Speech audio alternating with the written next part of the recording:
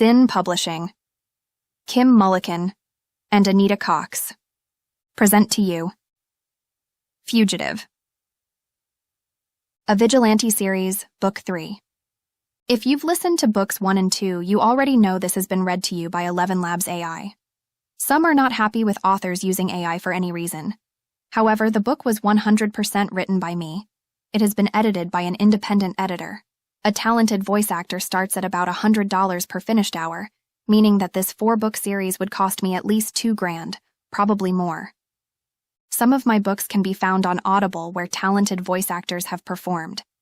They are invaluable to me, and my use of AI for my older books is no reflection of the value I place on their work.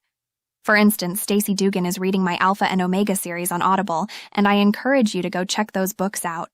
She's a phenomenal actress, and her talent leaves me in awe. I made the decision to convert some of my older work and put it for free on YouTube. As of the recording of this audiobook, I'm not even monetized yet. I consume large amounts of audiobooks myself, and wanted to share this series on a platform for everyone. Without further ado, let's get to the book. Chapter 1. A team of FBI agents had been given the slip by 2 seemingly average women. Sylvia McDermott was a nurse at Cook County Hospital. After a vicious attack, she suffered many injuries and a nasty infection. As far as anyone was concerned, she died in that hospital. But her body had gone missing. Mercy Connell was a paralegal at a small firm in Chicago. She too had suffered a horrible attack and fought hard to reclaim a normal life. A sweet girl who cooperated with law enforcement at every turn, Mercy won the hearts of those around her. Until DNA evidence told us Sylvia was alive and living with Mercy. 2 average but educated women, well-liked, complete doppelgangers, and now on the run from the FBI. My partner, Jack Shaw, and I stood in the empty grassy area with heavy tire tracks. I was in a fit of laughter, completely astonished we'd been duped by these 2. These women had everything planned down to their escape route. A search of the house and attached cave revealed no written plans. They'd committed them to memory. The computers and server had been wiped completely clean. A nurse and a paralegal should not be able to carry this off. Was someone helping them? I'd suspected Mercy in a crime, suspected her of receiving specialized training used by the Secret Service and Russian Special Forces. But now I no longer suspected. I knew. Shaw, who was usually my PR guy, was now barking orders like a madman. He was pissed. Jack Shaw didn't get pissed often. I want their faces everywhere. Put them on our site, social media, the news. I want them running scared. Now, go, go, go. His face and ears were red as a tomato. Agents and officers scrambled. Come on, Jack, take a breath. I smiled and slapped his shoulder. They're already running scared. Now we find them. We wound our way through the cave. I called in a geologist to map out the cave and search for any hidden rooms. There wasn't going to be 1 inch of that cave left undiscovered. A young agent whose name I couldn't recall rushed up to us. Ma'am, I called in the ATF. I hope you don't mind. The ATF? She had my attention. I don't mind at all. Good work, agent. Care to show me what you found? The guns. If Mercy was, in fact, trained to kill, she'd have a few guns stashed for sure. Something long-range, high-powered, accurate. Her brown hair wound into a tight bun and her thin lips pushed together. It's not much, but it's an additional charge. There's a distillery back here, as well as 30 wooden barrels of what I believe to be moonshine. Shine? You're kidding me? Shaw shook his head. They were running shine. Doubtful. I was willing to bet it was forgotten by the previous owners. Still, I had to see. Lead the way. She'd marked the route with blue flags. We followed until we entered a large opening. The still was there, the barrels were there, and fresh mash was rotting away. That did not follow what I knew about these women. Show the ATF, get prints, I shook her hand. Great work. Murph? Jack whispered. I shrugged. I know. It's not illegal unless they're selling it. Still, it's worth looking into. When we reached the house, there was a pile of evidence on the large dining room table. Seems the girls had purchased a bunch of prepaid cell phones.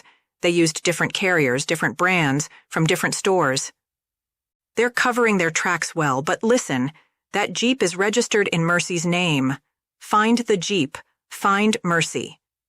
I looked at our tech guy. You can kill the engine through the GPS, right? The tech guy laughed at me. Did you see the sophistication in that server? Surely she's thought that far ahead. Narrowing my eyes at him was enough. I'll see what I can do. The next 12 hours was spent scouring the property from top to bottom. There were several things that bothered me about this case. First, pseudocide technically wasn't against the law. Her mother never cashed the life insurance check, so no fraud was committed. The warrant that was granted was hanging on by a thread. Unless Sylvia McDermott was earning money without paying taxes or utilizing a fake identity, she wasn't committing fraud.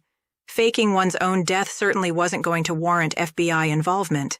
Shaw and I both knew how thinly we were hanging on. We needed something solid, and we needed it fast. The second issue was the restraining order Mercy had against us. The house was registered in her name, not Sylvia's. A clever lawyer could get any evidence thrown out, and Bill Jones was a clever lawyer with decades of experience in criminal law. The only way I could see to keep the court out of it was to get Homeland involved. But unless and until I could prove Mercy's connection with a terrorist organization, they weren't getting their hands dirty. Mercy was a domestic terrorist. I knew it, she knew it. Shaw and Director Nightwell knew it. We just could not prove it yet. Mercy Connell was now my prime focus. Chapter 2. Sylvia hugged Mercy tight when she entered the door of the cabin. Her eyes and nose were red and puffy from crying. Don't worry, we won't be here long. She reassured Sylvia the best she could. The poor dogs were exhausted from all the stress. They curled up together on the large area rug in the living room and dozed off. Let's get started. Sylvia gave a weak smile and nodded. You first. After using latex disguises, they had saved this for last. Mercy sat in a recliner and leaned back. Sylvia approached with a little black makeup bag. This is going to hurt, Mercy. I'm sorry. Just do it.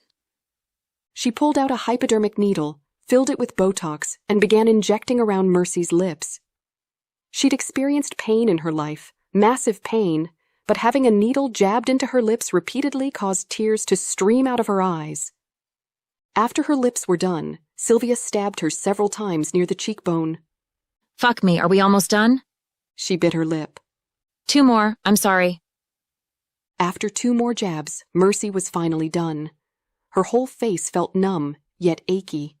As bad as it was having Sylvia inject her, watching her inject herself was even more painful. She was the only one of them who knew what she was doing, or Mercy would have gladly taken the task for her. While she finished watching Sylvia injecting herself, Mercy grabbed the first dye kit and began bleaching her hair and brows. They were going to be twins, platinum blonde, blue-eyed twins. Seeing her lips swollen and puffy and high cheekbones, her whole look changed. After the redness from the needle wore off, her own mother wouldn't recognize her. But her mother was gone. Her father's mind also gone, leaving the shell of a man who used to be her father. Her heart ached with loss, but there was no time for self-pity. Sylvia entered the bathroom, sniffing. Her lips and cheeks were red and swollen. That sucked. The odor of ammonia stung their already irritated eyes as they both stripped their hair of color. By the time they were both done, they looked like Hitler's youth. Mercy couldn't help but laugh. I swear after this is over, I'll never go blonde again. I hate this color on me. This seriously fried our hair. Sylvia combed through her locks as she pouted. It feels like straw. It was the least of their problems. They had to get moving. Try to get some rest. I'll be back soon. Mercy gave her a quick hug. She changed into a sundress, large hat and sunglasses, something she would never have worn in her life. But it went with her new persona, Kendall Riley, twin to Kendra Riley, heiress, entrepreneur, and snooty bitch. First, she pulled out license plates she had made for the Jeeps. They now belonged to Yeti, Incorporated, a dummy company set up over a year ago. Using her phone, she did a quick search for recreational vehicles and drove to the first location she could find. She stood looking at the large motorhomes. Can I help you? A salesman approached. He was rather rotund, wearing a Hawaiian shirt and khaki shorts. My sister and I are looking to do some traveling now that our parents have passed on. What do you recommend? I see. Well, let's start with budget. How much are you looking to spend? Already, the guy was hearing the register ring. Good. Let's get cracking. Budget? I don't care about budget. I care about comfort and ease of driving. His eyes lit up like a neon sign. Mercy was, of course, led to the most expensive diesel bus the guy had on the lot. It had every extravagance imaginable. How about something just a tad smaller? I like the amenities, but it's a bit too large for me. I don't want to drive a bus. She winked at him for good measure. The next model he showed had a captain's chair for a driver's seat. It had 2 separate bedrooms, a full bathroom, washer, dryer, granite countertops, everything. They took it for a test drive, and after a few minutes, she felt comfortable behind the wheel. When they parked it back at the lot, she looked at her phone. An hour had gone by already. Do you take wire transfer? The guy's face drained of color. What? Wire transfer? Where my bank wires the money into yours? Surely your finance manager would know the answer? He nodded, then hurried into the building. When he returned, he had an older man with him. You asked about a wire transfer? The older man asked. Yes, I don't usually fool around with checks. In my experience, larger purchases can be handled by wire transfer. What the hell was wrong with these people? She reached in her tiny purse and pulled out a business card. Fax the information to this number. I'll pay full asking price if we can get this done in 30 minutes or less. Oh, and throw one of those car thingies on there and help me load up my Jeep, too. I need to take that with me. Ma'am, we'll throw that in. I'll get right on the paperwork. She nodded. The name of the company and the tax numbers are on the back of that card for the title work, so you can get it all tidied up. After the finance manager scurried away, she turned back to the salesman. You have 30 minutes to give me a crash course on how all these things work. Immediately, he showed her the sanitation system and how it worked. As an added bonus, he hooked up a hose and began filling the water tank as he gave her lessons on how the appliances switched from battery power to running power when plugged into a campground. Your generator runs on the same gas as the motorhome, so don't park and try to use it when you're low on fuel. Why was he stating the obvious? After the tour was finished, she was led inside to sign. After the paperwork was done, they showed her how to load her Jeep onto the trailer and hook the trailer to the motorhome. After 2.5 long hours, she was headed back to the cabin. Sylvia and Mercy loaded all of their belongings into the motorhome. The dogs were more than happy to load inside. They both claimed spots on the couches as Mercy began to drive. Sylvia sat in the passenger seat. You know how to drive this? Slow and easy. I'm getting the hang of it. We'll keep moving for a while. It works for Rose. It should work for us. The guy at the dealership said we can park at any truck stop, Walmart, or Sam's Club overnight. I'd like to find a campground, though. It's not good for the dogs to be on the road for days. Sylvia was a mess. With only a few hours to sleep off a massive drunk, then the exhaustion from the adrenaline dump, her eyes were bloodshot and puffy. Why don't you pick a bedroom and get some rest? I'll stop somewhere and figure out a destination. With a nod, she unlatched her seatbelt and headed toward the back.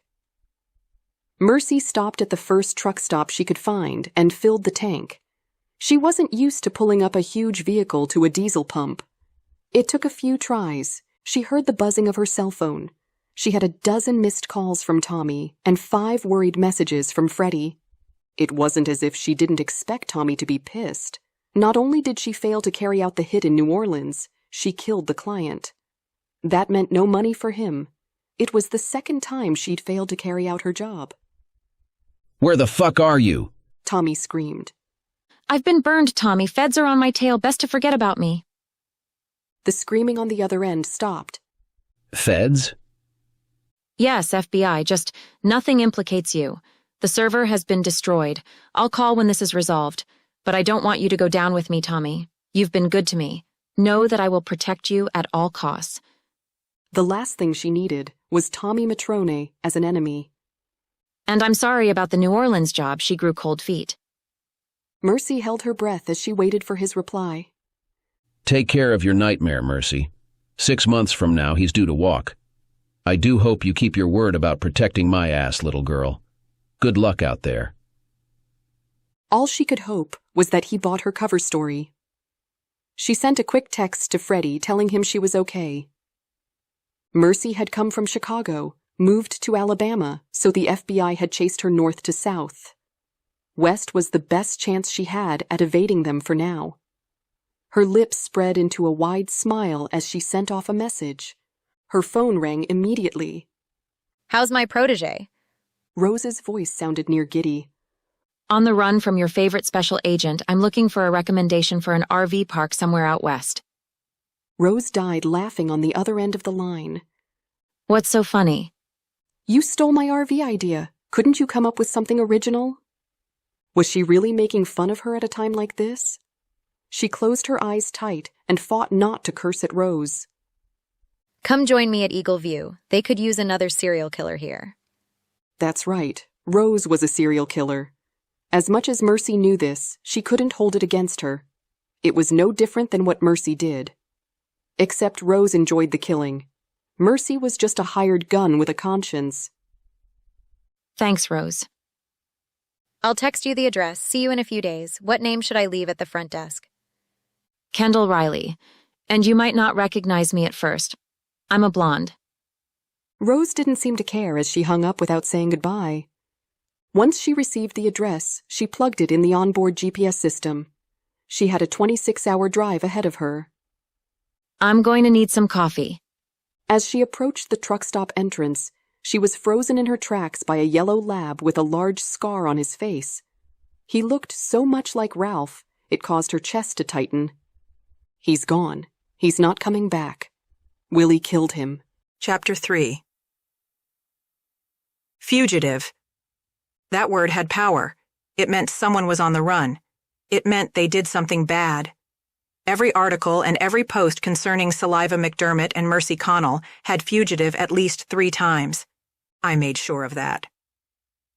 Shaw and I flew to New Orleans to survey the house that had burned to the ground. A male body was found in the bedroom, but it didn't belong to the husband of the missing woman. He was living with his lover just outside the quarter. Think the wife knew he was gay? Shaw asked. Is that why she went missing? The psychology doesn't fit for the husband to be responsible. Gay men aren't the usual suspects in violent crimes unless they themselves are the victims. I walked carefully to the dock. Care to take a wild guess what the life expectancy is once you fall in the Mississippi?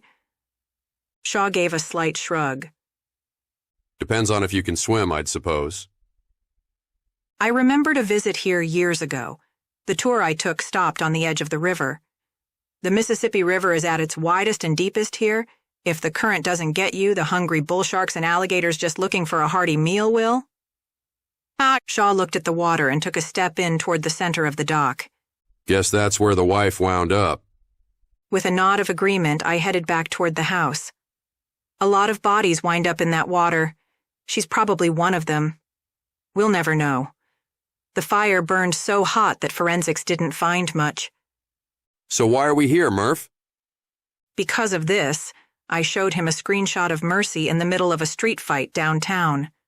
Our little Mercy was here fighting 2 large men on the night in question. He shook his head. That's not evidence. That's a coincidence. Yes, but we're going to that bar. We're going to take statements. I want to go wherever Mercy went. We're going to find these 2, Shaw. They're going to answer for what they've done. His eyes narrowed as he looked at the photo again. Are you sure that's her? I blew the photo up. Look at that. Her chin is peeling. Latex face applications? Now why would you need that if you were just taking a vacation? With a slap on his shoulder, I headed to the car. Precisely. Once outside the bar in question, I looked around. It was, undeniably, a gay section of the quarter.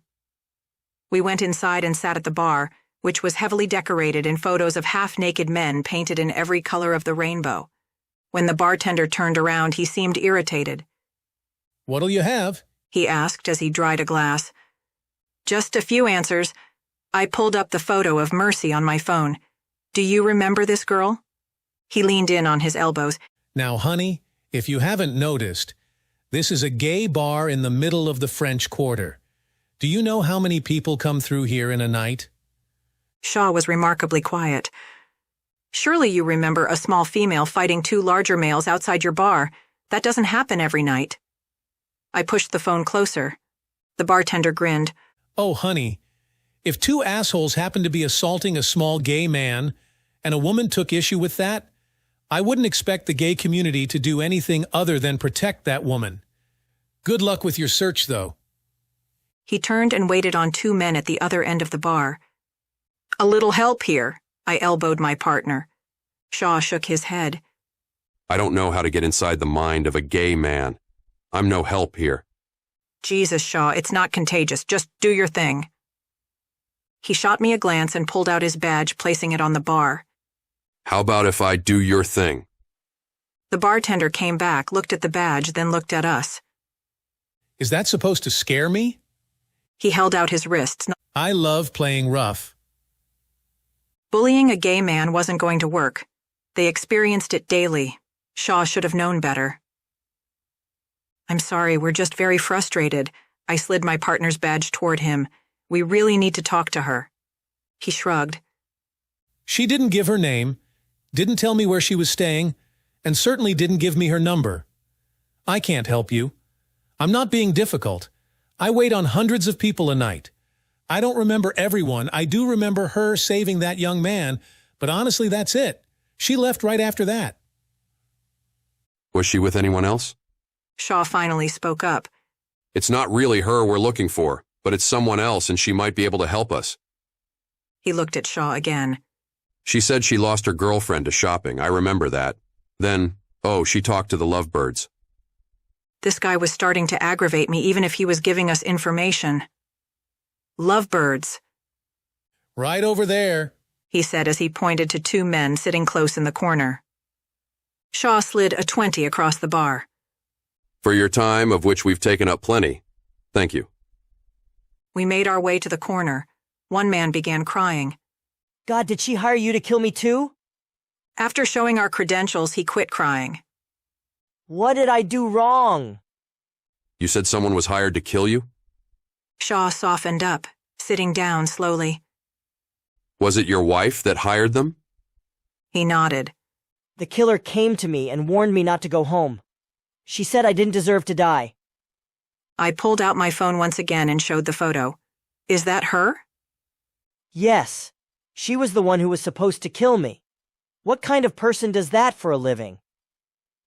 This was a delicate situation. Mercy didn't have to tell him that. She actually protected him. But now, the wife was missing, and presumed dead.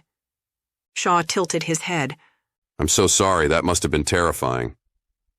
"I've never seen her before, but she knew my name. She knew my wife. I just wanted a divorce." He dabbed at his eyes with a tissue. The man next to him stroked his back.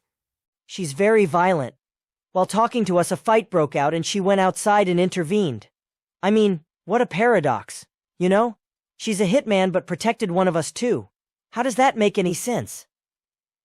"That's what we're trying to find out." I pulled out my notebook. "Please write down your names and numbers so we can contact you for a full statement." The crying man pushed the paper away. "We've already given our statements to the authorities. Do you believe they thought I killed my wife? As if I could ever. I may be gay, but I didn't hate her." Shaw took his full name down so we could get copies of the official statements. We thanked him for his time and left.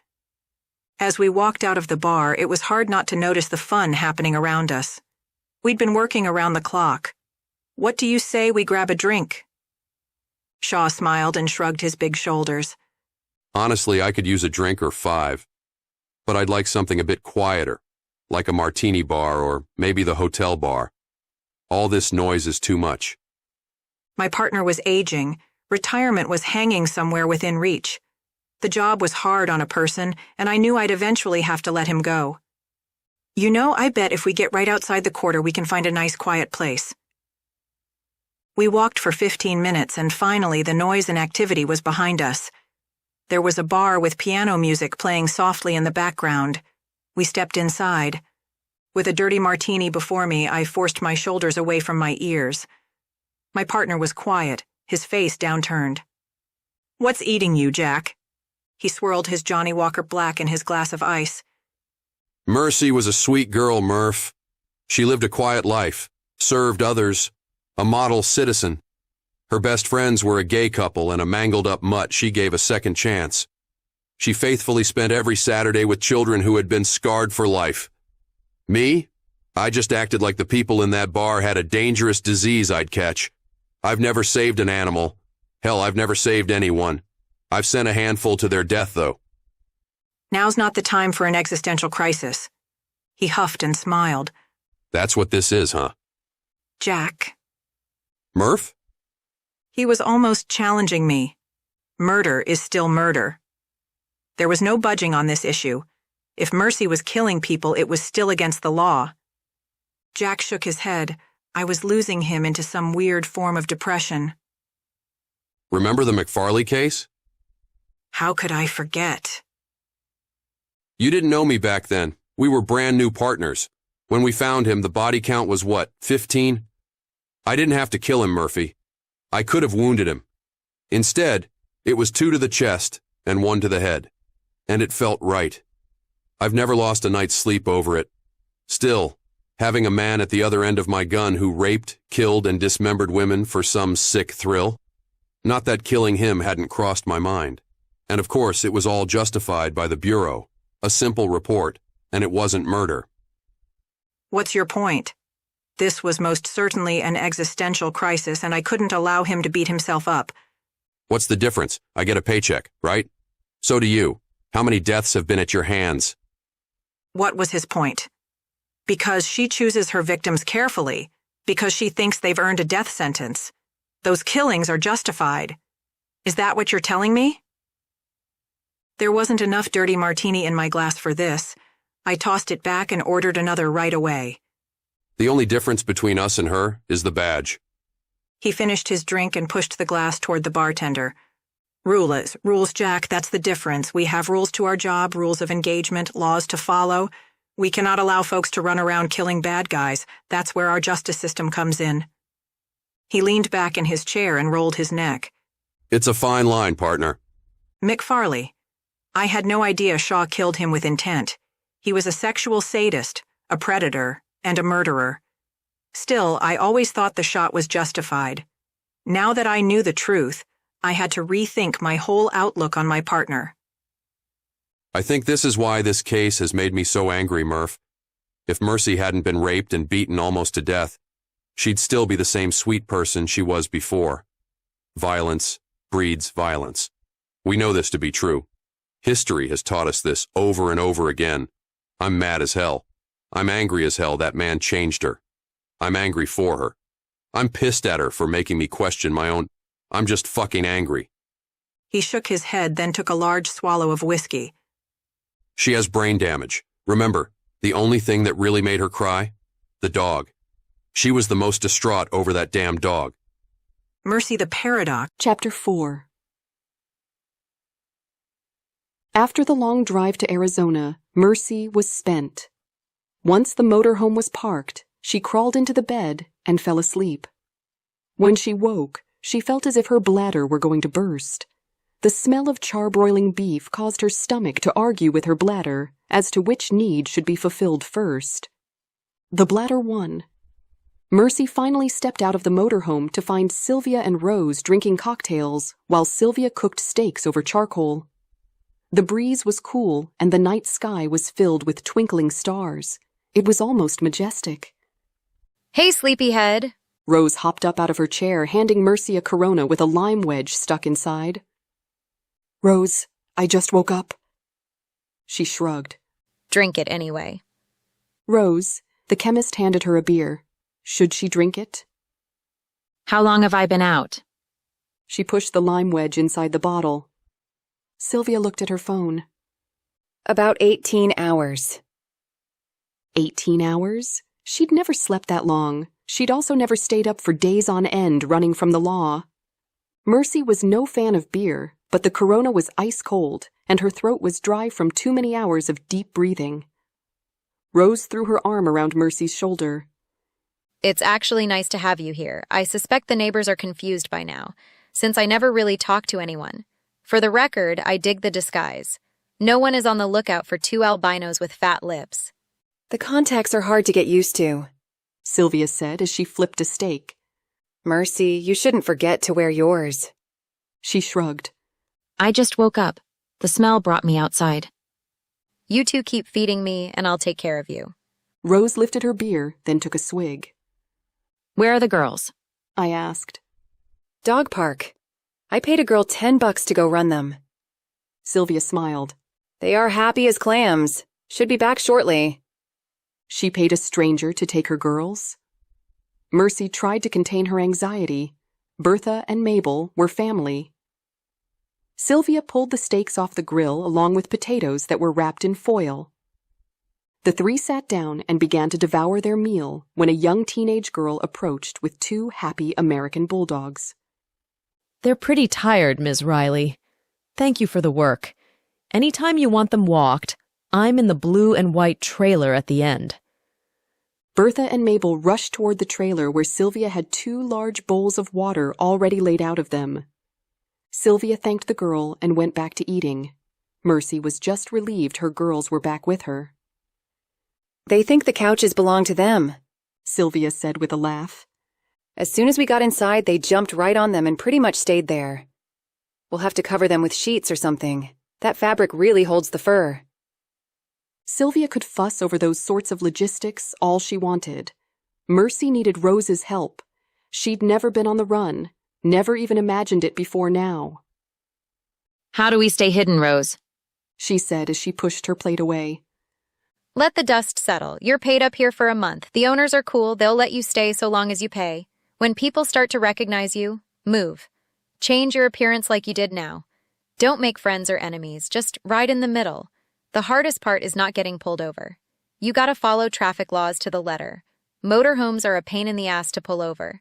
So as long as you are doing the speed limit and driving safely, you should be fine. Sylvia giggled. Good thing we're in a huge motorhome. We're as big of a pain in the ass as we can be. Rose nodded. Mostly old folks drive them too, not fugitives. Fugitive. The word left a bitter taste in her mouth. Nothing good was ever related to that word, only bad. I checked the wires. There's a national manhunt for the both of you. But honestly, sitting across the table from you, I can't tell it's you.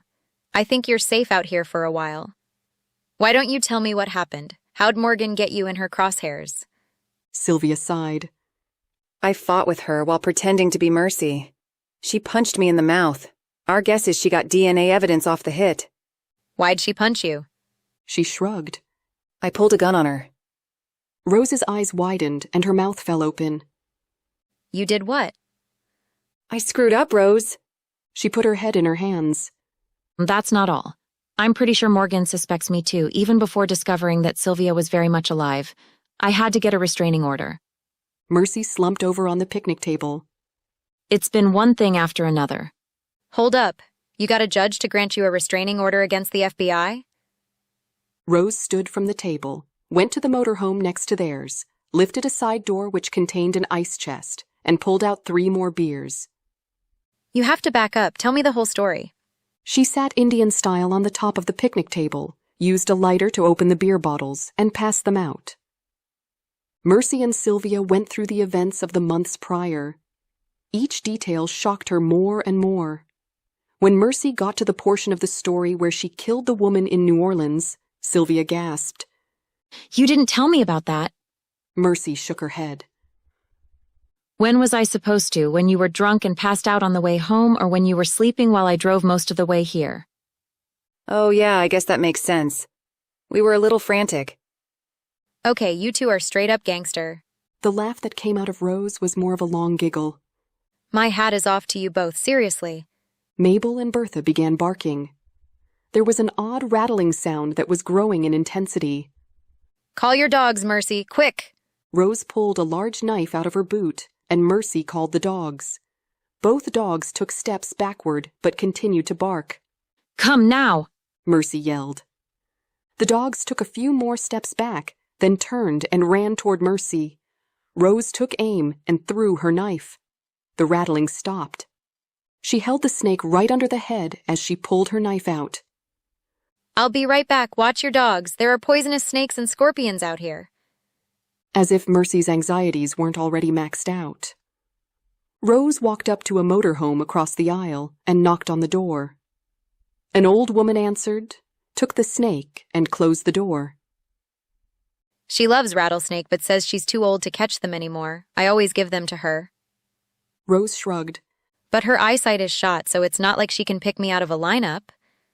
Rose the serial killer, Rose the art dealer, Rose the snake killer, Rose the chemist, and Rose the gift giver? What next? Chapter 5. A month had passed. All of the evidence compiled amounted to shit. Even the ATF shrugged as the fingerprints on the moonshining operation all belonged to men who were in the system, and a few that died of old age years ago. Wherever they were hiding well. The news cycle stopped running on them and had turned to more national interests. Another dead freak in case, Michelangelo Sylvia Mercy.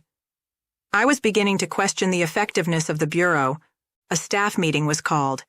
We sat in the gallery and waited. Finally, Jocelyn Nightwell entered with the senator from Georgia. Why was a senator with her? Director Nightwell looked tired. Her face was drawn. Since the days of Hoover, the FBI has strived to capture most of the notorious criminals our country has ever seen. As many of you know, our department has been under constant scrutiny by both the public and governmental eyes. We must answer for everything, from our budget to our arrests. This isn't good, I whispered to Shaw. It has been an honor to serve as your interim director. Each of you have shown extraordinary professionalism and courtesy to me as your director. Shit, Shaw whispered back, and there's a new sheriff in town. She stepped back as the senator spoke. The president has asked me to give his personal thank you to Director Nightwell for her service. Please join me in giving her a round of applause. Jack, this could go one way or the other, I groaned. He nodded. When the applause stopped, the senator continued, But Director Nightwell is needed elsewhere, and we wish her the very best. The president has appointed a new director, and with the Senate's affirmation, I give you Director James Dubois. Bad. Very, very bad. I felt as if I were in a panic. James Dubois was a reductionist. This meant staff was going to be cut to a department that was already spread thin. Our cases, to say they'd suffer, would be an understatement. James Dubois stepped up to the podium, thanked everyone, and proceeded to spew a line of shit about not worrying about our jobs. I'll be going over caseloads and doing what I can to offer my assistance. Fuck! Shaw spat under his breath. Dubois was hated by all. Every person in that room knew the promotion came from his daddy's golf course time with the president. We were all screwed. Jack and I sat waiting outside Dubois' office. After half an hour, when I finally decided to go back to my office and get something accomplished, we were called in his office. Agents Shaw and Morgan, please come in. His beady little eyes and large ears were enough to make me want to spoon-feed him rat poison. We sat and he picked up a file and opened it. I've been going over departmental spending on different cases, and I must say, I'm very concerned about your accounting. Oh? Shaw thankfully took the lead. How's that? Well, you've spent a truckload of money chasing after these two women, and from what I can tell, there's no evidence to even warrant our involvement. Fucking son of a bitch was going to get my boot in his throat. It's an ongoing investigation with ties into... Lack of evidence. Stop chasing. He looked in the file once again. Mercy Connell and Sylvia McDermott, you're wasting resources. Resources that could be spent on... Michelangelo? You two still haven't cracked that case? His sickening lips curved into a smile that made his nose look bigger than it already was.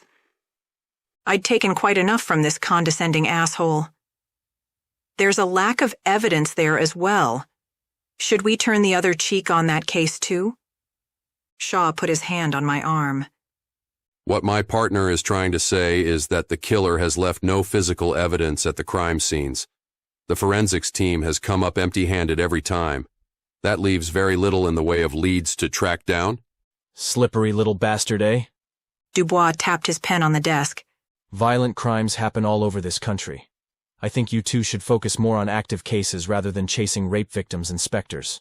Don't you? When we failed to respond, he stood from his desk. You'll be reassigned new cases. The Bureau can't afford to waste any more funds on nonsense. I'll send you a memo. My next appointment is in 5, so if you don't mind. He held his hand toward the door. My body vibrated with rage as I walked in front of my partner.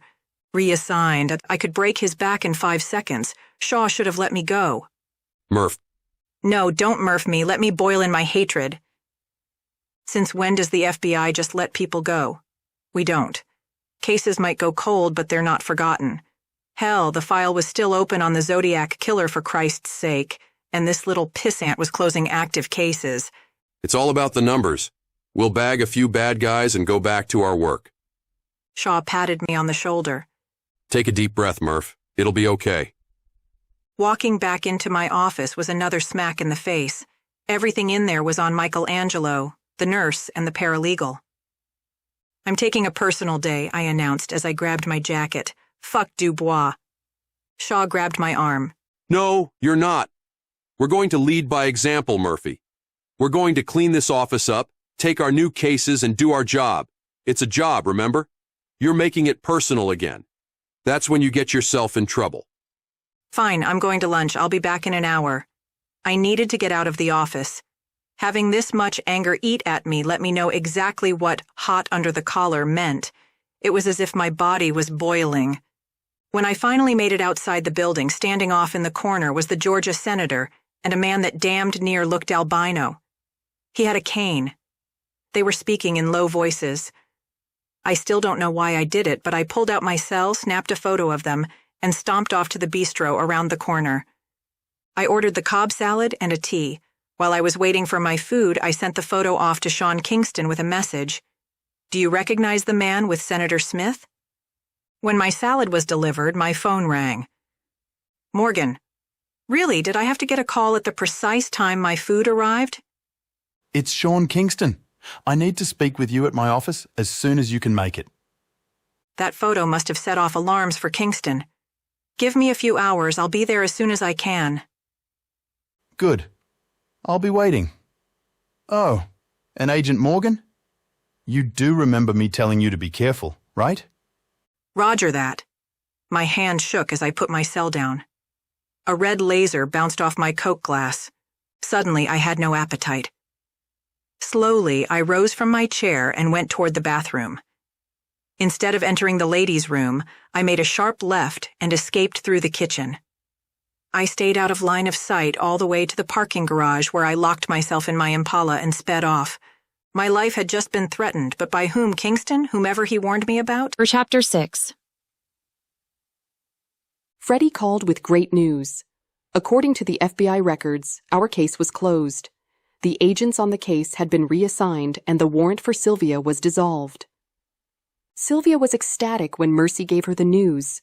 Rose didn't look shocked in the least. What, you're not surprised? Mercy laughed and smiled at Rose. We have friends in high places, Mercy. The sober look on Rose's face seemed to frighten Sylvia. And you need to get back to work. Don't go home yet. Stay another week or so and be sure. Then it should be all clear. Back to work? Rose and she needed to have a private chat. Rose, care to take a walk with me? She scowled. In this heat?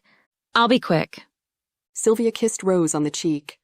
I'll take the girls to the dog park. You two talk. I actually love the heat. She called the dogs who followed her away. Rose looked at me and cocked her head. What's up? The weight of the world rested on Mercy's shoulders. Did you know my father was once one of the most brilliant minds in the legal profession? Rose leaned back against her motorhome. It was my job to do recon on you. You know damned well I know everything. Mercy smiled and looked at the ground. He'd been published more than any lawyer from his alma mater. The heavy sigh from Rose indicated her frustration and boredom. I've been thinking a lot about him lately, she confessed. One of his papers was blocked from publishing. It was deemed too controversial at the time. We didn't need privacy to discuss this, Mercy. Rose cracked her neck. And don't lose your shit. The organization won't have one of our own going off the deep end. The organization. Mercy tried to forget the details. All she wanted was strength and knowledge. What she'd learned along the way frightened her. Still, even with the veiled threat, she continued. Because he was so smart, he often had to do two things at once. If he didn't, he couldn't focus. Still, people respected him, even his enemies. That was his legacy. What I learned after watching my father for so many years was that he valued those around him, his team. It occurs to me that I've spent a lot of time avoiding my team, present company notwithstanding. Rose scratched her head. I'm not following you, Mercy. I need a new connection. The relationship with my guy was a bit strained. He was also outside the group, which could have been a detriment.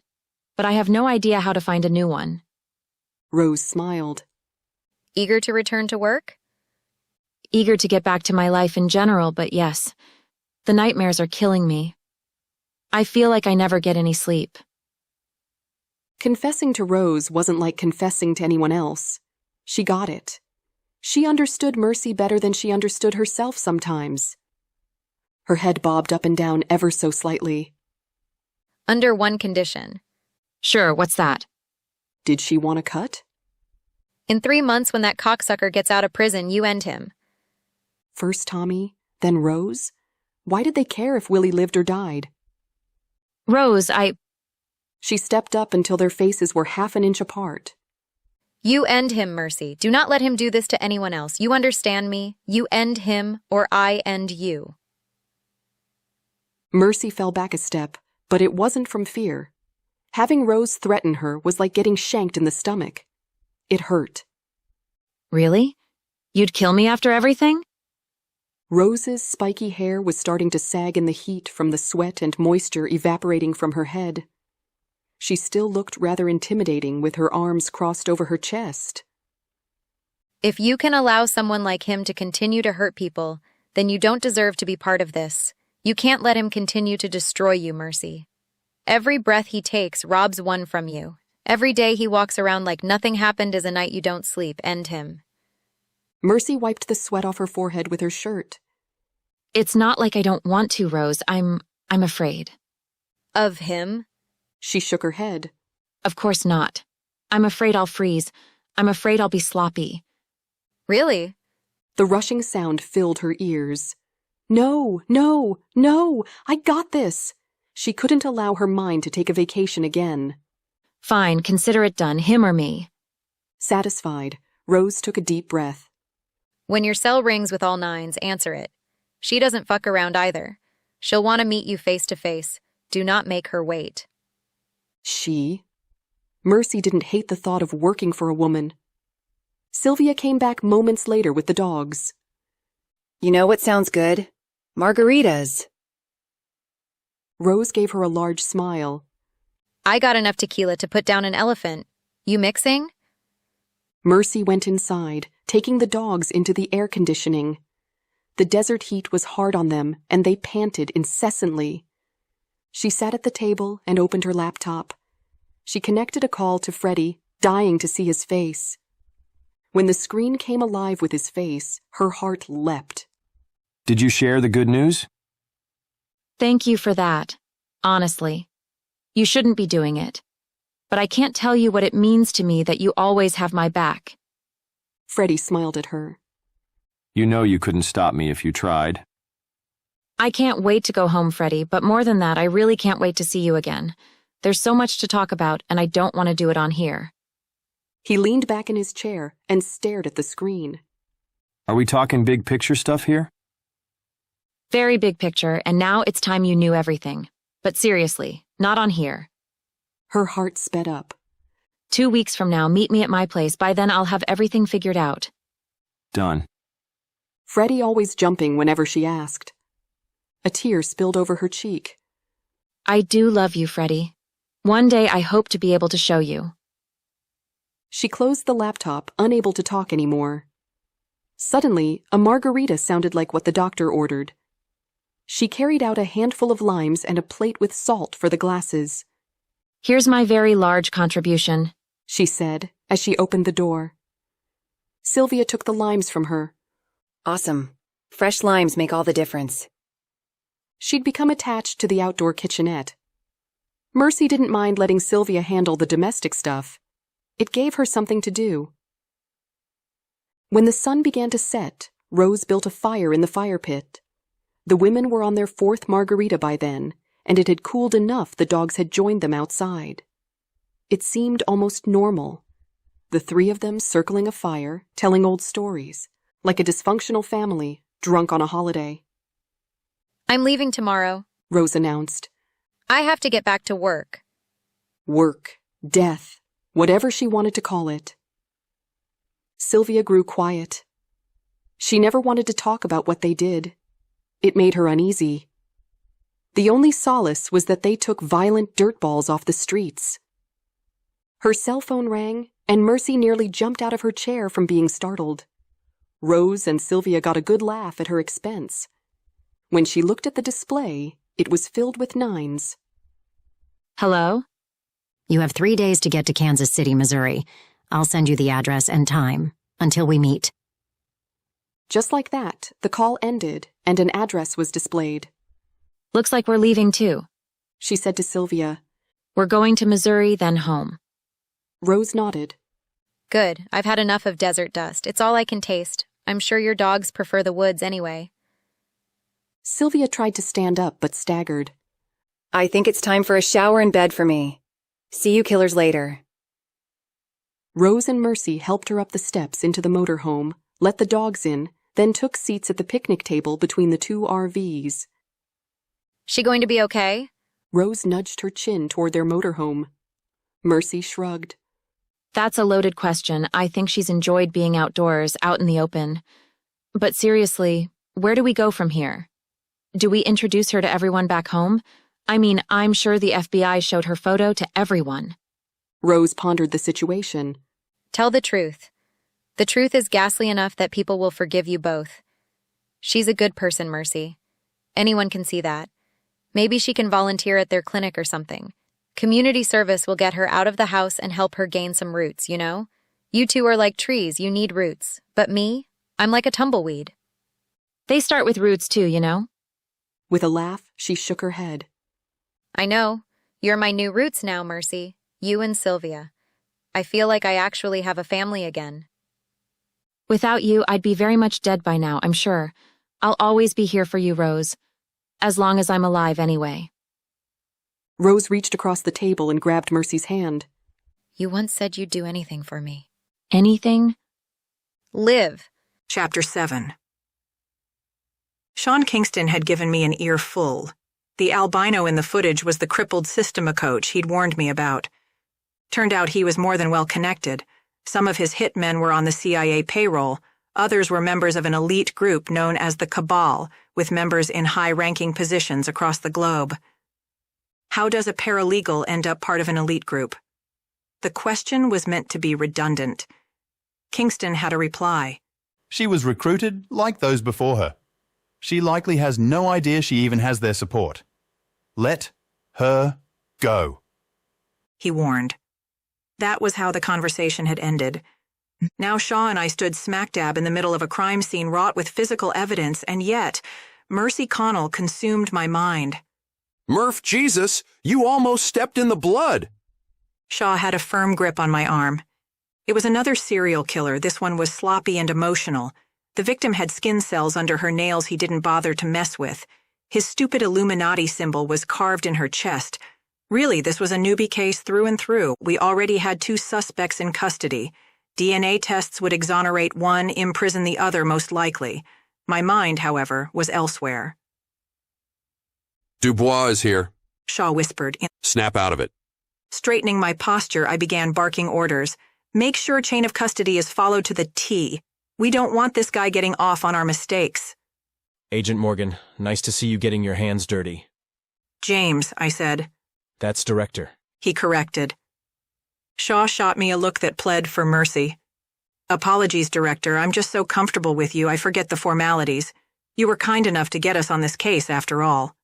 Thank you, by the way. Shaw gave me a thumbs up behind Du Bois's back, and apparently I was kissing enough ass. I'd be happy to show you what we've got so far if you'd like to see. Show me what you've got. I'm eager to learn from the best. I kiss your ass, you kiss mine wasn't a game I was accustomed to playing. Still, the partner I trusted with my life approved. Right this way, Director. I led him to the body. The ME took samples of skin cells from under the nails. The Illuminati symbol carved into the victim, we believe, is a cover, but still a calling card. The perpetrator is a sexual sadist. That, sir, was deduced from the wounds on the victim. The MO has been consistent, as are the wounds with this particular victim. Each victim has had the same DNA found on their person. We suspect this one will have the same DNA evidence, but you know, sir, we wait for results before jumping to conclusions. Yes, we need firm and solid evidence before we go for a conviction. His beady eyes glanced back and forth between me and the body. Hadn't he ever done any field work? Oh, I want to personally thank you for ordering a rush on the DNA. Without your help, it could have taken months. Honestly, sir, it's great to have this sort of support in the Bureau. Isn't that right, Shaw? Shaw nodded. It's unprecedented, sir. Makes our job easier when we don't have to waste time begging. With strong leadership behind us, we can close these cases with a lot more ease. I wanted to puke. Part of me was sure my partner did too.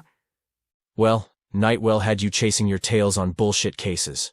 I'm not doing that to my best field agents. We need wins. You two have a great track record prior to her leadership. I'm more than pleased to see you two working cases that can be solved now. Your dedication to the job means a lot to the Bureau. Choking down the sarcasm, I put my hand on his shoulder and turned him away from the body that seemed to be making him uncomfortable. You know, sir, we have 2 suspects in custody. We're just waiting for conclusive DNA results, and we can get you those results. This will be closed as soon as we can hand it over to the district attorney. Good work. Good work to the both of you. I'm astounded at the speed in which you've moved. It's an honor to have you on my team. And Agent Morgan? He turned to me, squeezing my hand. I was told you'd be a problem. Thank you for proving the naysayers wrong. You have worked so hard, so diligently at this case and taken direction so well, it had to be jealousy. I swallowed hard, choking down every ounce of honor I had. Sir, I'm not going to disrespect you by lying to you. I respected Jocelyn Nightwell, and I had a lot of concerns when you were appointed by the President. But now seeing you out here in the field working with us, it's not only an honor to serve our country, but to serve under a director that gets things done. I pulled him toward me. Of course, if you tell anyone I said that, I'll have to say you lied. We stared each other down as he tried to digest what I said. Was I full of shit? Of course I was. But what mattered was what that arrogant little rat thought. His mouth hung open for a moment before it turned into a wicked smile. Girls gotta stick together? When I shrugged, he burst into laughter. I get it. Oh, I get it. I'm cool. He laid his palms flat. I get it. As long as you get me wins, you can stay in the girls' club. Shaw grinned at me. He knew this was as painful an experience as I could muster with a straight face. Honestly, sir, we're happy to work hard for you. All we really want is an espresso machine. I'm sorry. What?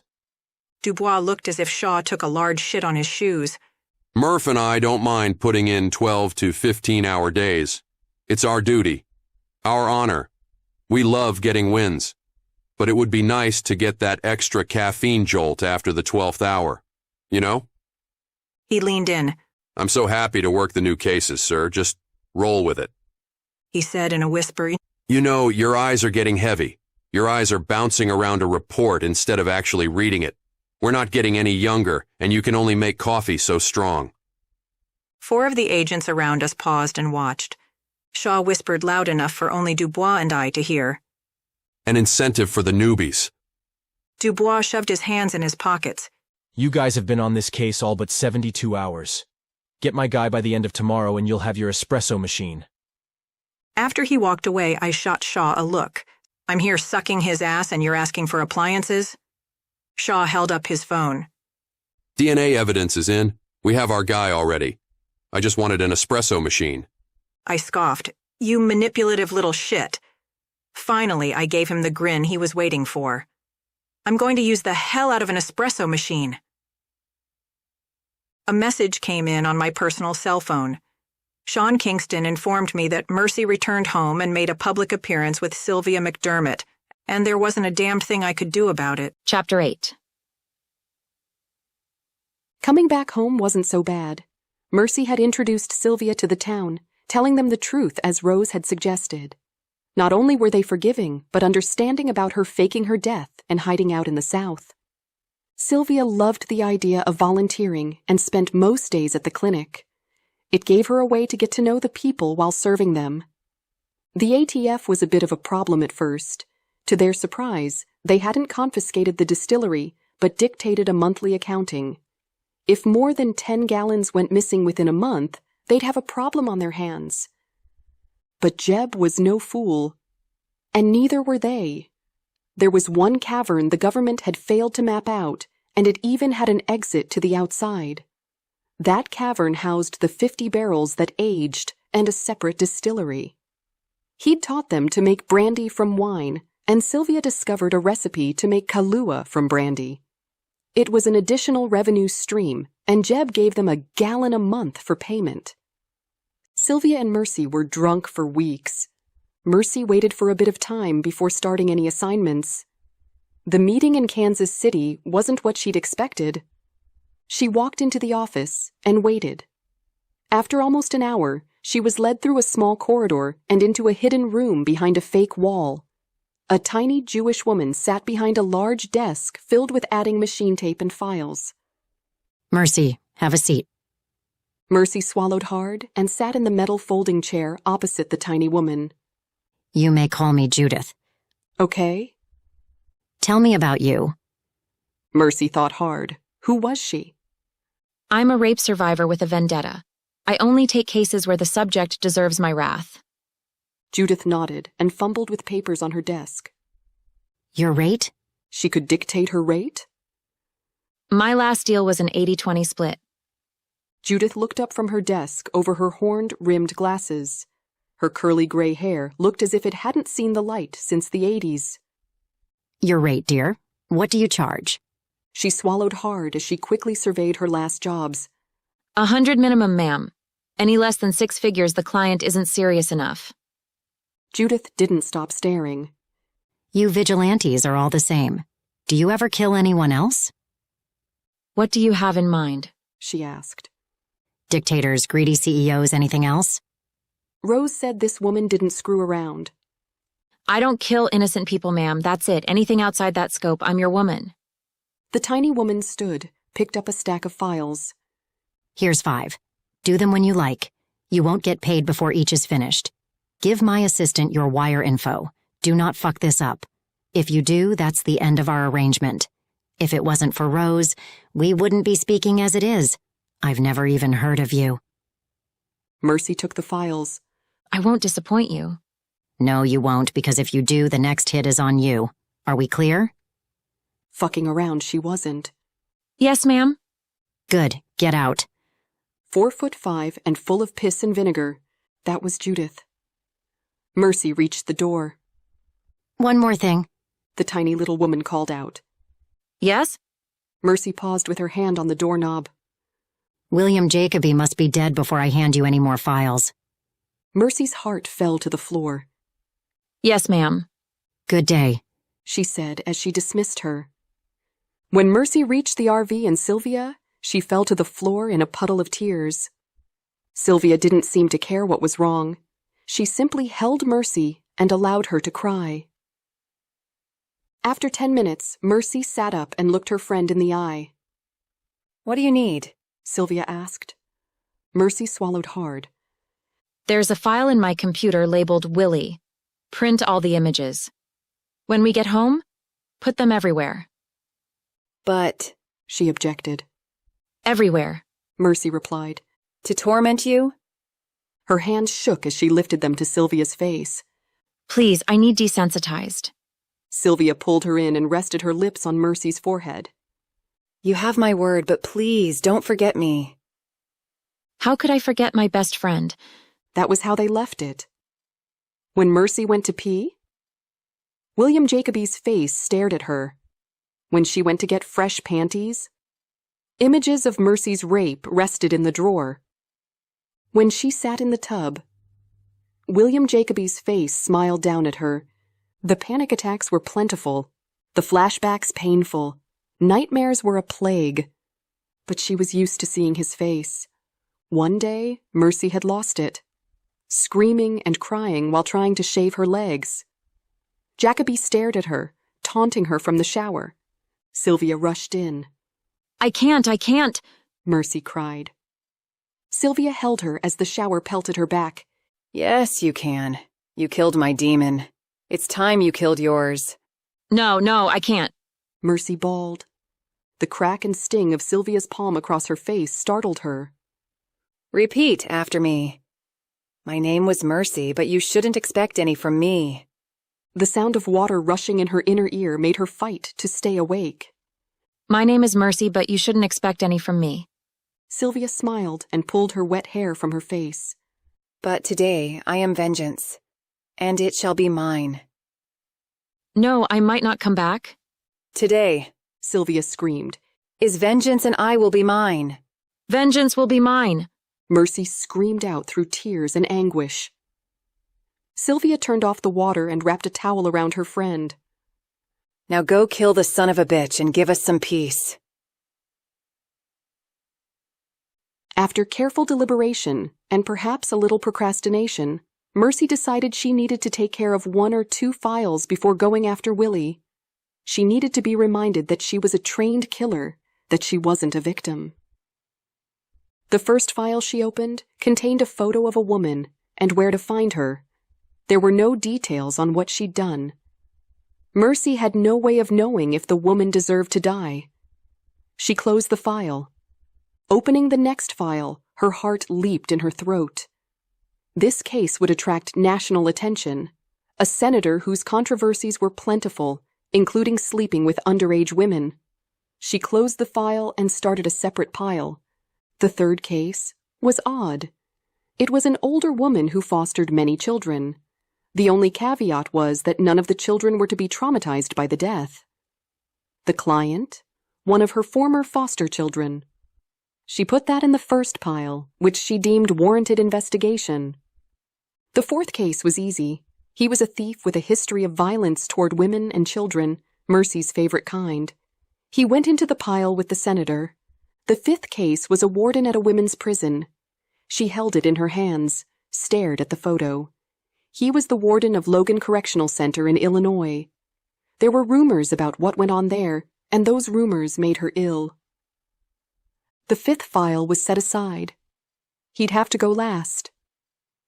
In order to prove herself to Judith, Mercy took the senator's case first. She said goodbye to Sylvia, loaded up the RV and one of her Jeeps, and headed to Mississippi. Recon took 2 weeks. She stalked every move he made. His website provided his appearance schedule, which she committed to memory. There was a large charity event he was scheduled to attend.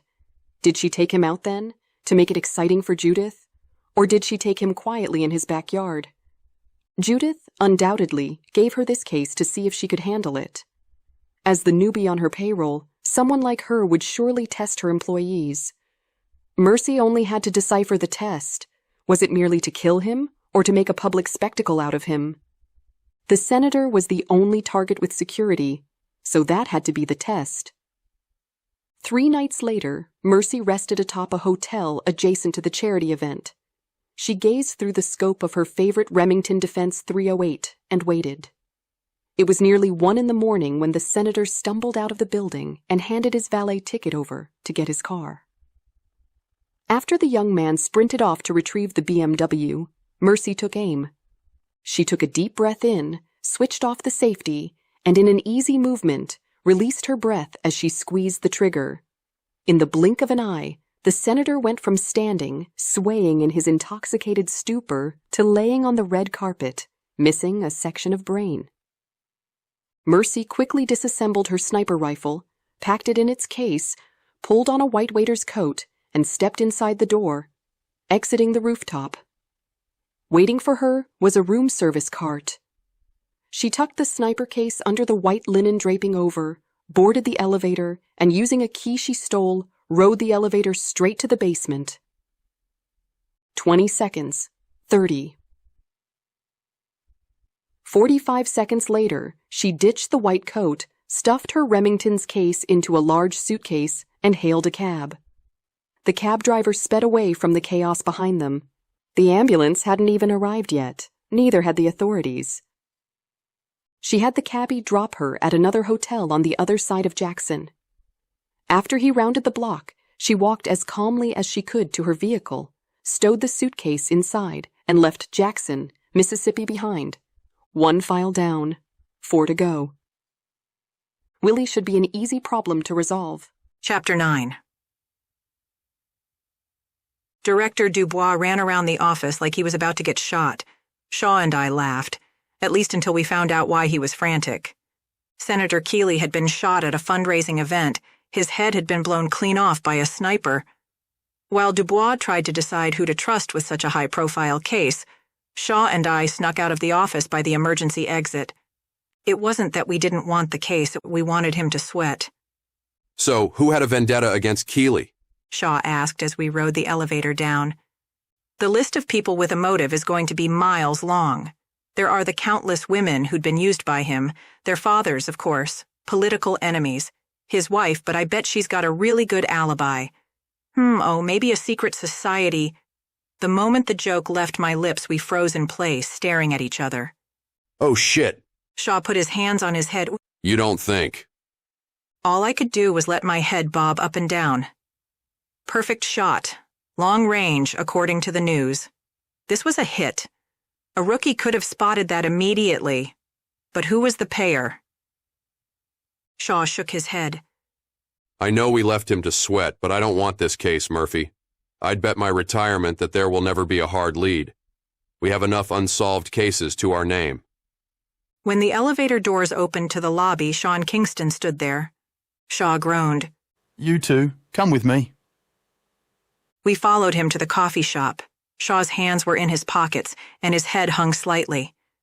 This man really got under my partner's skin. After grabbing a private table in the corner, Sean folded his hands. Considering the fact that I found you two down here, instead of with your director, I'm assuming you don't want anything to do with this assassination. We're violent crimes. It's not like we have a choice. Shaw huffed out. Kingston smiled. You knew Dubois was going to snag the first people he could find that sucked up to him. We'd never run from a case. I picked up my cup of cappuccino to add a dramatic pause. That was assigned to us. There have been hits put on Keeley before, but the wires were quiet this time. There was no chatter, which can only mean that whomever handled this is buried deep. I doubt the Bureau will ever find out who did this. But, in case you two get stuck on it, he said as he pulled out a piece of paper from his pocket. The gun this came from had the barrel acid washed, which means you'll never be able to match up ballistics. So, unless the killer came forward and confessed, there won't be enough evidence for a conviction. You know this already? Shaw's eyes widened. How? Sean didn't smile at my partner this time. Because they've already examined the bullet. No lines to match up means no ballistics match. The barrel is smoothed out with acid. It does decrease accuracy, which means your sniper has excellent marksmanship. The building where the bullet came from has very little in the way of security footage. I've already viewed it. He was well connected. We knew this. Still, the amazement on my partner's face was astounding. Shaw cleared his throat. That little group you warned her about, do they acid wash? Excellent guess, Agent Shaw. It's not going to help your case. But now you can see why I've come to the conclusion I have about this being a stinker of a case. Let a ladder climber grab this. You two don't need tainted by this case. Finally, my partner's lips curved into an easy smile. You came here to warn us? Indeed, sir. You two are some of the agency's finest. I think you've had enough shit spoon-fed to you. Don't you agree? What was this? Were Sean Kingston and Jack Shaw making nice? He pulled us off an ongoing case. I'm not in the mood to do Dubois any favors. Movement on the sidewalk caught my attention. Dubois was walking quickly with 2 other agents. He'd found someone to assign to the case. I nodded toward them. Looks like we're clear, Shaw. Sean stood from his chair. Look, there's a lot I cannot say. But I will say this. The conspiracy nuts aren't always wrong. Both his brows rose toward his hairline. This was a government job. That's what he wasn't saying. Thank you, Sean. I owe you. I shook his hand. To my delight, Shaw shook his hand as well. Yes, we really dodged the bullet. Sean shook his head. In more ways than one.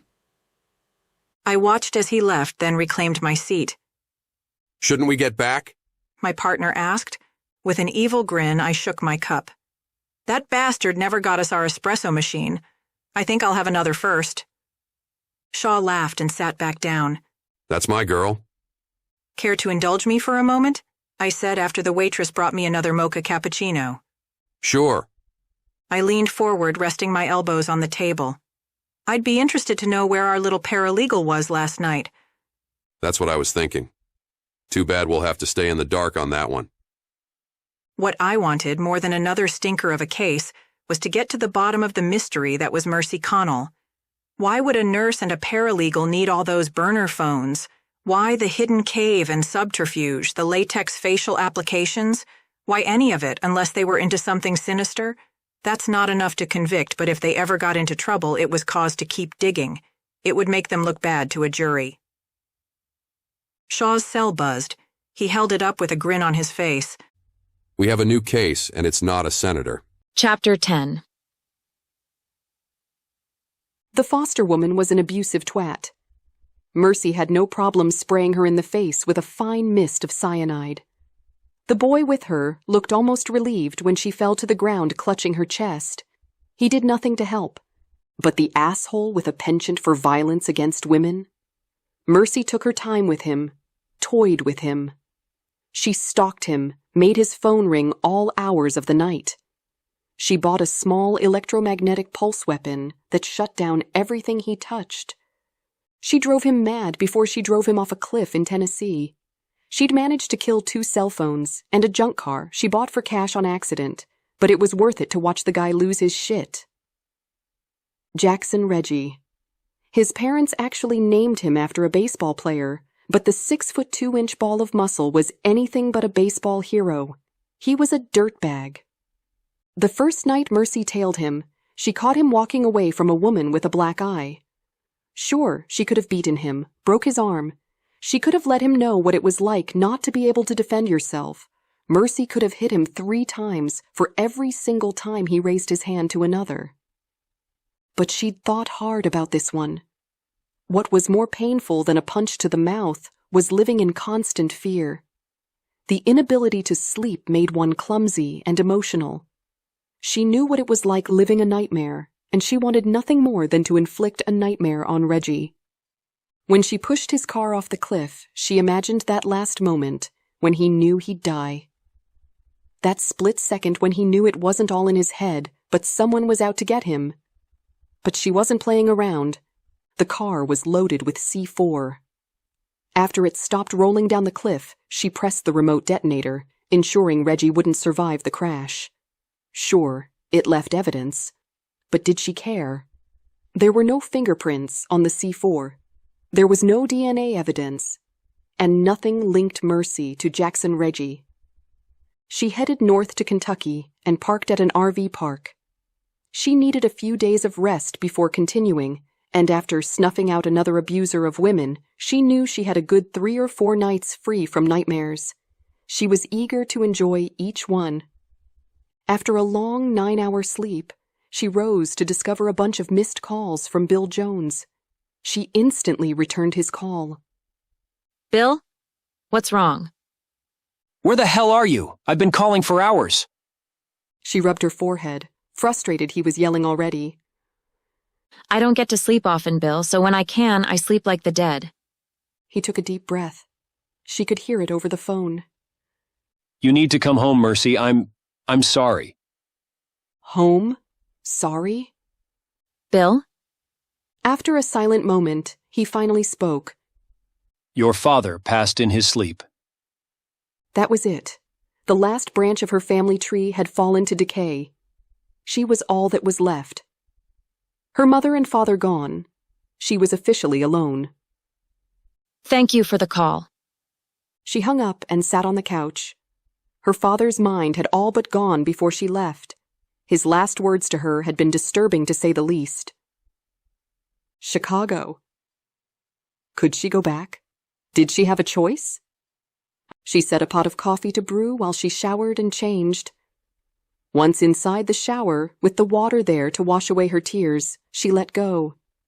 Her father's suffering was over. If there was a heaven, she was sure he was there with her mother. That was little solace, as the pain of grief washed over her. She wanted to be strong, not to let the loss overwhelm her. She didn't want to drown in a sea of self-pity. Still, she couldn't help but wonder, would the suffering ever cease? After a few moments, she gathered herself and turned the water off. Drying her eyes, along with the rest of her body, she promised herself not to shed tears again until the funeral. Her father wouldn't want her bawling like a child. Once she was dressed, she poured a large travel mug full of coffee and began securing the motorhome for travel. Again, her cell phone rang. This time, she didn't recognize the number. Hello? Mercy, I just wanted to express my condolences. Matthew. She could almost see his steely blue eyes and white blonde hair. That means a lot, thank you. I would very much like to see you after the funeral. Great. As if she didn't have enough weighing her down. Was he going to kill her? Was she failing to fulfill his wishes? She closed her eyes and bit her lip to keep from screaming. Where? Something informal. Perhaps a drink. Just call this number after you lay your father to rest. His voice was so creepy, she couldn't wait to hang up. Thank you. Until then, he said. Then the call ended. Mercy was going to lose her shit. Her heart pounded in her chest. Her eyes stung with the threat of spilling more tears. But she wasn't going to go down without a fight. Unable and unwilling to have any more conversations, she sent a message off to Sylvia, letting her know she was on her way home. She sent another off to Freddie, telling him her father was gone and she was coming to Chicago. He, of course, offered her a place to stay. She buttoned everything up, and once the large vehicle was secured and fired up, she headed home toward Alabama. Sylvia sat on the couch, her mouth hanging open. Oh, Mercy, I'm so sorry. Mercy shrugged. He died a long time ago. His body just finally gave up. Either way, I'm heading to Chicago. Do you want to go home to see your mother? It's about a 10-hour drive. If you take the first 5 or 6 hours, I can handle the Chicago traffic. She nodded. Give me 15 minutes. Then we can head out. The one thing Mercy liked about her friend and roommate was that she was well organized and quick. That woman would be packed and the house locked up in 15 minutes on the dot. Mercy loaded dog food up in the motorhome. There was no way she was leaving them alone. That, or she just wanted the comfort. Either way, her girls were going on another road trip. Mercy grabbed a bottle of tea from the fridge and claimed the passenger seat as Sylvia locked up the cabin. When her friend entered the motorhome, she didn't immediately take the driver's seat. Instead, she knelt on the floor next to Mercy and handed her a photo. What's this? Sylvia tightened her lips for a moment, then took a breath. It's proof that you're not alone. Look, we had this discussion once before, but I'm not sure I had it with you. I mean, you were acting like someone else at the time. Because of that, I want to remind you of something. Mercy looked at the photo. It was an old photo of her mother, but the odd thing was, it was a photo she'd never seen before. Where'd you get this? Sylvia smiled at her. That's a picture of my mother. She's 20 in that photo. The dots were trying to connect, but something was missing. I don't understand. That's so weird. Your mother, was she adopted? Sylvia asked. Yes. Her mother abandoned her in a grocery store. She was a foster for a while before she was adopted by my grandparents. Had they covered this before? They must have, but with which personality? Tears formed in the corners of Sylvia's eyes. Yes, that's also my mother's story. Except it was her and her twin sister that were abandoned in the grocery store that day. Mercy looked at Sylvia, then back at the photo. She stroked her chin. I have my dad's chin. That's what looks different about us. Oh my God, we're cousins? My mom is your aunt. You're not alone, Mercy. Not only are you and I so close, but you still have family. Mercy turned in her seat and threw her arms around Sylvia. Thank you. She sobbed gently as she squeezed Sylvia. Thank you so much. I love you, Mercy. I love you so much. You saved me from total and absolute destruction. You've become my best friend. There's nothing I wouldn't do for you. Do you understand? You're not alone. When Mercy released her, she handed the photo back. Shut up and drive. She laughed through the tears. We need to get to Chicago. Sylvia kissed her forehead before plopping in the driver's seat and strapping in. As the motorhome barreled down the highway, Mercy watched the landscape go by.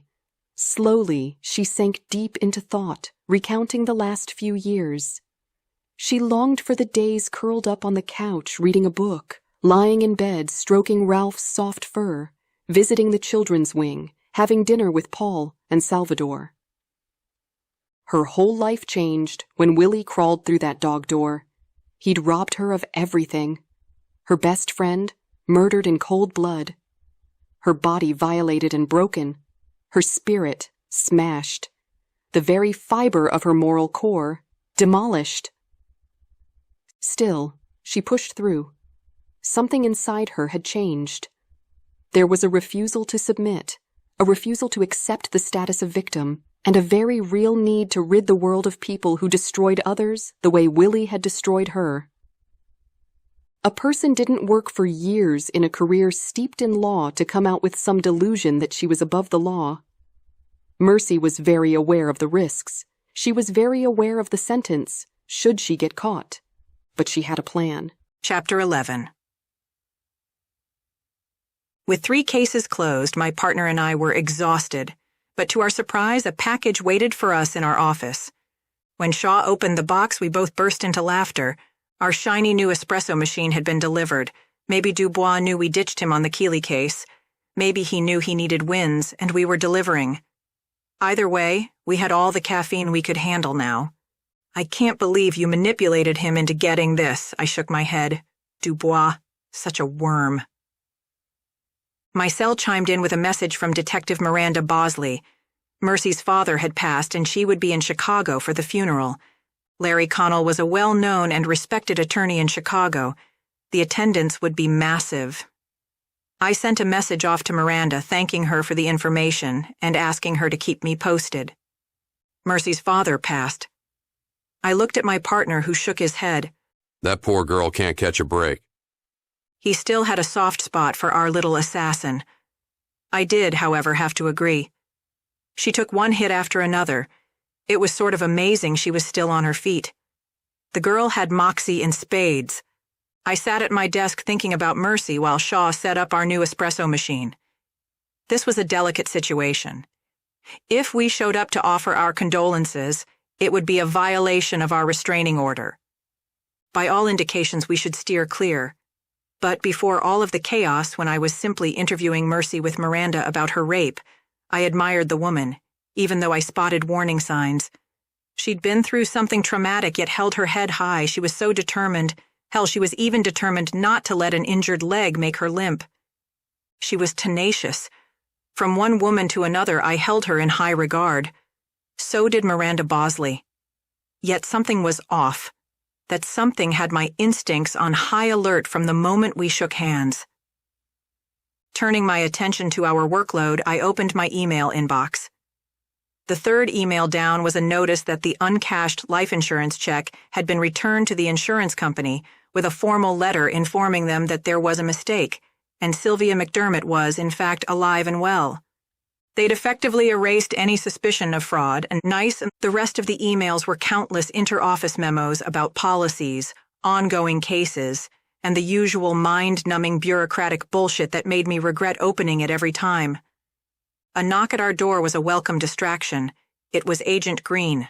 one of the agents assigned to the Keeley case. He was relatively new to the bureau. Hey, do you mind if I come in? He asked. Come on in, Scott. Shaw waved him in. Scott Green closed the door behind him, looked at the both of us before reaching in his front coat pocket and pulling out a small device. I looked at Shaw. We both knew what it was. It scrambled the signal of bugs. The kid was paranoid. I need to pick your brains if I could. Shaw pushed the button on the espresso machine. The hissing noise took forever to stop, and Scott looked like he'd jump out of his skin. Sure, Scott, I leaned forward. How can we help? Have you ever had a case where you thought your life was in danger? Shaw glanced at me quickly before taking a seat at his desk. Our lives are always in danger, especially in the violent crimes division. Scott ran his fingers through his hair. No, I mean, your life was in danger just because you were on a case. I looked at my partner. Well, I've had guns aimed at me just to let me know to steer clear. Just last month I sat at the diner when the red laser bounced off my tea glass. Shaw's eyes widened. So yeah, it happens. Just keep your nose clean and watch your back. Trust no one. The poor young agent looked like he was about to piss himself. I don't want to die. Shaw cleared his throat. Perhaps you should go to the director and tell him you're in over your head, that this case is too complicated for a junior agent. Get some help. That's just it. Dubois is a patsy. This was an inside job, and no matter how many times I prove it to him, he demands I find the real killer. His eyes were bloodshot. I doubted he'd slept in days. What makes you say that? I asked. It felt horrible to ask. I knew the answer. Kingston had given us the answer already. Scott laughed. Come on, this was a CIA hit. The bullet? There's no ballistics. Zero. All of the area cameras that could have spotted the killer? Oh, they happened to all be down for maintenance. All of them. At the same time. The shot. That shot was taken by someone who was trained to shoot from an acid-washed barrel from a long distance. No one saw a thing. No one.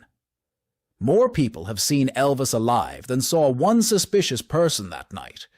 You two have been around long enough to know this. Why are you playing stupid? Kill it, Green.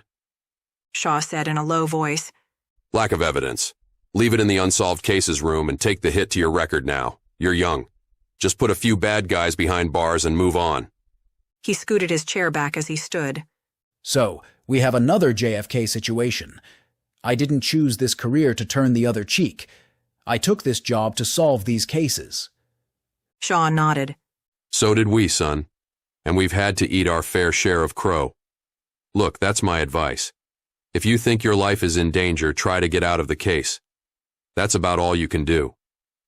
Thanks for nothing. Just as he was about to storm out, I shot out of my chair. Scott! He turned and glared at me. We can't win them all. I know it sucks. Shaw and I still have Michelangelo hanging over our heads. It's a kick in the stomach. But sometimes the right thing is to go out and solve cases you can solve. Go home at the end of the week, kiss your wife, you know? The door slammed shut behind him. Poor kid. I shook my head. Sometimes paranoia isn't a bad thing, but I have a feeling he's going to get himself into a world of trouble. Shaw leaned back in his chair and sighed. It's a tough gig, Murph, especially for the new guys. You never know who to trust, you know? I couldn't agree more. Other than Shaw, there wasn't anyone I really trusted. Now having a solid confirmation that our employer, the federal government, had no trouble offing any of their own, it was a headache I didn't need. You ever wonder why Kingston gave us a heads up? I mean, he doesn't know us. I closed my laptop and folded my hands on my desk. Do you think he was instructed to tip us off? Shaw put his empty espresso cup down. You know, Murph, I think I don't care. I think the older I get, I'll take whatever I can get and get the hell out. Great, more retirement tug. I was going to lose my partner. It was only a matter of time. You giving up on me, Shaw? I'm tired, Murphy. The game is changing and I'm too old to change with it. I'll hang on as long as I can. He turned his chair around and slid his cup under the nozzle of the espresso machine. Maybe I'll hang around a bit longer now that I have instant cappuccino. We had no active cases. Michelangelo decided to take a vacation. Mercy and Sylvia were off limits. What was an FBI agent to do? Chapter 12. Sitting inside the funeral home was surreal. Mercy sat with her hands folded in her lap as a total stranger went over her father's funeral arrangements with her. No matter how hard she fought the tears, they still spilled over her cheeks. Ms. Connell, you really have all of this handled already? You were as prepared as anyone could have been. The funeral will be Friday. The obituary is in the paper. There's nothing else for you to handle. The elderly man tried to sound sincere. I apologize, Mr. Frank. I just wanted to be sure I wasn't missing something. She wiped her eyes. Willow Creek is the largest church in the area. They're prepared to receive your father and his audience on Friday at 11. The viewing starts tonight at 5. You should go and get some rest. It's going to be a long few days. Mr. Frank handed her a tissue. Sylvia was waiting for her outside. She'd been Mercy's rock, taking care of her every step of the way. Next to Sylvia stood Evelyn McDermott, Mercy's newfound aunt, her mother's twin sister. Evelyn reached her arm around Mercy and pulled her in tight. How are you, dear? Numb, she confessed. Let's go home and get some rest. You can get a few hours in before it's time to get ready. Sylvia opened the passenger door to the Jeep. Mercy plopped in and buckled her belt. Exhaustion was setting in from traveling and days filled with tears. She'd already lost her father years before, but the final goodbye was harder than she'd imagined. Back at Evelyn's home, Mercy curled up on the couch. Evelyn brought her tea and half a sandwich. Evelyn eased onto the edge of the couch by Mercy's feet, gently placing a hand on Mercy's leg. Please try to eat. You haven't eaten once since you girls got here. You need your strength. Funerals are draining. Mercy sniffed. Every time I try, I feel like I'm going to barf. How about I get you a few crackers? Drink the tea, eat the crackers, then try to take a nap. She smiled. The more Evelyn tried to help, the deeper it wounded Mercy. It was a constant reminder that her own mother was gone as well. Her mother's face was staring back at her, and it was pained. When she returned with a few crackers, Mercy choked them down. After a few sips of tea, she pulled a blanket over her and closed her eyes. She tried to force the pain out of her mind. She knew the awful truth that she'd let her father go a long, long time ago.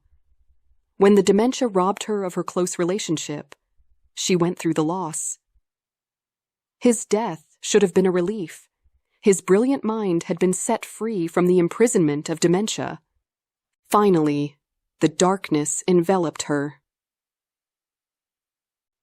With Sylvia's encouragement, Mercy managed to choke down tomato soup and grilled cheese before showering up.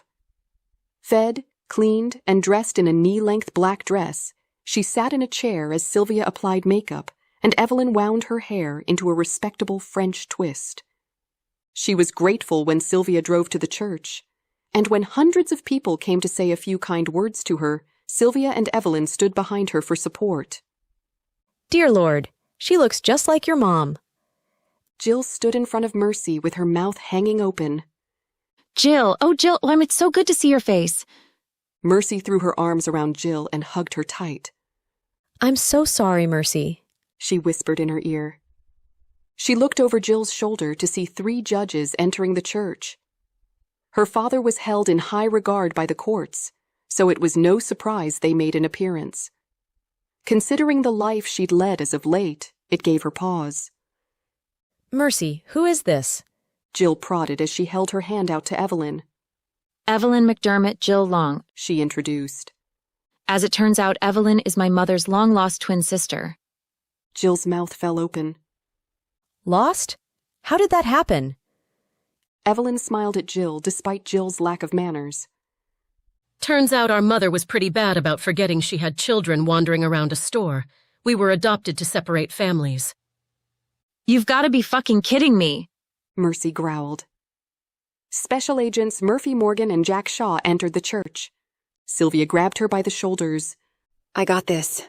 Stay here. That woman has some nerve. Evelyn put a protective arm around Mercy.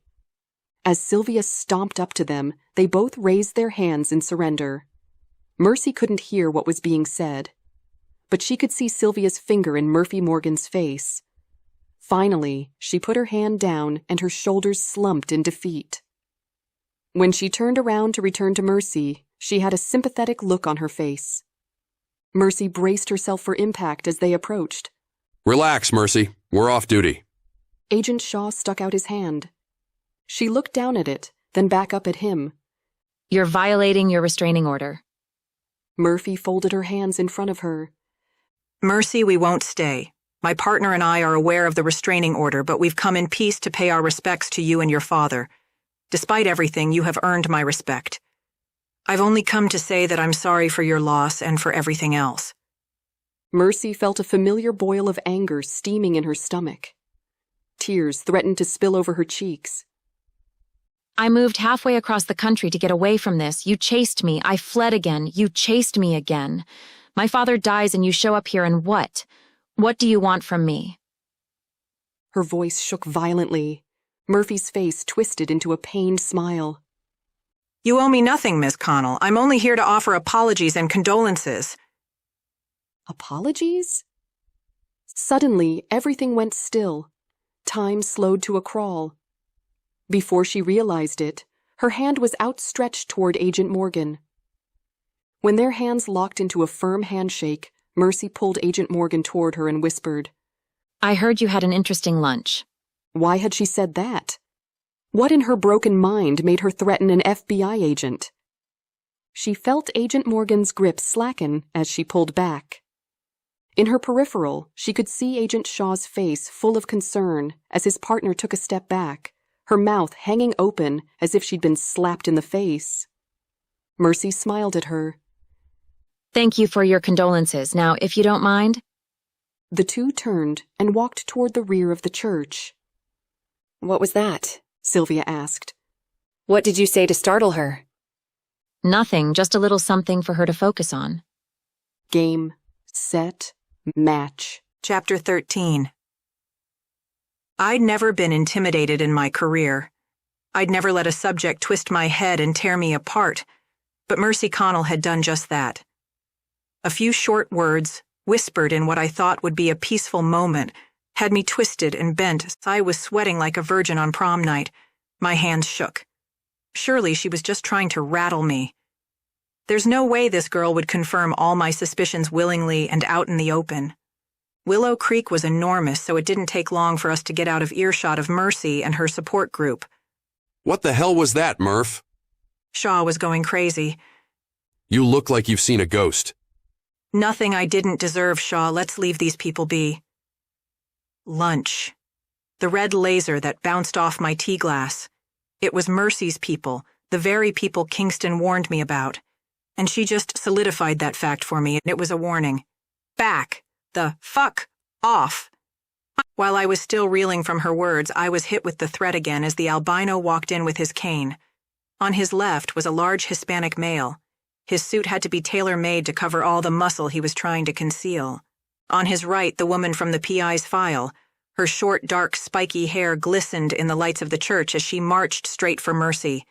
5 steps behind them were 2 more. They all walked with the same strange walk. There was a stealth there, almost like a specter floating in air. I stepped to the side to partially hide behind a pillar as I watched. What are you doing? Shaw elbowed me. Shh, stay back, I barked. I'd been so consumed with the albino that I hadn't noticed Mercy's hacker friend a few steps ahead of them. Mercy had been so consumed when she laid eyes on him, she hadn't noticed the others. Instead, she buried her face in his chest and sobbed. He wrapped his arms around her and kissed the top of her head. I already knew he was in love with her. His actions were only an affirmation of that affection. When Mercy gathered herself, the albino handed her a handkerchief. When her eyes locked on his, she stood erect. Holy shit, my partner swore under his breath. I turned to him. Clissinda Rosalind Newland, right here in the flesh. And the rest? Shaw looked around at the crowd. Is the reason we didn't take that certain case. Guess who else just arrived? When I followed his line of sight, I spotted Sean Kingston shaking hands with one of the Supreme Court justices. This is a who-who of crime and law. I couldn't help but laugh. Mortal enemies all gathered in a house of God. This was one for the books. Do you notice who is missing? I asked my partner. He shook his head. Media, not one reporter. Odd, don't you think? For a guy like Larry Connell? Yes. For a crowd like this? Most certainly. I am fairly certain there's a protective order with my signature on it against you two. Judge Carroll stood behind us with his arms crossed over his chest, his thin gray hair slicked back and his jacket tight around his shoulders as he imposed his will. Shaw stood at attention. Yes, Your Honor. We came to pay our respects to the lone survivor of a well-respected attorney. We were just leaving. The judge furrowed his brow. Not so fast. What are you two staring at? Shaw smiled and shrugged, looking as humiliated as possible. Don't laugh, but we thought we saw Geraldo Rivera. Great cover. The judge uncrossed his arms and began scanning the crowd. We were discussing how it made sense because Rivera was an attorney and a reporter, I added for good measure. But the lack of media here had us questioning our sanity. The judge turned back to face us. Well, Larry Connell was a well-respected and well-published lawyer who appeared in many interviews. I wouldn't be surprised. It was then that my eyes were drawn to someone who didn't belong. A young man walked in with greasy hair and baggy clothes unfit for such a venue. The old faded concert shirt hung sloppily on his trousers. William Jacoby was looking around the crowd. This is totally unacceptable. The judge had spotted him too. He began to storm toward the man. I put my hand on his arm. Your Honor, it's our job to protect and serve. Allow us. Shaw and I hurried toward the man.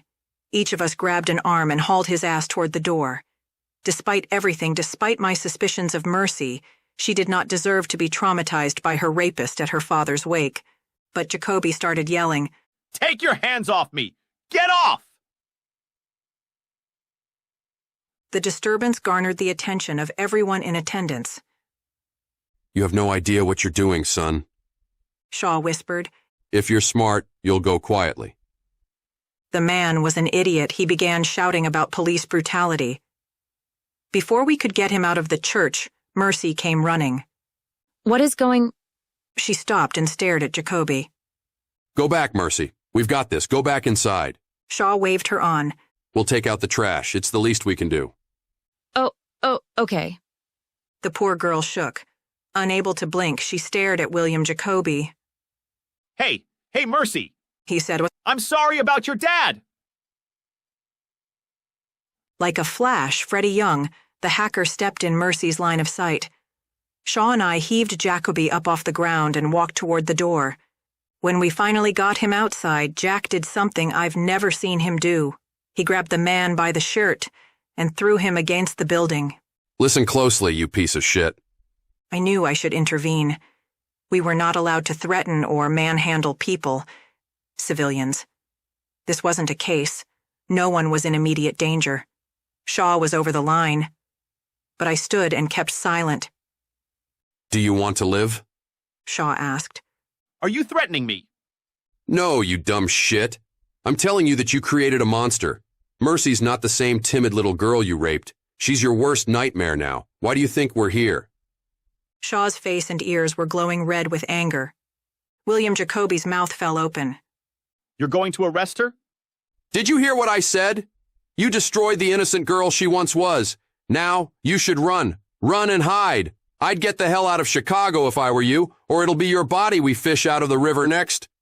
Shaw let him go. Go. Run. The idiot stood staring at Shaw for 3 full seconds before he began running down the street. I didn't scold him. I didn't congratulate him. Instead, I headed to the car. We had overstayed our welcome already, and Mercy didn't need any more drama, no matter what the circumstance. Thank you. Hearing Mercy's voice, I froze in my steps. Slowly, I turned until we were facing each other. Thank you, she repeated. You don't have to thank us. Any decent human being would have done the same thing, Shaw said as he walked to my side. I'm sorry to have upset you on what is already a difficult night. Mercy approached us in a painfully slow speed. But what caught my attention was how she seemed to float like the others that surrounded the albino. Miranda Bosley is on duty tonight, but she'll be at the funeral tomorrow and at the wake afterward. Mercy's eyes were wide and full of tears.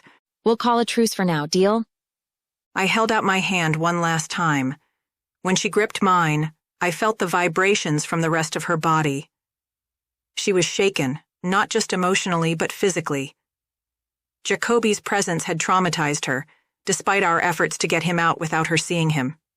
You know, we met your father years ago on another case, I said softly. It's easy to see where you get your tenacity.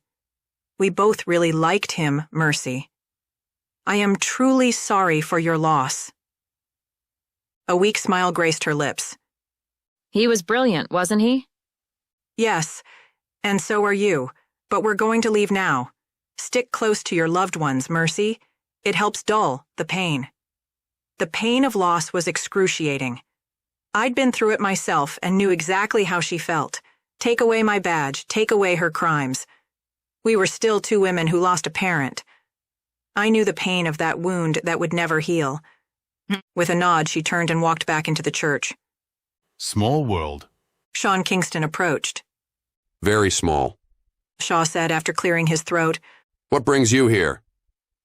Kingston smiled and whispered, Recon. Something told me I didn't want to know any detail. Chapter 14. Mercy had stayed the night with Freddie. He'd held her while she cried. He held her while she slept. He convinced her to eat a pancake. Then he drove her to Evelyn's home where the women helped Mercy look her best for the funeral. He held her hand while they rode in the back of a limo to the church. He held her hand while they sat in the front row, waiting for everyone to arrive. Freddie had been her rock, and when it was her turn to approach the podium, he gave her hand one last squeeze. Mercy's legs shook as she climbed the steps to the podium. She looked at the faces in the crowd. Wow, there are so many of you. There were a few soft laughs from the audience. You know, the pastor did a fine job, but it's difficult to sit there in that pew and listen to a man who never met my father talk about him. I imagine for those of you that knew him best, you probably rolled your eyes. Again, there were soft, respectful chuckles. Lawrence Eugene Connell loved the law. That much is true. But he didn't just love it, he lived it. Something many of you don't know about my father was that he actually had a touch of attention deficit. My dad couldn't concentrate unless he was doing more than one thing at a time. We'd often play chess in his office at home while he wrote briefs. He told me many, many times that he had his best ideas while playing chess. And I had the best time chumming around with my father, so it worked. She watched as a few heads nodded up and down. Those heads belonged to people she knew since she was a child. My father believed in justice. He believed in the justice system with his whole heart. He ate, slept, and breathed the law. But what I respected most about my father was that he was pure. Oh, there were bribes. I remember my parents discussing them in front of me when they thought I was too young to understand. But you don't spend years listening to a man dictate legal briefs without developing some understanding. Anyway, my mother used to joke about taking a vacation with one of the bribes. It really got him going. He'd pound his fist on the kitchen table and get so angry. Gosh, he'd get so angry. She looked down at the notes she'd made that were smeared with the sweat of her hands. There were death threats, too. There were far more death threats than bribery attempts. Still, my father didn't waver. Instead, he'd use the opportunity to write an article on ethics. I could sit here all day and talk about his accomplishments, but I believe everyone in this room already knows those by heart. She sniffed again and wiped the tears away with a tissue. But I don't want to tell you about the man in the suit. See, when the suit came off, that's when he showed what kind of man he really was. That's when he'd recite poetry to my mother while rubbing her feet. It was while wearing swimming trunks that he taught me to swim, when he reassured me that I wouldn't drown, not while he was there.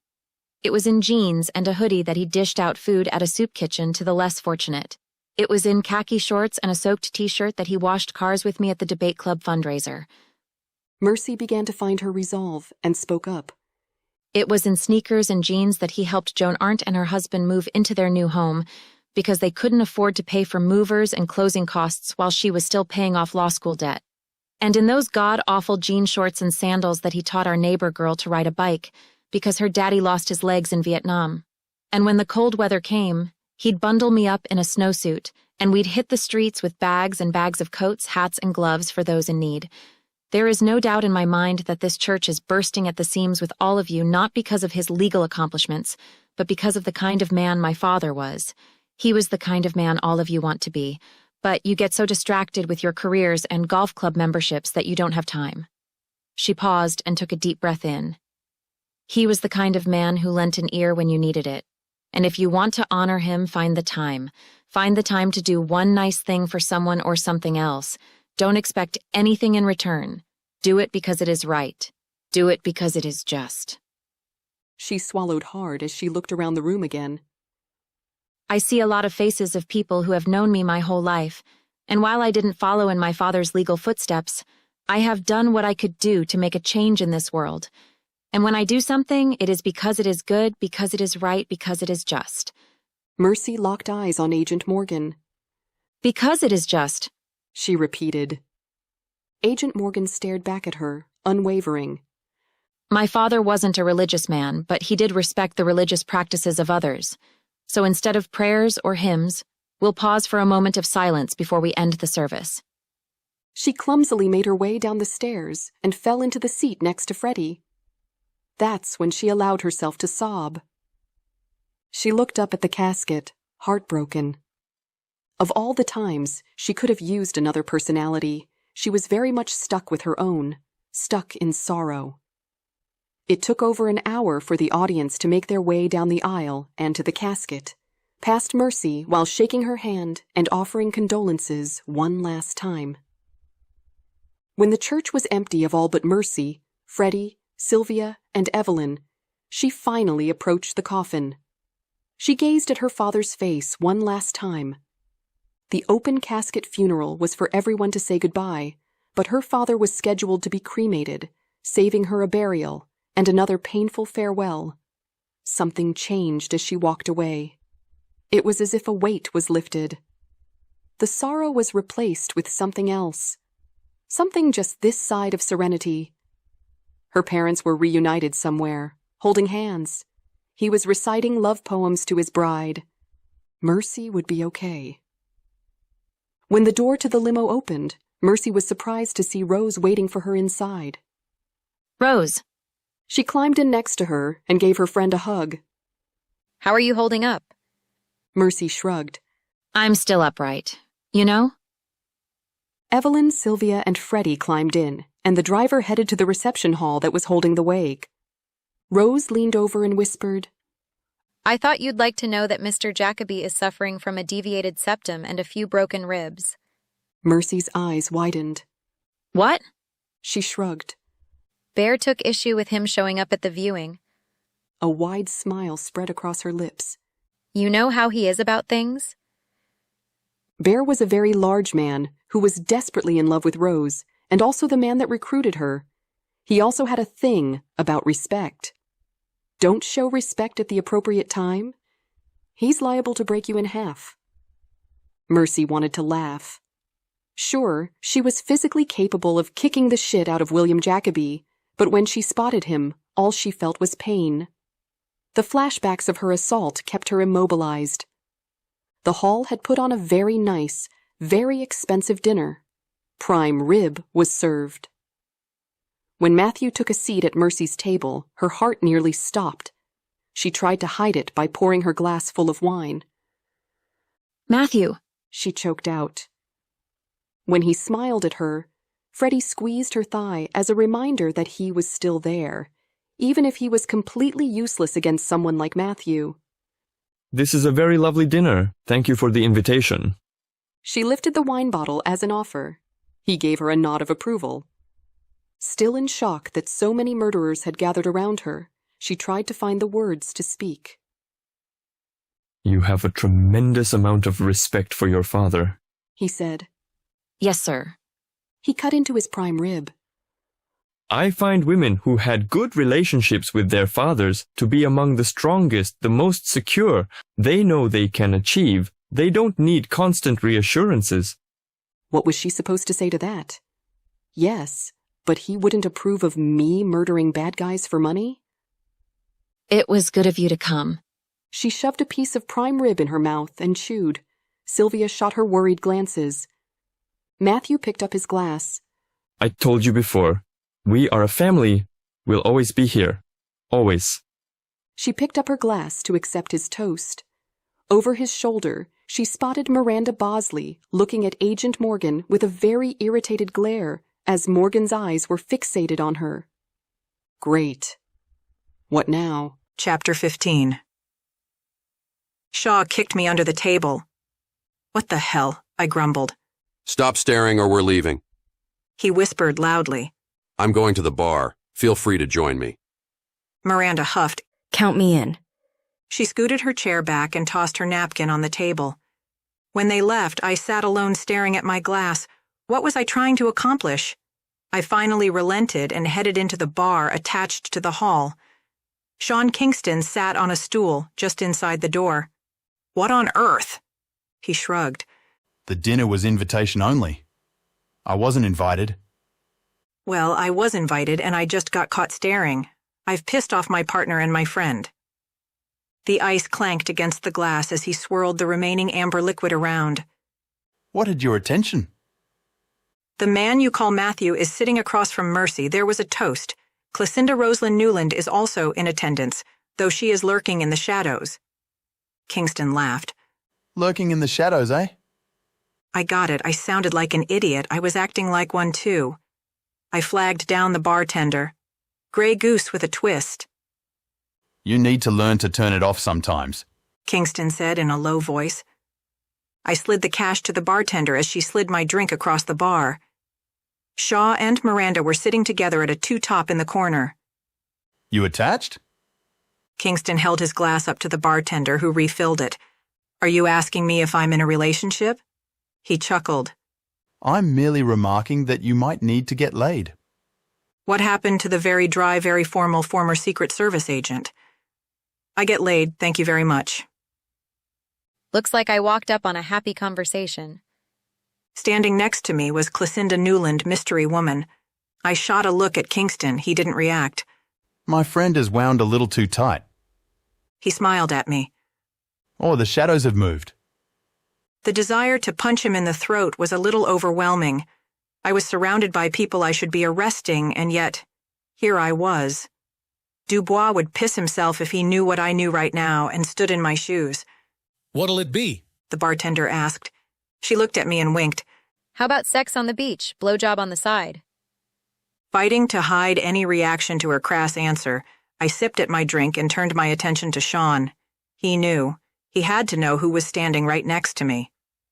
The bartender handed Clecinda a shot with whipped cream on top and a drink. She slid a 20 across the bar. Keep it. Then she turned to me. You from Chicago? Nope, you? She tilted her head slightly and smiled. Michigan. That was a flat-out lie, but I couldn't call her on it. Same shitty winters, huh? What was her game? Yep. Kingston watched this uncomfortable conversation unfold and said nothing. You work around here? I asked. If she wanted to talk, I was going to use the opportunity to question her. Some. One word answers. She wasn't going to give me anything. If this woman was as trained as I suspected, then this was a game of cat and mouse. Any question I asked would take me where she wanted to take me. Any answer I gave would give her a new avenue to pursue, and Sean Kingston only had to sit and watch. Oh? What do you do? She grinned at me, then took her shot, licking the cream off her lips. Odds and ends, really. Tonight I'm a bouncer. Tomorrow we'll see. Are you a killer? It must be nice switching things up instead of doing the same old job day in and day out. She laughed and nodded. Can't let the grass grow under the feet, you know? It was clear she wanted my attention for some reason, so instead of playing her game, we'd play mine. Turning my attention to Sean, I attempted to continue our conversation. You were saying I was wound a little too tight? Care to tell me how you make such a deduction from a few short sentences? His attempt to stifle a grin was almost cute. His lips tightened into a muted smile, and he looked down at his glass. You're just all work and no play. I bet you don't even have a hobby. His glass was the prefect reflective surface to keep an eye on the girl behind me. Guilty as charged, though I have been fishing recently and it was nice. The water was calm. It was just what the doctor ordered. I glanced in the glass. She was facing forward, staring at her drink. He ordered another drink. So, you confess to being a bit of a workaholic? You act as if that's a bad thing? Not so much. It's just rare that I find someone that shares my work ethic. If I'm not at work, I'm thinking about work. Speaking of, how are things going with the new boss? The woman hadn't moved. She had an excellent mannequin impression. Her fingers rested on the top of her drink glass, which she barely drank. Same, no one likes him, no one respects him, but we're making it work. It's not as if we have a choice. Why was he diving into real work situations with this woman within earshot? He shrugged. You could go private sector, come work with me. I laughed at the proposition before taking a sip of my vodka. Don't you mean for you? Now this had attracted the woman's interest. She turned her head slightly toward me. It was killing me to have my back to her. Sean leaned back and turned, resting his elbow on the back of the bar stool. Someone has to lead, but you'd be your own boss, really. It's something to think about. Sean, I looked down at my glass. Despite the prying ears of the mystery woman, I had no idea how to respond. You know, he said before clearing his throat. There have been many times I couldn't give you all of the information. That would change, of course. I like my job. Liar. He chuckled. You like the thrill of it. And lately, there haven't been much in the way of thrills. Besides, I pay more. A lot more. Sean was handsome and charming, and he knew it. It's not a good idea. Why? Because you want to play by the rules. He tipped his glass to me as I spoke, removing my view of the mystery woman. He knew he did it too. He wanted an honest answer. I like rules. Nobody likes the rules, Murphy. Least of all you. You like the idea of rules. I like the idea of justice, Sean. I turned my chair so I was facing the bar. If he was going to remove my reflective surface, I at least wanted a view of her through my peripheral.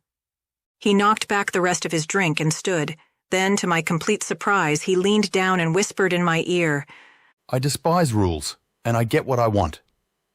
My neck felt constricted and hot, like I was wearing a collar that was too tight. But I wasn't. I was wearing a loose blouse with a light jacket on top. That whisper was suggestive, but I couldn't decide if it were merely to toy with my work ethics or if it went much deeper. Was he hitting on me? Man, I thought he was going to give you his room key or something. My mystery woman, Classinda Newland, smiled. You ever hook up with him before? Jesse was at home, waiting as always. He'd been wonderful to me. Loyal. It was time to put some distance between me and Sean Kingston. He overstepped. It had to be the whiskey talking. I'm sure he'll be embarrassed tomorrow. I was totally out of my element. Sean had me rattled. Mercy's entourage had me rattled. Shaw and Miranda getting pissed at me had me rattled. And now I'd just been propositioned in front of a woman I was sure was a criminal of epic proportions. I glanced over to see my partner getting cozy with Miranda Bosley and wondered if we'd all be spoon-fed hormones with our drinks. And this woman next to me, I should be doing my job. My investigative mind should be working in overdrive as it had for years. My gut instinct was never wrong. But tonight, my brain was full of fuzz. The stress and fatigue were setting in, and I found myself missing the warm embrace of the man I loved. Rose? Mercy stood staring at her with her mouth hanging open. Hey, Mercy. So Classinda Rosalind Newland went by Rose. Mercy had just given me a gift without realizing it. She glanced back and forth between the two of us before her hacker boyfriend interrupted. We were just going to head out. Mercy wanted to say goodbye. Rose stepped toward her and wrapped her arms around her. You need anything at all, you have my number. Mercy nodded and sniffed. It's getting late. You should go home soon, too. Yes, Mercy, she should go home before the big bad FBI agent sniffs her out. Rose gave her a nod.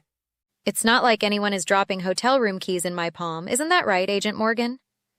She turned to me and grinned. Mercy looked confused. Before she could ask any questions, Freddie Young led her away.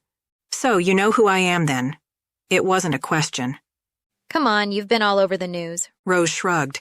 Can't blame a girl for wondering if you were as full of intrigue as the papers made you out to be. I've never met an FBI agent before. I forced a smile. Was it everything you thought it would be? Something told me the news wasn't where she'd learned my name. Let's see. She leaned against the bar. You've got a man at home, another one practically throwing himself at you. So, that's something. I mean, you're an attractive woman. It must happen all of the time. Not as often as you'd think. She really wanted to talk about my love life? Rose looked around the bar, then picked up her drink and sipped. Nah, I bet you're just hyper-focused and don't notice it. You strike me as the type to hyper-focus, maybe even obsess. She actually caused a small huff of a laugh to escape my lips. Guilty as charged. I looked her over, making as many assessments as I could. Surely she'd want distance soon. Or maybe not. Maybe she wanted my attention, the same way Michelangelo craved attention but not recognition. You don't really look like a bouncer. Rose eased onto a bar stool, placed her elbow on the bar, and braced her head against her palm. What is a bouncer supposed to look like? I gave an obligatory chuckle. A big burly guy? That's awfully sexist coming from a woman. You don't think I could handle the job? She narrowed her brown eyes. Do you have any experience with the drunk and disorderly? Okay, let's play ball. She grinned and nodded as I can handle myself. Against two drunken men in a fist fight? I find it odd. She leaned in toward me. That a woman with your training would assume that another woman isn't capable of breaking up a fight between two men. I sipped at my drink. Drinking straight vodka probably wasn't the best idea. I was already getting intoxicated, and while I might technically be off duty, an FBI agent is never really off the job. After calling the bartender over and asking for a glass of cranberry juice, I mixed the two. I'm merely remarking that it would take some training. Since you stated that you like to switch up jobs, I'm assuming that, say, a dog walker wouldn't need the same kind of training as someone who would need to break up a fight between two drunken assholes in a bar. I gave a grin. The obligatory smiles were getting easier with the aid of the gray goose. That's an interesting correlation. Rose nodded. Her spiky dark hair glistened in the dim light of the bar. You don't think breaking up a dog fight is the same as breaking up two guys fighting? I shook my head from side to side, challenging her. Well, she said as she swirled the straw in her drink, and it's not all that different. If two dogs fight, you interject yourself as an authority figure. You're louder, controlled, and you take the alpha position. Two drunk guys? Same thing. Bark louder, I teased. Rose burst into laughter. It was odd. This woman was toying with me, but seemed to enjoy my company all the same. Something like that. I mean, how would you handle it? I'd shoot them. I pulled back my jacket, displaying my sidearm.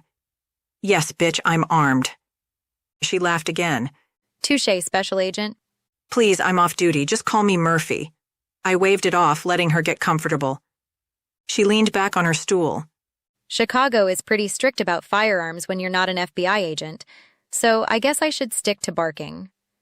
She winked again. I shrugged. What do I know? Obviously, if you've seen me in the papers, you know I haven't been able to identify the culprit in my biggest and longest-running case. Maybe my observations aren't as keen as they should be.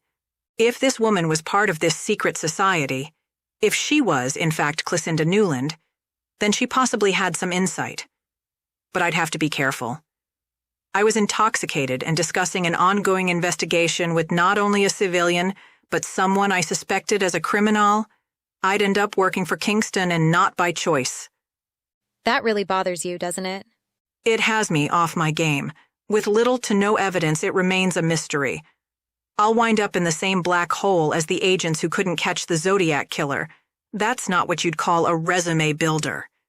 She turned sideways in her chair to face me. So having someone get away with a crime hurts you that much? When the crime has been assigned to me, yes, it's my job to apprehend the criminal and bring them to justice. But what about the officers who were trying to apprehend the victims? I mean, the last guy, he was a pedophile, right? But they couldn't prove it. At least that's what the Daily's article said. What about that guy's victims? What about the dedicated detectives who knew in their hearts he was hurting children?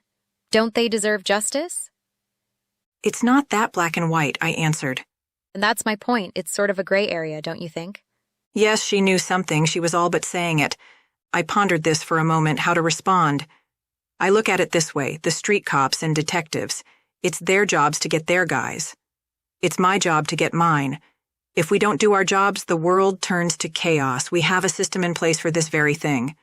You're fucking kidding me, right? The system is broken. Surely you know this. She was no longer smiling. Her cheeks were flushed. The system failed you, I take it. In epic fucking proportions. She pushed her drink away. Have a good night. With that, Clocinda Rosalind Rose Newland stormed out of the bar. When I spotted my partner, he stared at me, his jaw slack. Yes, Shaw, I just sat and had a conversation with our mystery woman while you're trying to get into Bosley's pants. Filled with anger and frustration, I called a... Chapter 16. Mercy spent 3 nights with Freddie. He allowed her dogs to join them, even though his apartment was anything but dog-proof. I'm not sure I'm comfortable with your plan, Freddie confessed as he held her in bed. I can't pursue this thing with us with this hanging over my head. She sighed. I honestly didn't expect this, didn't expect us. I never thought I'd fall in love with someone. He remained quiet. Anxiety began to flood over her.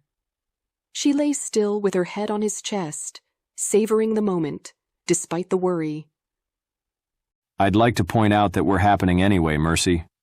We might not see each other for weeks at a time, months even. But each time I see you, it just gets worse. I hate the distance. She nuzzled in tighter. I'll move up my timeline, I promise. You know what still bugs me? The fact that I live in Alabama? No, not about that. What was Rose doing talking to that FBI agent? That's sort of playing with fire for a person like her, isn't it? Mercy leaned up on her elbow and furrowed her brow. A person like her? What does that even mean? Freddie grinned up at her. Someone an FBI agent would very much like to arrest? So you mean a person like me? He chuckled. Yes, just like you. Except you aren't saddling up at the bar to chat with them. They follow you around. Big difference there. Rose likes playing with fire, doesn't she? Freddie knew little about Rose. Mercy hadn't breathed a word about her or what she did. She'd kept the fact that Rose was the Michelangelo killer to herself, but Freddie shouldn't be asking questions. There was an unspoken oath among Matthew's group. The safest thing for you is not to ask any questions. She bit her lip. No one is safe from scrutiny, not even me. His eyes widened. They'd kill you? If I put them at risk, yes. There'd be a contract on me. But like I said, and I must insist, no more questions. She sat up in the bed, pulling the sheet with her. Her blissful snuggling had come to a halt. She tried not to think about the fact that she was, indeed, a contract killer, that she was under the watchful eye of other contract killers, and that if she screwed up, she'd likely end up at the business end of a contract herself. There were other problems. The first, Rose was certifiable. Yes, she'd been good to Mercy, but that didn't mean she wasn't a psychopath. The next problem, her little group of murderers were also very astute at recon. If they were watching Freddie and he made them nervous, they'd end him. He was better off without her. She forced herself out of the comfortable bed and into the shower. It was time to head home. Her father was gone. The service was over. The dogs, better off in the country. As the hot water poured over her, she contemplated her future. There was a sizable chunk of money in an offshore account that was all hers. She could go back to her transcription business, stop killing. But would the group let her leave? Then there was her living nightmare, William Jacoby. The complete waste of human flesh that decided he'd skip on into her father's viewing. Hadn't he created enough damage? To top it off, the apologies of Agents Morgan and Shaw made little difference because if they had one scrap of evidence against her, they'd be after her all over again. Make them pay. Her father's last words to her, they haunted her, played over and over in her nightmares. She knew she walked the edge of a very sharp sword. Her mind constantly on the precipice of breaking, her heart torn, her body scarred. She'd never be the same. But did she want to be? What did she want? It was a question she continually asked herself. She wanted rest. She wanted to sleep for 8 hours straight without fits of night terrors, waking drenched in sweat, clawing at her sheets. She wanted Freddie. She wanted peace. But how much peace could she get if her life was filled with death? She set off to do this. She made this happen. She accepted Matthew's tutelage. She accepted it from Rose as well. Mercy had taken life after life. Her parameters had blurred too. Initially taking out the worst of the worst, she had 2 people left on the list to hit. But they weren't her normal fare. One was a warden, the other, she still didn't know. That really ate at her. How could she go kill people who perhaps didn't deserve it? You okay in there? Freddie was shouting outside the bathroom. Mercy hadn't realized the water had run cold. She'd been standing in the stream deep in thought. She turned the knob, cutting off the stream. Sorry, be out in a second. Leaving Freddie and heading home would be hard, but she had to get her head back in the game. He had breakfast waiting for her, which she tried to force down. Will you tell me what's eating you? Because you're certainly not eating that delicious crepe. He smiled and tilted his head. Mercy's shoulders rose and fell. I feel bad about leaving, but I have to go home. His hand covered hers. It's okay, Mercy. I will be okay. I'll miss you like crazy. But if there's one thing I've learned about you, it's that when you want something, you'll move heaven and earth to make it happen. I have faith in you. She'd laid out her entire plan for him. He knew every dirty little detail. Still, he didn't recoil. He didn't throw her out. He'd listened and remained a source of comfort and support. She did, in fact, have a plan. Turned out she'd had it all along, but with her mental issues post-rape, had forgotten about it. When Sylvia helped her integrate, she began recalling everything. Finally, the details filled themselves in. Mercy now knew exactly how the next few months would go, contracts notwithstanding.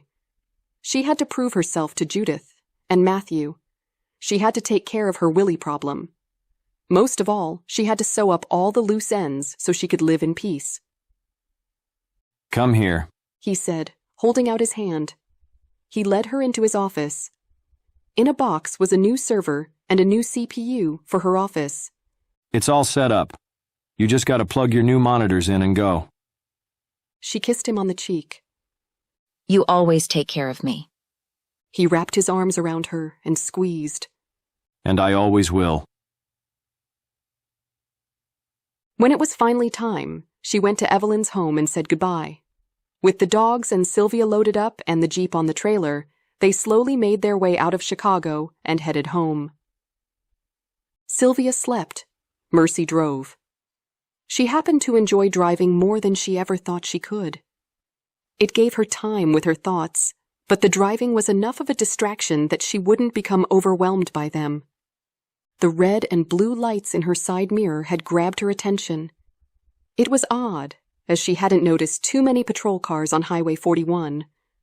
But she pulled over and grabbed her license, the registration for the motorhome, and the insurance card. When the officer approached, he tapped her window with a nightstick. I'm sorry, officer. I've never been pulled over in a motorhome before. Do I step out, or do we do this through the window? Step out of the vehicle. She nodded and closed the window. The dogs followed her to the door. Stay back, she demanded as she closed the door behind her. Excuse me? The officer said as he walked toward her. Sorry, the dogs thought they were getting out. Her heart started racing. Why'd you pull me over? Is anyone else in your recreational vehicle, ma'am?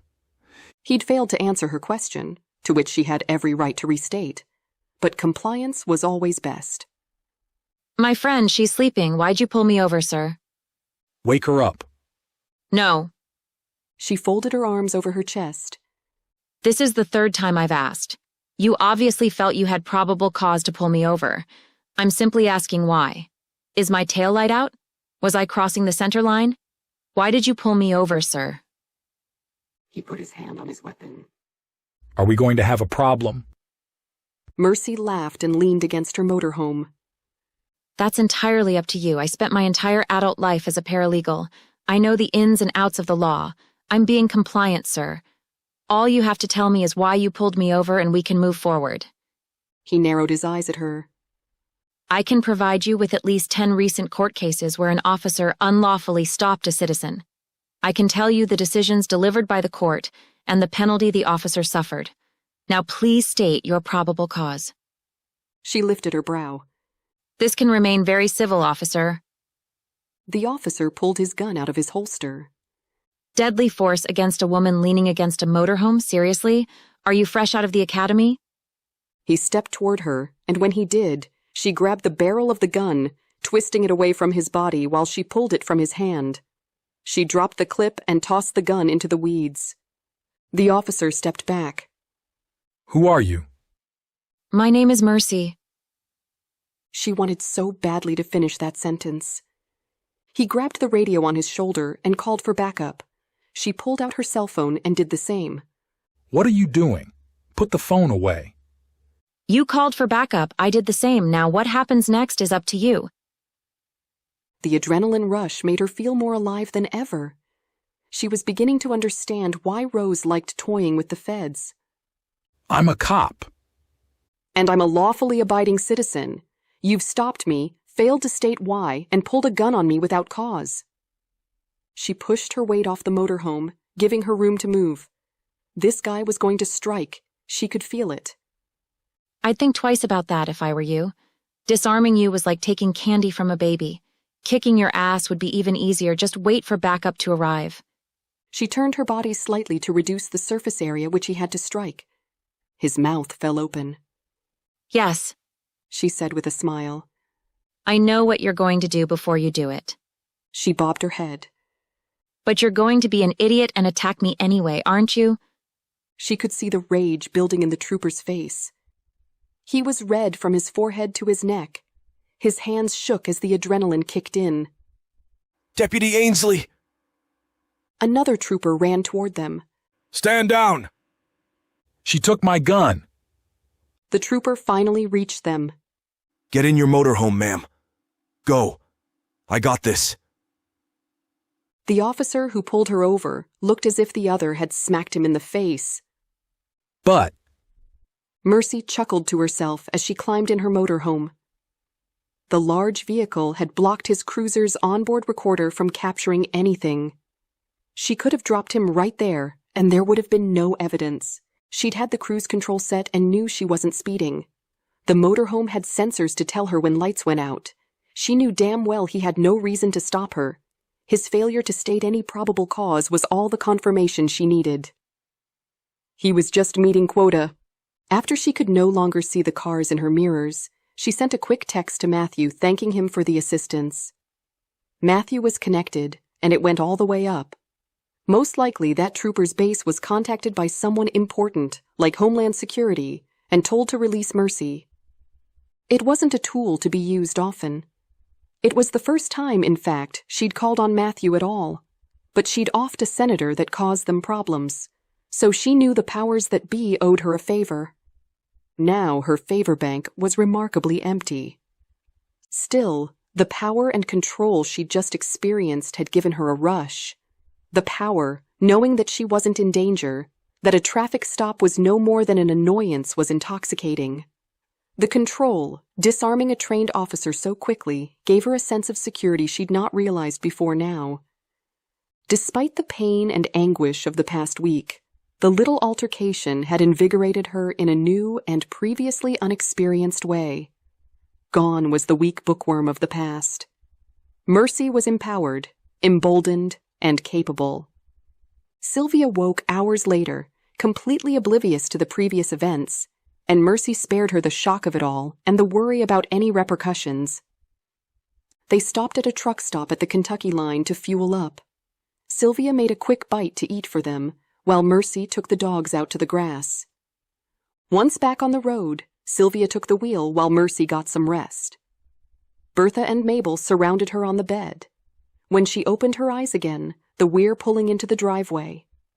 Relieved to be home, they wasted no time getting inside. Sylvia made a comment about a shower and bed. Mercy carried the boxes containing the server-head computer equipment into her office and began setting everything up. Freddie had made it easy. All she had to do was plug everything in, and her former setup was waiting for her. She pulled out the file on the woman left on her list from Judith. She used every tool at her disposal to research the subject of her contract. Lily White wasn't her real name, but that was easy to spot. Catherine Jenks was nothing more than a blip. She had no family, no connections, and no bank accounts Mercy could find. She was a ghost. Ghosts stay hidden for a reason. This trip would take her just south of Columbus, Ohio. This would sit for a few days. Mercy wanted nothing more than to enjoy the sanctuary of her own home. The bell chimed, warning her that someone pulled in. She raced down the stairs in time to see Rose climbing out of her El Camino. This woman was like a bad habit. Rose, everything okay? I just stopped on my way through. Listen, I'm leaving the country for a while. Matthew wants me to lay low. He's not real thrilled that I chatted up that FBI agent. Mercy crossed her arms over her chest. Why did you do that? She shrugged. Morbid curiosity, I suppose. The horrible part is I actually like her. She shook her head. Matthew is right. I need to get out of here. Where are you going? Rose smiled. He said he didn't care, so I'm going to Jamaica. I'll have some Caribbean jerk chicken, smoke a little bud, and enjoy a vacation. Smoke bud? Mercy didn't take her for a pothead. Was she leading her on? Or maybe I'll visit a nudist colony down there. I don't know. It's warm. It's tropical. It's far, far away from the FBI. She shrugged. Then it's off to Mexico for a small job before coming back. Is it weird to say that I'll miss you? Rose slugged her in the arm. It'd be weird not to miss me. Hey. She looked around. Why aren't your dogs out here giving me hell? They're exhausted and probably downstairs with Sylvia. They like the basement in the summer. It's cooler down there. Mercy opened her arms and wrapped them around her. Be safe. She could feel Rose nodding. When she let her go, Rose looked at her feet. Honestly, I'm not sure how I did this before you and Sylvia. I know our little group is supposed to be a family, but truly, I haven't felt I had anyone until you two bounced into my life. Thanks for not running away from me. Rose was a hard pill to swallow. Socially awkward and half mental, it was hard to know if she'd save your life or be the one taking it. Thanks for not running away from me, Mercy teased. I mean, I was kind of a mess, you know? Her thin lips spread into a smile. But I like messes, Mercy. They hugged again before Rose loaded into her car and sped off. If Mercy was truthful with herself, she was relieved Rose was leaving for a while. It unnerved her that Rose always knew where she was and often turned up without notice. But it was time to go to work. Chapter 17. The awkward tension between Shaw and I had increased. Our caseload was weak at best, so I took a week off. I spent time with Jesse. I'd had thoughts of grandeur, flying us somewhere tropical. But he had a project and a deadline. Jesse and I sat together, having a quiet meal the last night before I had to return to work. He knew something was eating at me, but never asked. I wasn't sure whether I loved or hated that about him, but he never pried. Are you happy, Murphy? I looked up from my plate of chicken Alfredo. Happy? I mean, this career you have, it seems to make you miserable.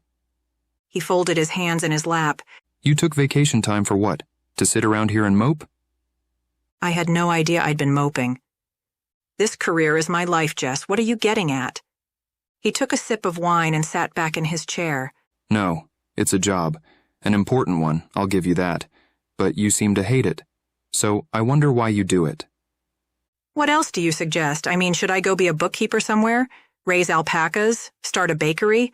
What do you think would make me happy? He'd never challenged me before. I wasn't liking it now. He shook his head. I don't know. But you've been unhappy for months. You became obsessive, then despondent. You were a person who never used vacation time. Now, you used it for nothing. You're running, Murph, and you don't even know it. You have nothing else in your life. You have no interests, no hobbies, just work and me. Don't you want more out of life? I mean, on your deathbed, are you going to sit and remember all of your cases? Don't you want memories? So, this is about your dead wife, then? It was a low blow. I knew it the moment it came out of my mouth, but there was no taking it back now. His blank stare felt like a hot knife in my chest. I'd just hurt him. Slowly, he stood from his chair and picked up his plate. I can tell you, while she was in bed dying, it wasn't the extra hours at work that she was thankful for. That was the first night in our relationship that we went to bed facing away from each other. It was the first night we didn't make love and fall asleep in each other's embrace, and it felt miserable. The next day I left for work before his alarm went off. I made it to the office before Shaw and began clearing my inbox. Jesse wasn't wrong. I hadn't done anything with my life outside of work, and work as of late hadn't been the greatest thing ever. The new director was a putz whom I despised. Our cases were shit. Shaw was cold toward me, and even then I knew retirement was at the front of his mind. I'd be with someone new soon. Trying to form that trusted bond partners needed out in the field took months, even years to cultivate. A knock at my door startled me. Who stood in my doorway? Sean Kingston. Great. May I come in? I lifted a brow at him, then crossed my arms over my chest. You know, it's unnerving that you can just wander around an FBI building unquestioned. He smiled and ran his fingers through his salt and pepper hair. I'm pretty well connected. May I come in? He asked again. I pointed toward the chair opposite my desk. He stepped in and closed the door behind him before unbuttoning his suit coat and taking a seat. What brings you to my office at 6 a.m?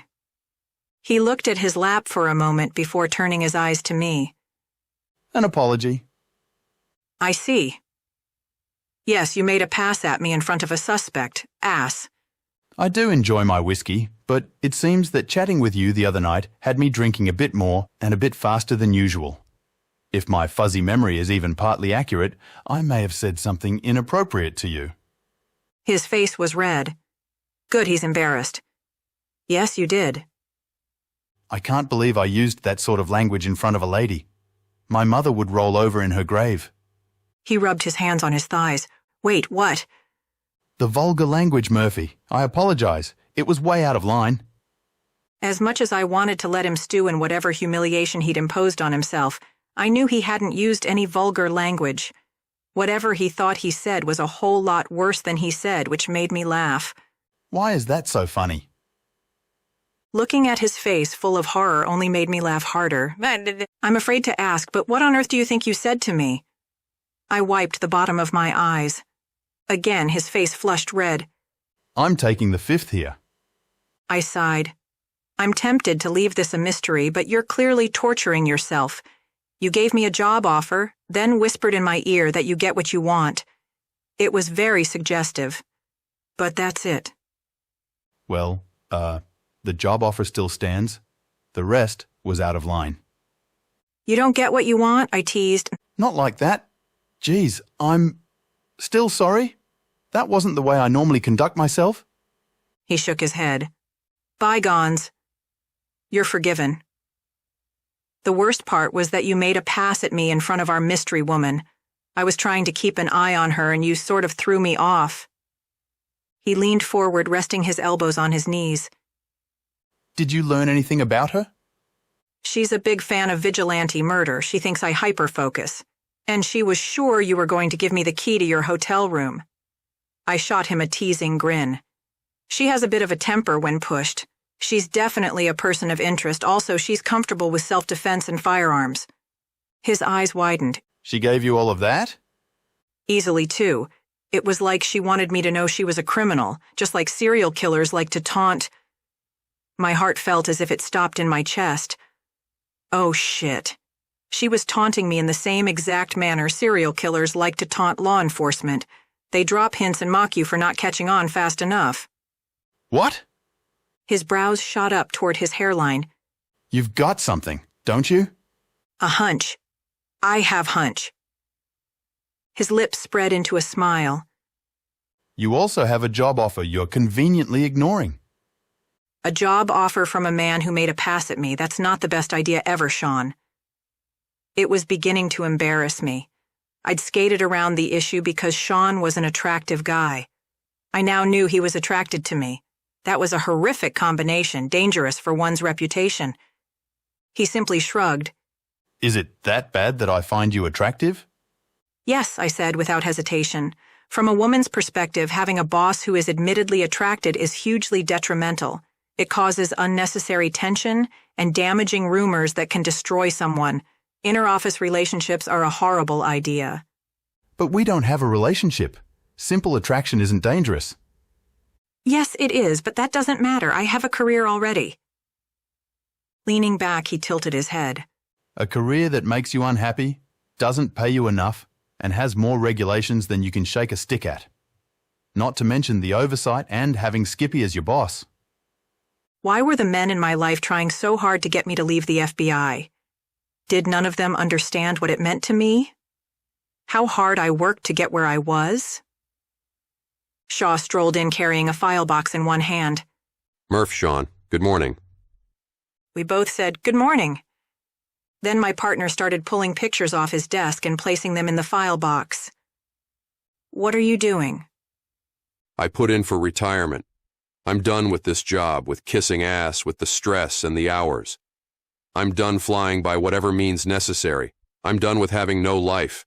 I'm done with murderers and kidnappers and the whole gambit. I'm done. I just left Dubois' office where I told him he could take his directives and shove them up his ass. I'm so done. Despite his words, he continued smiling. And you know what? It feels good. Damned good. I couldn't let him go. Jack, I think I found a serial killer. He didn't stop packing. Good for you. Now you can close a case.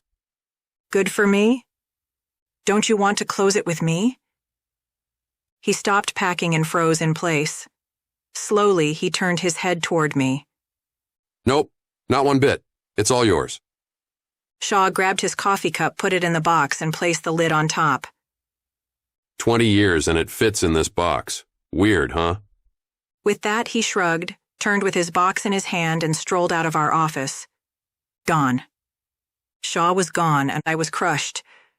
Sean sat quietly as I sat reeling from my partner walking out on me.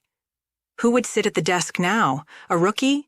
A guy who couldn't deal with me taking lead? I stared out of the office window as I fought to gather my thoughts. That's when I saw Dubois chasing Mike Bishop, who was carrying a box of his own. Bishop gave him the middle finger and continued walking. He apparently quit too. My offer stands, Murphy. You do whatever you need to do, but we don't have this chaos at our office. We make our own rules, and we are all our own bosses. I know you'd be an asset, and if I make you uncomfortable, we can arrange for you to have an office far from mine. He stood from his chair. But for what it's worth, I'm sorry you lost your partner. I know this must be difficult for you. The pity on his face was more than I could stand. When he finally turned and left my office, I felt a sense of relief. I'd never regret coming in early more than I had now. Watching Shaw pack up and leave without a care in the world, without any remorse for abandoning me, was too much to handle. But he was gone all the same. My heart fell to my toes. Jessie and I went to bed angry. Shaw was gone. My situation was a mess. Yet, here I was with a hunch. A big hunch. And I didn't get where I was by sitting around and letting things happen. I flipped on the espresso machine and made a red-eye as I thought. I needed to be proactive about choosing a partner rather than waiting for Dubois to stick me with a lackey. But who? My mind raced with possibilities. Jack had been assigned to me. It ended up working out. We ended up being a good team. But we were a good team because he was suave. He was good with people.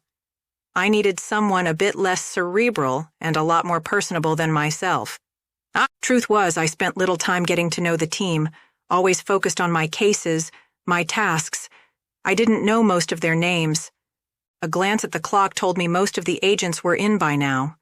So, I grabbed my cup of coffee laced with a shot of espresso and went for a walk around the office. Hey, Murphy. Sorry to hear about Jack. It was Todd Munson, the last person I wanted as a partner. Sheila Hayes had dealt with him stealing the thunder on every case. He was a hot shot with a hot head. That gave her an idea. It was time. He'll be much happier. Walk with me. Sure. Where are we headed? I smiled at him and sipped at my cup. How about your office? His grin told me all I needed to know. This poacher was jockeying for Shaw's empty seat. So, tell me, how do you like working with Sheila? I said as I placed my hand on his shoulder while we walked. He shrugged. I feel like I'm solo most of the time. She's just hanging in the shadows, waiting for something to happen. You know, these young agents want everything handed to them. Disparaging his partner. Completely what I expect. Still, I continued. So, you'd like the idea of a new partner then? He slowed the pace as his office door was open. Well, now that you mention it, I could do with some fresh blood, you know? A fresh perspective would be nice, especially with the types of cases we get these days. I put my best Jack Shaw smile on. That's really good to hear, Todd. As we turned the corner into his office, I saw Sheila sitting at her desk. She was hard at work while Todd was pissing around in the office, so she had a work ethic. When she saw me standing there, she smiled wide. Good morning, Agent Morgan. It was great to see her smile at me. While I hadn't had much in the way of wins lately, I had quite the record, and as the senior agent in the building, I had earned respect. Please just call me Murphy. May I sit? What's going on? Todd furrowed his brow. My desk is over here. Ignoring him, I looked to Sheila. Of course, gosh, you don't have to ask. I'm sorry I haven't really had the time to get to know everyone, but if I remember right, you were what? Second in your class? I asked as I took a seat. Third. She shrugged. That's not bad. Not bad at all. Munson sat at his desk. I didn't realize we were reviewing our CVs today. Sheila clenched her jaw, though she kept her smile. Dealing with him on a daily basis had trained her well. How do you like working with Munson? Yes, I put her on the spot, but I needed to know if she had balls. He's a dick, but I manage. Munson shot out of his chair, but my laughter and glare at him told him to think twice before having an outburst. My partner retired. I'm looking to fill the vacancy. You interested? To learn from you? Absolutely. Good, come with me. Munson shouted objections as Sheila followed me from her office. I spoke in a hushed voice. Technically, I can't just poach you, but we're going to see Dubois. Just follow my lead. She groaned. Yes, ma'am. I stopped in my tracks. No, not ma'am. Murphy. Say it. She looked around. Murphy. I gave her a firm nod. I can't have my partner calling me ma'am. Besides, it makes me feel old, and I don't need any help in that department, okay? Sure thing, Murphy. She gave a weak smile. I slapped her on the arm. You're an agent with the FBI. You're smart. You're tough. You earned your place here. Now we're going to walk into Dubois' office, and when we leave, he'll think this was the best idea he's had. You ready? With a laugh and a nod from her, we were on our way. When we reached his office, I tapped on his door jamb. Director Dubois, may we have 1 minute of your time? He sighed with his head in his hands. If you must. Sheila and I entered, but remained standing to solidify we wouldn't be staying long. I have a lead in the Michelangelo case. I believe I was just face-to-face with the killer while attending the funeral of Larry Connell, sir. He shot me an annoyed look, and I held up my hand, palm facing him. As you know, my partner just up and retired. You'd once mentioned to me that having a fresh set of eyes could really open up a case. He'd said no such thing, but that was unimportant. Agent Hayser has very fresh eyes. It got me to thinking how brilliant your suggestion was, and I'd be a fool not to utilize our current resources to their fullest extent. Hayes here is very fresh and a young, willing agent. I have years of experience and knowledge to offer her as well. Together, sir, I believe we can serve you and the Bureau very efficiently, but I wouldn't dream of making this move without seeking your blessing." Dubois smiled and leaned back in his chair. Yes. The girls' club. He rocked back. She has the latest training we have to offer, and you have the experience. I'm happy to see you taking direction, Agent Murphy. Agent Hayes, I take it you have no objection? No, sir. When Agent Morgan told me you'd suggested senior agents mentoring junior agents, it seemed like the Bureau was finally headed in the right direction. I'm happy to change partnerships if that's what you want. She folded her hands behind her back. Excellent. Now was the time to leave before I threw up from kissing his ass. Thank you for your time, sir. Oh, and I heard the Florida office is overcrowded. Perhaps you can fill the empty slots in our office from their overflow. With that, I nudged Sheila through the door. Whoa, she said with a gasp. How did you do that? I smiled with fond memories of Jack Shaw. My partner taught me a lot, Sheila. I truly hope we can learn from each other, and I mean that. You may only have 2 years with the Bureau, but that doesn't mean you don't have something of value to offer. Now let's get your shit out of that office so you don't have to deal with that thunder-stealing asshole anymore. Thank God. She practically ran toward her soon-to-be old office.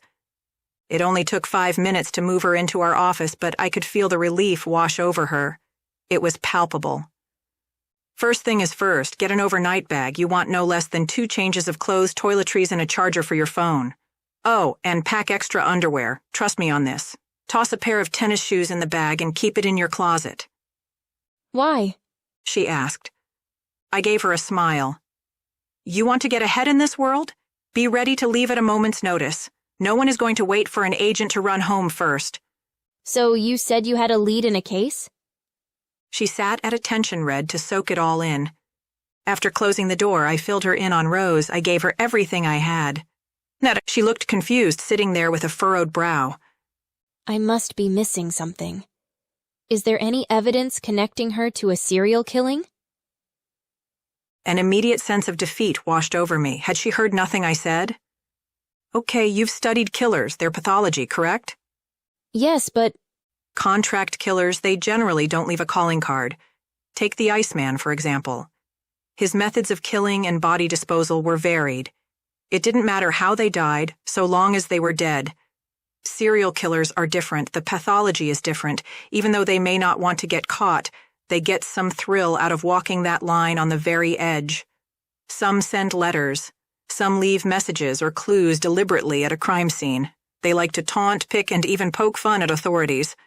Her eyes widened. She dropped clue after clue. I nodded, and the ME in Maryland was completely positive that our killer was a woman. I tend to agree with her, and the pathology fits there too. The Michelangelo killer targeted men suspected of sexual assault against women and children. A woman would take that very personally. The killing was always clean. The crime scenes? Impeccable. Cause of death is almost always a mystery. And Rose might not be our Michelangelo, but she certainly displayed the pathology. But you're following your gut more than the evidence? Now you're learning. This gut, I said as I patted my stomach, has never led me wrong. Not in all my years at the Bureau.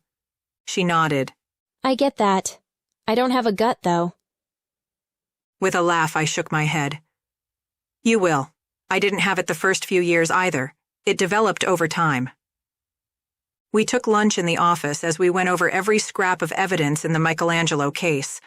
I needed her to get up to speed as quickly as possible. Before either of us knew it, 7 o'clock had come and gone. Let's call it a night. I closed my laptop and shoved it in my bag. I didn't have any messages from Jesse, which bothered me. He hadn't called or sent one text all day. Of course, neither had I, but my day was busy. Maybe that was it. Maybe he was just trying to meet a deadline. It was still semi-light out, one of the great things about summer. Even coming home late didn't feel like you were coming home late. I climbed the stairs and stuck my key in the lock, but the door pushed open. Jesse? I called out.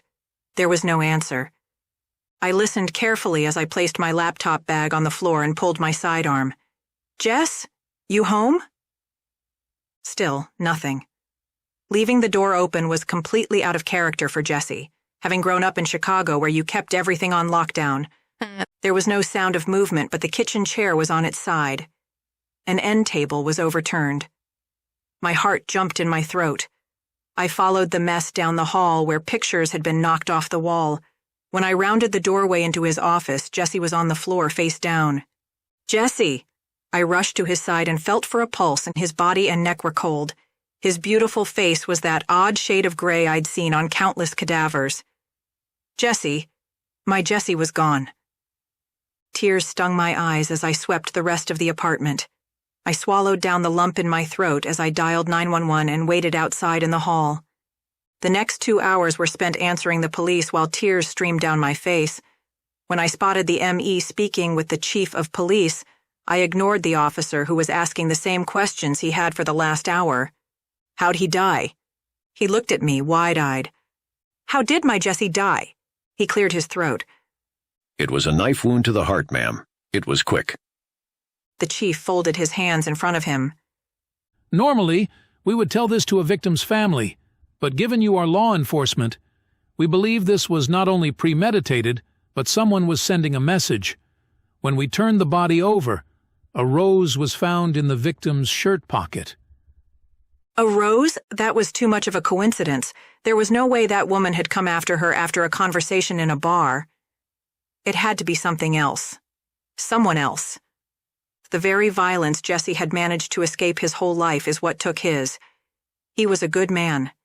Jesse was warm, loving, patient, and understanding. And we spent our last night together angry, facing away from each other. I'd lost my partner at work and my partner in life all in the same day. Hey, Murph. It didn't matter how angry and hurt I was at him, Jack Shaw was there. I wrapped my arms around him and sobbed. "He's gone," I cried out. I know, I'm sorry. He put his hand on the back of my head. "Jack, what am I going to do?" I buried my face in his neck, not wanting the Flatfoots to see my breakdown. I'm going to take you home where you can get some rest. I already called Dubois. He isn't expecting you in tomorrow. How'd you find out? I sniffed and wiped my eyes as I stepped back. Schau Schruged. I still have my police scanner on 24/7. I heard the address and got here as quick as I could. Now let's get you some clothes and get out of here. An officer stood and watched as I packed a bag to ensure I didn't disturb any of their evidence or conceal anything.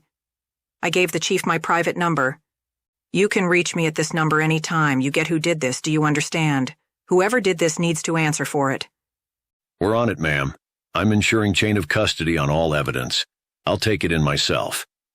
He cleared his throat. I'm very sorry for your loss. With that, I left, following Jack to his house. It was weird sleeping on a futon I'd never seen, owned by a partner I no longer had. It occurred to me that I should have gotten a hotel, but what hit me the hardest was I could not stay in that apartment. Not only did I lose him, I lost my home. Special Agent Murphy Morgan, a woman with... Chapter 18. Following Catherine Jenks had confirmed Mercy's suspicion. She was one of them. Worse, she was one of Judith's contract killers. What was her crime? What was so bad that she had to be taken out? Mercy called in. I didn't expect to hear from you so soon, especially since 2 on the list and your friend Jacoby are still sucking in oxygen. Judith was a bitch. I just wanted to know what it is that I should avoid to keep you from doing this to me. Mercy bit her lip, trying to choke down her anger. Excuse me? I'm taking out one of us, so what did she do? Rather, what should I avoid so I don't wind up in the same situation? Judith was quiet on the other end of the line for a moment. Finally, she spoke. We don't act irrationally. We don't destroy our own kind in a fit of jealousy and rage. We are careful. We are controlled. Do you understand what I'm saying? Catherine killed another one of Judith's hitmen because she was jealous. She got it. Yes, ma'am. Now I don't take politely to being questioned. No, ma'am, I am not questioning. I just don't want to be on the business end of one of these deals. Mercy cleared her throat. But rest assured, I'll clean up this mess. Good girl. The call ended abruptly. With that, Mercy turned her attention to her scope. Catherine sat at a kitchen table sipping coffee. Mercy shook her head. This one was uncomfortable. Taking out one of their own almost seemed like sacrilege. Still, she had a job to do, and if this woman was a loose cannon, she put them all in danger. With a deep breath in, she squeezed the trigger, watched Catherine's neck erupt, then quickly tore her weapon down to make her escape. Mercy did not reap the benefits of restful sleep out of that killing. In fact, the nightmares increased. She woke in her bed, drenched in sweat, after a horrible nightmare. Willie had been on her, laughing the whole time. Bullets flew past her head. The dogs were lying in a pool of blood. The images continued to flash through her mind as she ripped off her soaked pajamas. During the other murders, she felt nothing. This was different. This bothered her. She'd killed one of their own, solidifying it could be her turn at any time. Mabel and Bertha sat watching her as she changed. They always knew when she had nightmares and would become clingy, trying to comfort Mercy in her times of need. She rinsed off in the shower, put on a pair of shorts and a tank, then padded out to the kitchen to brew a pot of coffee. Thankfully, Sylvia was already there with a cup in hand. Usually when you come back after a business trip, you don't need a shower first thing.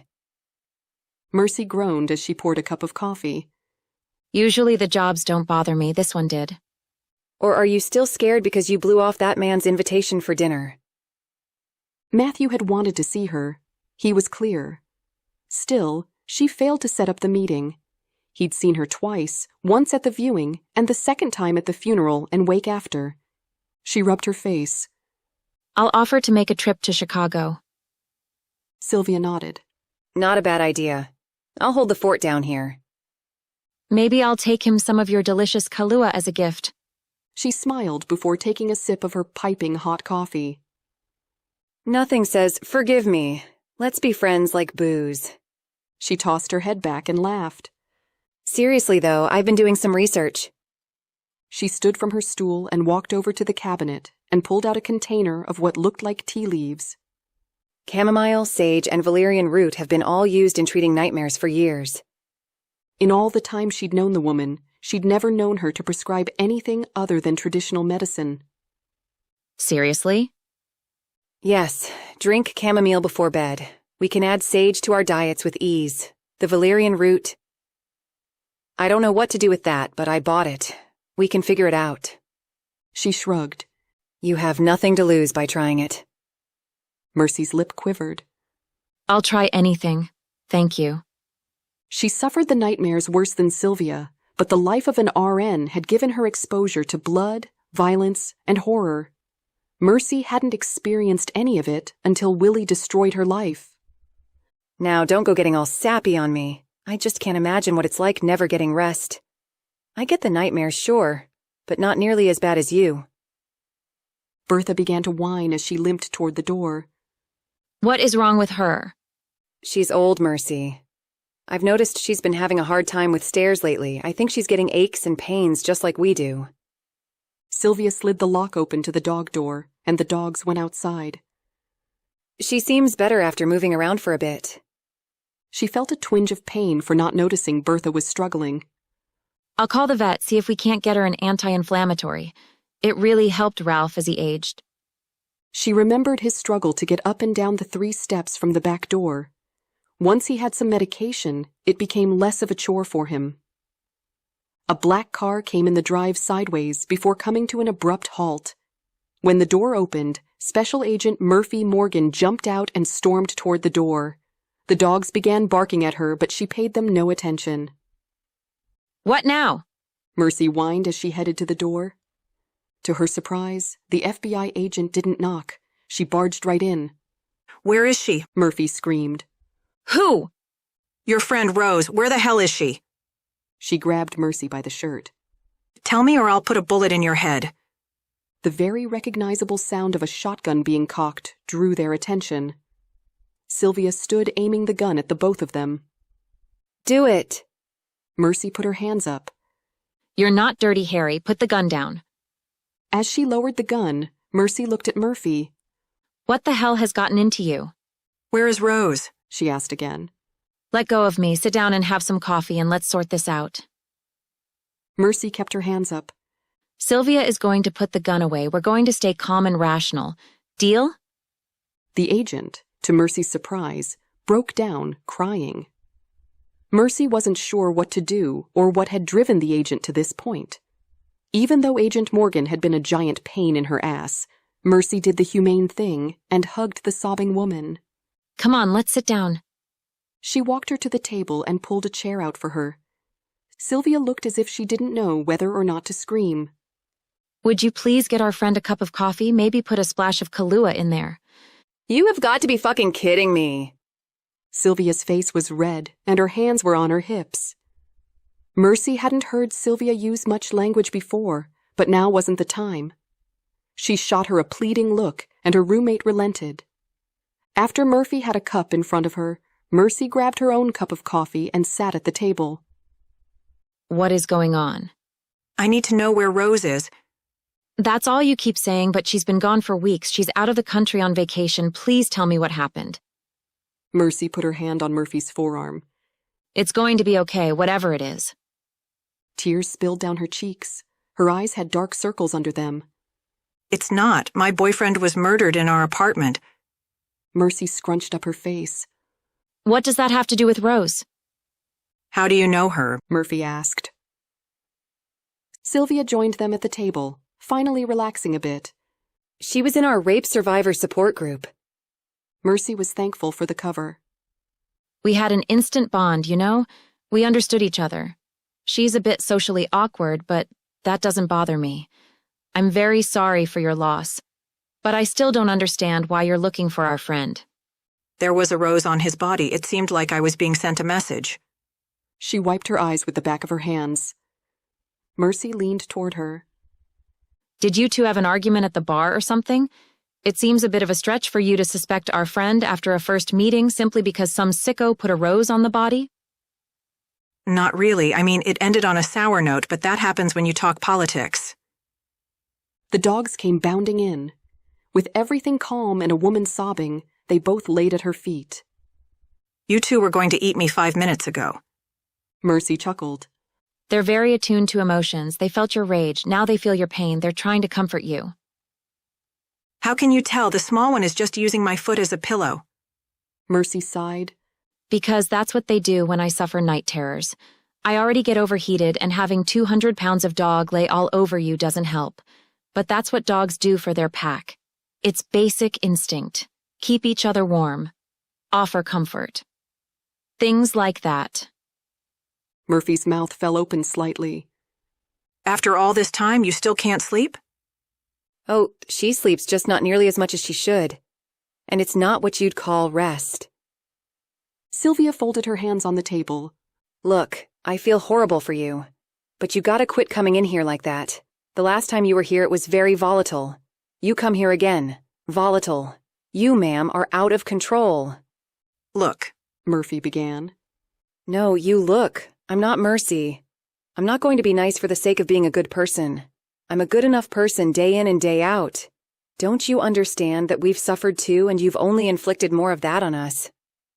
Hell, I faked my own death to feel safe. Now everyone knows I'm very much alive. Why? Because you just couldn't let it go.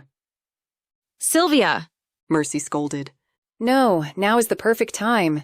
She's feeling pain. She turned her attention back to Murphy. Good. Feel it. Own it. Know that how you feel right now? That's how we feel most days. We're in constant mourning for what we lost. We're in pain, both physical and emotional. We grieve for how we used to feel. We feel anger, rage, loss. All of what you're feeling now, but we deal with it the best we can. We don't blame others, chase them around and make them miserable for our own entertainment. That's enough, Mercy yelled. If you can't be civil, then remove yourself. Murphy shook her head. No, she's right. I'm not in my right mind right now. I shouldn't have come here, and I definitely shouldn't have come here half-cocked like that. She sniffed as the tears resumed spilling down her face. He was a good, kind man. He didn't deserve to die like that. Mercy felt pity for the agent. Tell me about the crime scene. The agent's mouth fell open. What? No, I can't. Mercy crossed her arms over her chest. I worked for a criminal attorney my entire adult life. You're too emotionally invested to be logical. It's not your case. So, tell me what happened. With trembling hands, she pulled the mug to her lips and sipped at the booze-enhanced coffee. We'd had a bit of an argument the night before and went to bed angry. So the next day, when I didn't hear from him at all, I thought he was just being stubborn. She wiped the tears from her eyes. But when I went to unlock the door, it just pushed open. That means the killer left in a hurry. Someone was sloppy. That tells me it was someone inexperienced, maybe a sheet with assault and a few misdemeanors. Go on, Mercy urged. She stared at Mercy speechless for a moment before continuing. There were a few tables, small ones, turned over, and a chair, I think. Photos were knocked off the walls in the hall. Then I found him in the office, face down in a pool of blood. He'd been stabbed in the heart. A rose was in his shirt pocket. That's all I know. No, it isn't. Was the office disturbed? Mercy questioned. Murphy rubbed her forehead. Come to think of it, no. Mercy's head bobbed up and down. So they most likely surprised him, knocked over a few things to make it seem like there was a struggle, then left in a hurry. Jesus, you should have my job. When there's a real struggle, a lot of things are broken. Blood is spattered on the walls, the floor, and so on from the fighting. You know this, but like I said, you can't investigate this because you're too close. She forced her lips together as she chose her words carefully. Now, this is the hard part for you. Have you treated anyone like you've treated me? Chased them relentlessly? You don't have to answer me, but answer to yourself. She sighed. Your line of work can really make enemies. I know Miranda has had attempts on her life before. She told me that during one of many conversations. I'm sure you're no stranger to this. Murphy didn't have to answer. The pain of guilt washed over her face. Why are you being so nice? She cried. Mercy smiled and patted her hand. Because that's who I am, Agent Morgan. Despite what you've thought of me, I try to help people. Always have. Sylvia, too. You can be an asshole sometimes, but you're still human. Murphy laughed through her tears. Did you just call me an asshole? With a smile, she nodded. Yep. Touché. Shouldn't you be planning a funeral? Sylvia asked as she calmly re-entered the room. I'm sorry that sounded harsh. Let me try again. Why aren't you at home planning your boyfriend's funeral? Murphy's laugh shocked the women. You could say his family didn't approve of me. What? Mercy looked at Sylvia, then back at Murphy. But you're an agent with the FBI. It's not like you're a stripper or something. What kind of family did he come from? She looked down at her mug and with a shrug quietly admitted, The mob. Now you're screwing with us. Sylvia refilled Murphy's cup, adding another splash of liquor at the top. Then she did the same with their cups. Wish I was, but he left the life behind and followed me to Wisconsin. He paid for that decision by losing his family, then losing his life. But they have the legal rights and I don't. So, there it is. Mercy couldn't believe the confession, or that the agent was even spilling her personal life out for them. Maybe she felt compelled after everything she'd put them through. You and we have a very weird relationship. Mercy leaned back in her chair, clutching her cup. That's the understatement of the century? Sylvia chimed in. The awkward laughter broke the tension. As I was saying, we have a very weird relationship. At first, I thought we were making friends. Then, you were chasing us all over the country. At first, I thought you were a docile victim, then I thought you were running around killing people. So... Mercy and Sylvia gave each other horrified glances. Murphy only shrugged. Too much. You're totally serious. Mercy? Have you seen her walk? She's completely accident-prone. Sylvia elbowed her in the ribs. Hey, Mercy said with a laugh. Sylvia lifted her mug to her lips with a smile. You did stub your toe getting into the bathtub. Quite suddenly, Murphy stood. I need to go. I shouldn't have come. Again. Thank you for your kindness. Truly, it means a lot. Without waiting for a response or heeding their objections, She ran out to her car and fled. You know what you need to do, Sylvia said in a hushed voice. Mercy sighed and put a call in to Matthew. When he answered, she gathered the courage to speak to the creepy man. First, allow me to apologize for forgetting our meeting. With everything. I'm just sorry. Mercy, it's quite all right. That was out of character. He was insistent on punctuality and respect. She chewed her lip. I have no problem coming to Chicago soon if you'd still like to meet. He was quiet on the other end for nearly 20 seconds. 20 seconds of silence can seem like an eternity.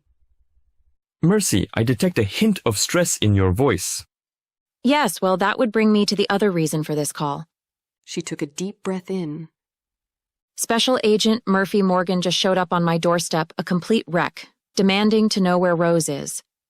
She could hear him breathing through his teeth. It made an odd sort of hissing noise. I suspected she would after the demise of her hunky boyfriend. Hunky boyfriend? That was an odd response to say the least. Still, Mercy remained silent and tried not to be shocked that Matthew was already aware of the untimely demise of the agent's boyfriend. That's not all, sir. She flat out admitted she suspected me of murdering people. She looked at Sylvia in desperation. Sylvia only shrugged. She wasn't part of that world. She had no idea just how bad it was. Of course, Mercy. That's why she's been chasing you. But to admit it, that's odd, right? He was supposed to be giving her some sort of advice or direction. She exposed herself. She exposed her weakness. Now she's coming unraveled. I wouldn't be surprised if we see this agent retire from her current position soon. She's lost her partner at work. She's lost her lover. There have been many changes of late, and Rose's little toy won't be an issue for long. Someone else has eyes on her. So don't worry about that meeting. Rose's little toy? What did he know about Murphy that he wasn't sharing? Yes? I'd like to see you Friday evening, say 7, at Bavette's Bar on Kinsey. The line went dead. Jesus. Mercy huffed as she tossed the phone on the table. Back to Chicago for me. Sylvia filled the dog's bowls with food. Getting homesick? With a nod, she padded off to her office. She had 2 items of business that needed resolved. One was going to be a sticking point with Matthew, the other with Judith. Willie needed to die, and so did a warden. She sat in her chair and began researching articles about the Warden and Logan Correctional Center. Several prisoners made allegations about sexual abuse, as well as human rights violations.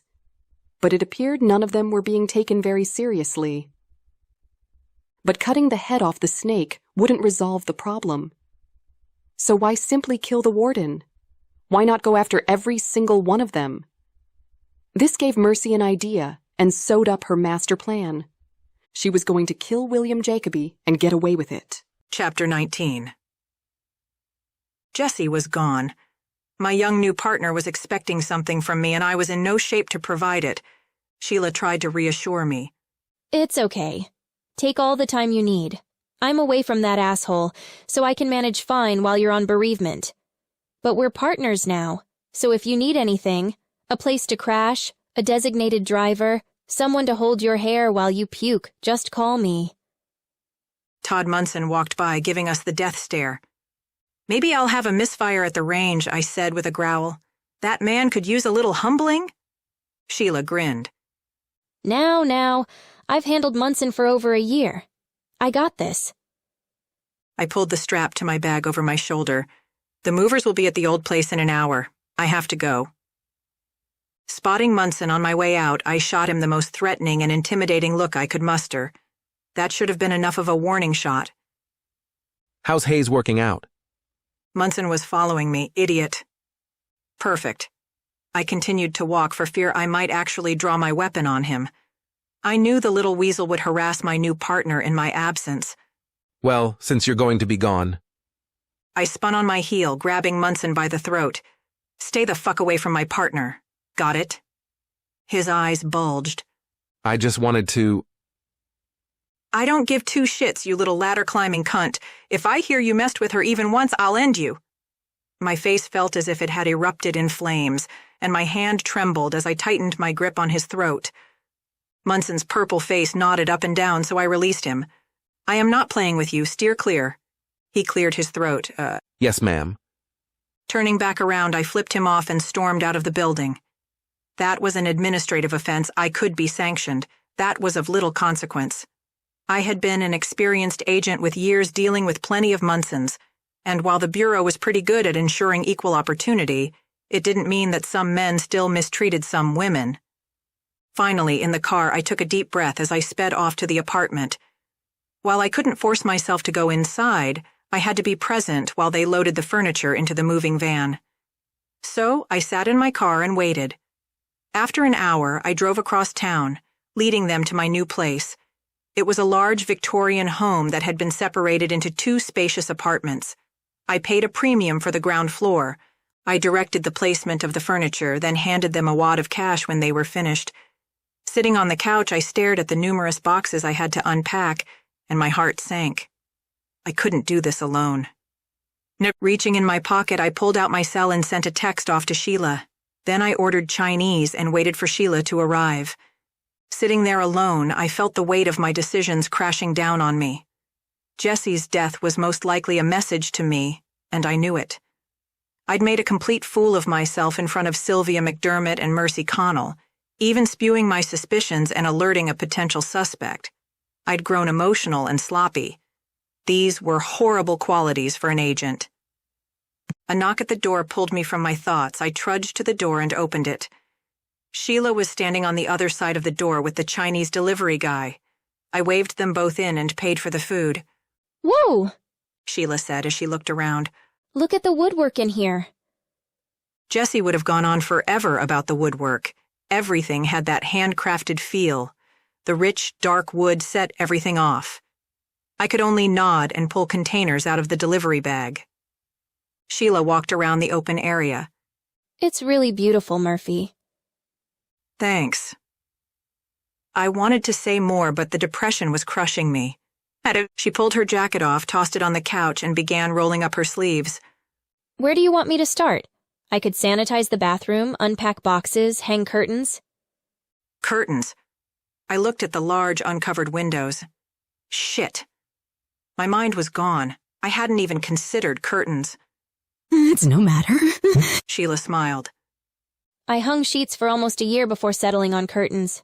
I just need tacks and some sheets." "Have some food." The last thing I wanted to do was eat. Every time I tried, I felt as if it would all come right back up, but I knew I hadn't eaten much since lunch the day before. Feeling any weaker than I already felt wasn't going to help anything. "Thanks, I already ate."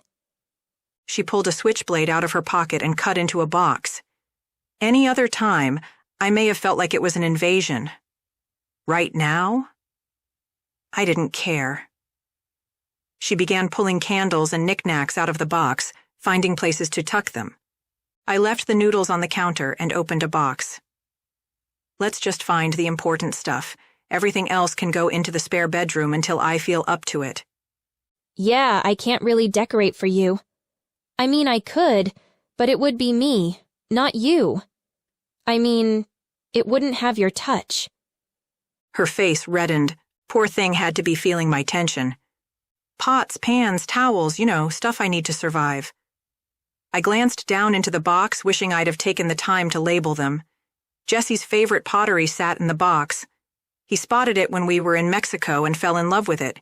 He spent a fortune shipping it back home. I closed the box and carried it into the spare bedroom. "I got the towels," she called out from the bathroom. What a trooper. She was trying so hard to be positive while I wallowed in misery. "What is this?" Sheila busted out into laughter. When I looked up from the box I was digging in, she had a fake plaque Shaw had made for me. It said, "Agent of the Year," and had a squirt gun hot glued to the front. The first real smile I'd had in days lifted my face. Be a good little sidekick and you might get one too. "No thanks," she said with a laugh. "Your partner did this, I take it?" Shaw had a great sense of humor. Everyone loved him, even the local law enforcement everywhere we went. It's weird. Because he was so charming, I was able to be as hard-nosed as I wanted. I always thought it was a strength. And now? And now, I said as I thought, now I realize how much it crippled me. I haven't had to focus on my interpersonal skills in years. She looked down at the plaque in her hand. But it gave you the ability to focus. I forget how new you are. I pulled the plaque out of her hand and gave it a good look. We have to focus all of the time, even during chaos. Learn how to do that, and you're unstoppable. I handed the plaque to her. That small toolbox over there has a hammer and a box of thin nails. Find a good spot for that. She wiggled it in her hand. So, was there a story behind this? Well, Shaw and I were on our second case together. It was a small cult way out in the boonies, but they were armed to the teeth. Anyway, Shaw was focused on rescue. A woman approached from behind, ready to bash him over the head with a tire iron. I dropped her. Oh man, he didn't see it coming. I shook my head. No, and the idiot thought I was aiming at him. We'd only worked together a short time, so we hadn't built that trust yet. You should have seen the look on his face. I shook my head. Anyway, when he turned around to see who I fired at, he realized I'd just saved his skull. Later, he made a comment about my shooting skills, and I popped off saying it had never earned me an award. The next day, that was waiting for me on my desk. It was then I realized I'd smiled for a good few minutes. My cheeks actually ached. It felt good. The same way a hot shower feels after a long day. It soothed my aching heart, even if he did abandon me in the end. There was a gas fireplace in the living room. Sheila mounted it above the hearth. It was a good spot for it. Our phones both went off with the Bureau's ringtone. We answered our message to find we'd been assigned a new case. I got this. Sheila held up her phone. No, work would be good. I think I could use the distraction. We drove south for an hour to Kenosha. When we reached the crime scene, the police were standing guard around the tape. What do we have here? I asked as I approached, flashing my badge. A uniformed officer shook his head. We believe this is another vigilante killing. That's why we called you folks in. Sheila walked with me to the tape. We ducked under, but I held her back. This is your first glance. Always stop just inside the tape. Use your eyes. What do you see? After looking around, she shrugged. I see the body of a white male. The area around the body is mashed down, indicating movement, possibly a struggle. Right, and you can't see if the body was dragged here because first responders trampled all over our evidence. So now what? I could see her wheels spinning. She was working harder to give me good answers than to examine the scene. We circle around? I nodded. Stay back at first, then slowly move in, getting different angles. Remember, we have fresh eyes. There might be something we see the others didn't. Our training is different, therefore our thought process is different. We swept 10 feet to the right. Now we could see the fully nude body. The left leg was hiked up to the side. A foreign object could be seen protruding from the victim's rear. The penis had been slit down the center. Sheila gasped. Oh, Jesus. What do you see? I asked again. They shoved something... Ugh. No. I grabbed her and looked her in the eye. Profile. What happened here? She turned again toward the body. The attacker clearly knew the victim. There's rage, an infliction of pain, pre-mortem by the looks of it. The victim was possibly a sexual predator, or possibly a cheater. Why a cheater? I asked. She looked at me and shrugged. Because I wanted to chop my ex's balls off when he cheated on me. Damn. The body is fresh. Pests haven't begun to invade, she continued. I think anyway. I can't tell until we get closer to the body. I spotted something in the man's mouth, causing his mouth to hang open wider than normal. Good, now the ground. What do you see? Footprints. But that's not what you're asking. The ground is still wet from the rain this morning. So if this happened recently, we'd see disturbance in the ground under the grass, gouges. I stepped toward the body, stopping a few feet away. No fly larvae. Bloating has just begun. So in this heat, I'd say this was fairly recent. There appears to be something stuck in his mouth. Use your tools, I instructed. She reached in her tool bag and pulled out a flashlight and hemostats. Using them, she poked at the object in the victim's mouth. I believe these are the victim's testicles. Good, now let's back up and let the techs gather evidence. We walked back to the uniforms.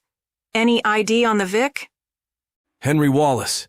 He's a 2-time convicted child molester. He was just released into the wild late yesterday afternoon. He shook his head. Can't say I'm sad to see him go. I nodded in agreement, though I couldn't afford to utter the words. The vigilante crimes had been off the charts, and we couldn't be seen condoning them or even seeming to condone them. Sheila looked at me as if she couldn't believe she was about to speak. I don't suppose anyone saw or heard anything? The officer smiled at her. The only person who seems to was the lady that reported finding the body while running. You questioned her? Sheila asked. I took her statement. He pulled a notepad out of his pocket. It was just before lunchtime, which she classifies as 11. She went on her run and saw a foot by the tree. She assumed it was someone taking a nap in the shade, but when she grew closer, she saw he was naked and bloody. She stopped and called 911, but was too afraid to approach the body to check for a pulse. While telling the story, I had to have paramedics tend to her because she was so hysterical. She narrowed her eyes. How so? She was crying and gasping for air before she vomited. He cleared his throat. She, vomited while on the phone with dispatch, too. They gave her some oxygen and calmed her down. She resumed telling me how she came up on the body and what she saw. That's really good. Thank you. Did she mention seeing anyone else in the area? Any cars? No, ma'am. Sheila was doing good. She'd praised him and managed to continue questioning him without insulting his ability or intelligence. I was impressed. As we walked away, I began picking her brain. So, the jogger, is she a suspect?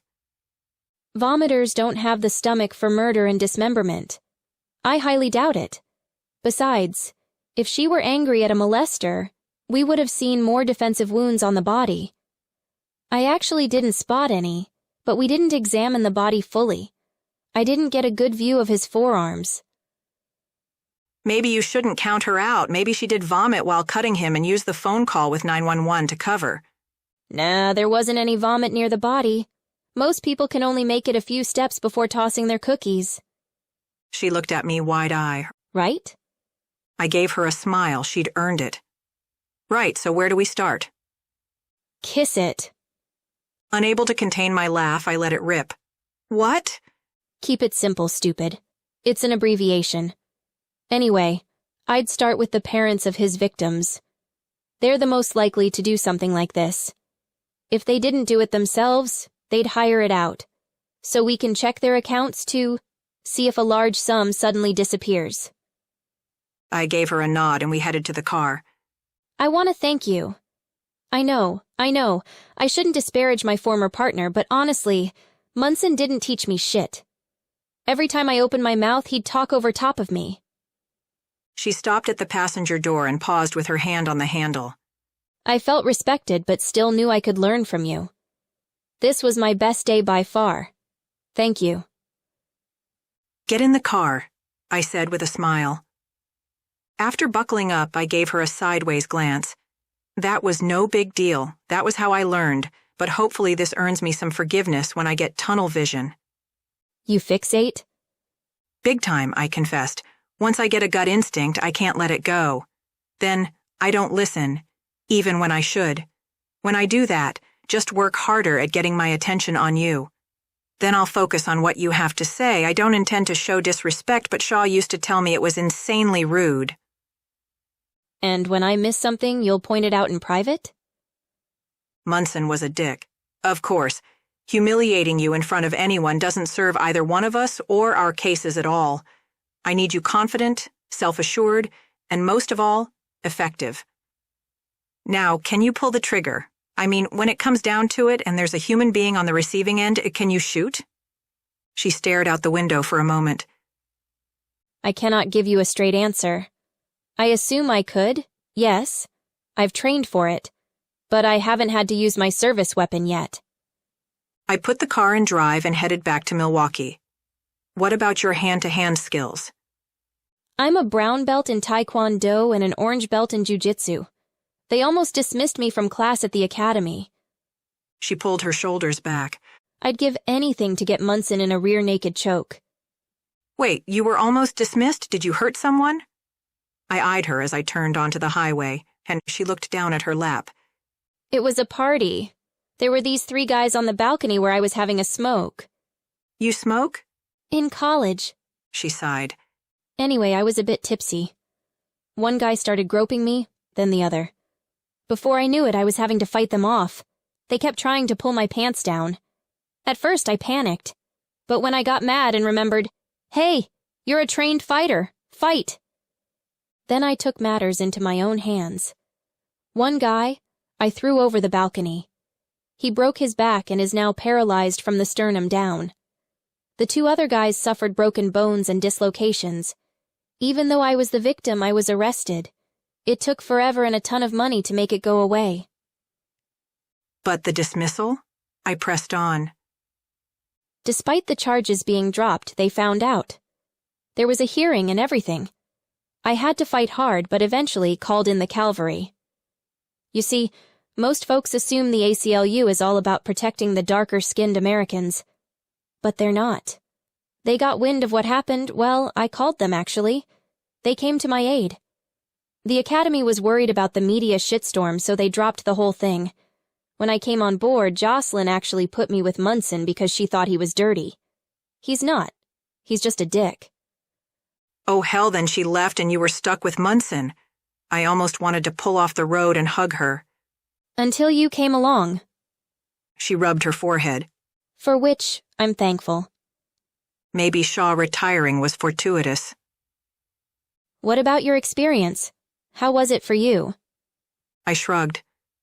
My opinion is that I had to work harder and faster than my colleagues if I was going to make a name for myself. I couldn't afford a fuck-up. My first partner was on his way out. He was an older black man. You can imagine he really had to work hard to earn his place in the bureau. William Tyner was a tough son of a bitch, though. He faced racial discrimination at the bureau and out in the field, and still managed to bag the bad guy. That man succeeded in spite of the challenges. Back then, having an older black man with a young white woman, we got our fair share of looks. He was a great mentor. He was hard on me, sure. But I followed his example. I worked hard. I succeeded in spite of my challenges. The day he retired, I went home and cried for an hour. Seriously? I nodded. He died last year. I cried again. He was a great man who was really good to me.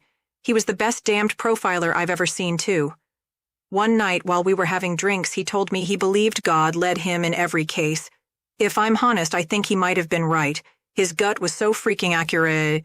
He'd say things like, I feel we should look over here, then bam, we'd find a survivor. Something or someone had to help him, at least I thought anyway. She sat gazing out of the window. I wondered what she was thinking about. Was it my story? Hers? The victim's? How do you think I did today? Be honest. I can take it. She didn't look my way. You're observant, but haven't been taught yet what to look for. I mean, yeah, the academy stuff, but it's different in the field. No one plants a key piece of evidence in the field. You gotta go where your gut takes you, and you, my dear, have a gut. You questioned that officer tactfully. I was impressed with that. You need to be patient and observant, but you did fine. She tapped her fingers on her thighs. Any criticisms? You dismissed the runner too quickly. In the end, I agree with your assessment, but I can't tell you how many times the killer is present at the crime scene. Do you know who could deal with the blood and violence and not throw up? She asked. It was interesting to see her wheels turning. Who? A cop. She was right. All of these vigilante killings where there was no real evidence to be found could quite possibly be officers tired of not being able to arrest people they suspect as guilty. That's an interesting theory we should keep in our bag. I wouldn't go around announcing that one, you know. I had experience from the Chicago copycat case. Shaw and I nearly got killed exposing the corruption there, and it went all the way to the top. No kidding, she said with a huff. Looking at the digital clock on my dash, I decided to call it a day. You have anyone waiting at home? Nah, my girlfriend is out of town on business. Girlfriend? I thought you said you had an ex-boyfriend. I did, she said with a smile. which is why I now have a girlfriend. This was none of my business. Then let's go have a drink. She gave me a huge grin and a nod. I drove to my favorite bar in Milwaukee. You're taking me to a hipster bar? She busted into laughter. Karl Ratsch's was my favorite place. The hipsters there were unlike the hipsters anywhere else. They were friendly, open to conversation, and the drinks were out of this world. Don't judge, I parked the car and dragged her inside. When we entered the bar, I took a deep breath in. The dark woodwork and old-world style just felt like home. I had a martini and she ordered a beer. We kept the conversation light through 3 drinks before we both took cabs home. As I lay in my empty bed, I tried not to think about Jessie, but my mind drifted. Finally, the dark... Chapter 20. The end of summer had brought cool evenings in Chicago. Mercy entered Bavette's bar, not surprised that Matthew had a table already. His icy complexion always gave her the creeps, and his awkward demeanor never settled those nerves. Mercy, he said with a nod. Thank you for the invitation. The waiter offered her a choice of wines. She asked for the same red wine as Matthew to keep it simple. I've taken the liberty of ordering for you. He sat straight as a rod. She thanked him, even though she would have preferred to order for herself. He lifted the wine glass to his lips and paused. How are you adjusting to your new life? Adjusting fine, I suppose. It has been a bit tumultuous with the running and hiding, but aside from that, I'm quite happy. She kept her hands in her lap, hoping not to show the nerves she felt. He just made her edgy. And your little run-in on Highway 41, did that shake you? She stared at him for a moment. What was he getting at? Not at first, but when I figured he'd stop me for no apparent reason, I began to worry it was a setup. I do appreciate the assistance, though. She steadied her hand as she took a sip of the wine. It was dry, which she found unpleasant. Shiraz? His had given one slight bob. It'll go well with the beef. She highly doubted that. Small salads were delivered that looked more like weeds than salad. The leaves were a little on the bitter side, but the sweet raspberry vinaigrette helped. She choked it down while Matthew seemed to enjoy his salad. I was unsure of taking you on as a student at first. You were docile, meek, mild-mannered. But Dr. Alexander saw a quality in you, something that we had a difficult time pinning down at first. Mercy placed her hands in her lap once again, fearful of where he was heading. She attempted to speak, but her vocal cords seemed to have failed. She cleared her throat and tried again. And now? Matthew's blue eyes nearly disappeared into thin slits as he smiled. You and your roommate have brought stability to my dear Rose. Stability that was badly needed, though I didn't recognize it at the time. She has stopped with this Michelangelo nonsense. She's more thoughtful, focused. I believe you have a calming quality to you, Mercy. I believe that while you may be one of us, you're also good for us. You've brought a sense of justice with you. She began to relax as the conversation seemed positive. And my mental state. That's not a problem? Matthew paused the conversation as the waiter delivered 2 plates of beef bourguignon. When they had privacy once more, he shook his napkin loose and spread it on his leg. It was only a slight concern. Many have to compartmentalize in order to survive our particular line of work. It is important, however, that you maintain your conscious mind at all times. Rose seems to think you've mastered that aspect. She nodded as she plucked a chunk of beef off the plate. It only seems to be a struggle when personal emotions are evoked. Even then, it's rare for me to have to fight it. Do you trust me? The question startled her. She knew better than to lie to him. No, not completely. She stuffed the bite of beef in her mouth so she could comfortably quit talking. She expected some sort of response to her answer. His silence only made her feel more uneasy. Is there a reason? He finally asked. Slowly, she placed her fork on the table. There are several reasons, actually. I'm terrified I'll disappoint you, and what that will look like when I do. Because let's face this, no one wins all of the time. Then, there's the fact that my last contract was someone like us. I can imagine that's what it looks like when you fail. She paused for a moment and took a deep breath, gathering the courage. There's this whole creepy persona you've got going on. Lack of facial expressions isn't normal. Smiles, frowns, eyebrow twitches, those are all normal and you don't have any of them. Then there's the fact that Rose seems to have a homing beacon on my behind. So I know I'm being watched always, which is a little unsettling since we're being honest here. He chuckled as he leaned back in his chair. I do love your honesty. If I told you I walk with this cane because I suffered a stroke, would that make me less eerie? Or is it the albino thing that bothers you most? I could care less about your pigmentation. That actually makes you a bit interesting. The stroke bit, I didn't know. I thought it was a leg injury. She resumed eating, eager to have the meal over. Well, it's a combination of both, really. I used to have a significant amount of pain in my leg. The stroke was a bit fortuitous because now it's just numb. But yes, I have a bit of paralysis that runs across my forehead and down through my nose. While my eyes and lips can smile, the rest of my face is dead. She felt like an ass now. And, he said, as he leaned forward, folding his hands, so long as you never turn on any of us, you don't have any worries.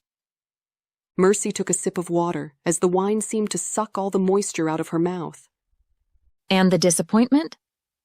He gazed at his plate, finally picking up his fork and taking a bite. After he swallowed, he locked eyes with her. Disappointment I can handle. Betrayal I cannot. That's reasonable. Relief settled in. It was clear now why he wanted to meet. They hadn't exactly gotten to know each other outside of her training, and most of that was done by Rose. But one thing still bothered her. May I ask a question? You may. He dipped a hunk of bread in the gravy using his fork. The boyfriend, did we do that? He sighed. Are you sure you want to ask that question? She pondered his question for a moment. It wasn't so much a question as an answer. I guess I have my answer.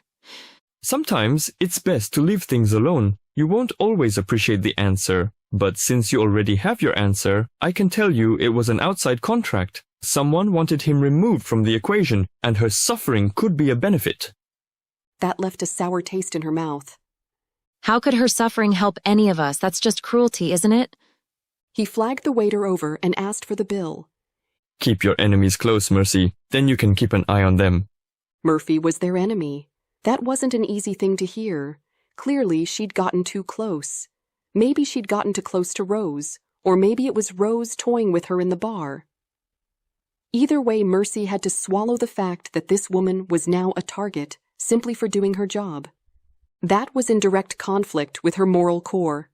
Sure, she was a murderer, and if caught, she knew what she faced. But the FBI agent hadn't been wrong, and now she was suffering for it.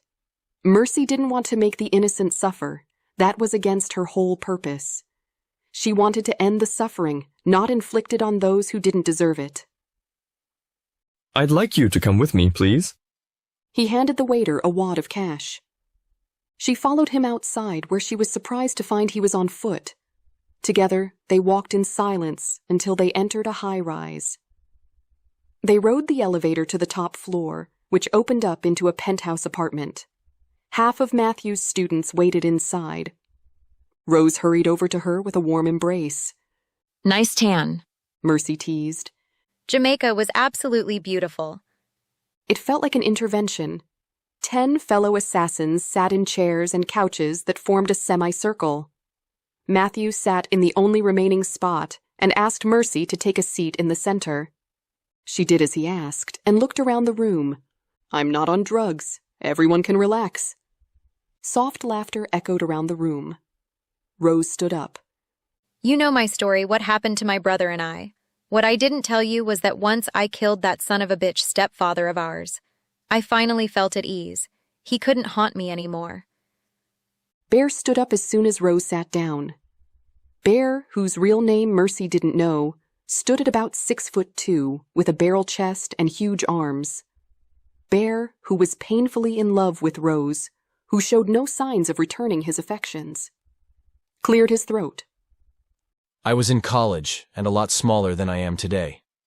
One night, while drinking with buddies, they said that it was time for my hazing. I didn't know that meant they'd take turns raping me. It robbed me of my manhood for years. It wasn't until I made them pay that I could be with a woman again. His large head bobbed once. My heart extends to you, Mercy, that you find the same peace. Veronica, whom Mercy never heard speak before, took her turn. I was bounced from foster home to foster home. Most of them were abusive or neglectful. The worst was a man that kept me locked in the basement as a toy. The day I ended him, I finally felt free. James, who looked a lot like Jeffrey Dahmer, stood. My mother died of cancer when I was 3. The woman my father married next liked to do cruel things to me when he was at work. She fed me canned dog food, jabbed me with needles when I wasn't looking, burned me with her curling iron. I strung her up like Christmas lights one day. I feel better now. The others glanced at him. Maybe he was Dahmer's evil twin. The stories continued until it was Matthew's turn. He remained seated. I was in the Russian Special Forces when I defected to the United States. They claimed me as an asset and gave my family safe passage. They sent my family to South America with me on a job. My kids were kidnapped and tortured. When they tried to force my daughter into the sex trade, she hung herself. He took a deep breath. My son was murdered for not stopping her suicide. I lost both my children that day. 2 months later, unable to live with the grief, my wife swallowed 2 bottles of sleeping pills. That day, I decided it was time for things to change. That day, I took my first student and trained her, but the hate in her was palpable. She even hated me for turning her into a killer. When my car exploded, it happened a bit too soon, as I was approaching and not yet inside. A piece of shrapnel was lodged in my leg. He tapped his bad leg with his cane. She had to be put down like a rabid dog. I started the program up again a year later. With 3 fully trained students, I headed back to South America and killed every last one of those assholes. The federal government didn't react the way I'd expected. They changed my position, gave me more power, and a team of like-minded individuals. Thank you, all of you, for telling me your very personal stories, but I don't need any convincing to kill William Jacoby. I just needed time. The point is, Rose said, each one of us, we'd be happy to kill him for you. But as we have all confessed, it's better to do it yourself. But don't misunderstand. It'll be different than a contract. You're emotionally involved in this. If something goes wrong, if you need help, you can contact anyone in this room. Let's drink, Bear said as he stood from the couch. Mercy smiled at him and nodded. Matthew had a full bar with anything you could possibly want. Veronica mixed up martinis on request. That Cosmo looks great. Mind if I have one? Veronica looked at her and nodded, sliding the cocktail her way. Mercy took a sip and walked over to Rose, who was standing on the balcony. So you had a good vacation? Rose turned to her and frowned. I came back long enough to kill the boyfriend, then I returned for the remainder of my vacation. Rose? She really killed the agent's boyfriend? Why? I mean, why him?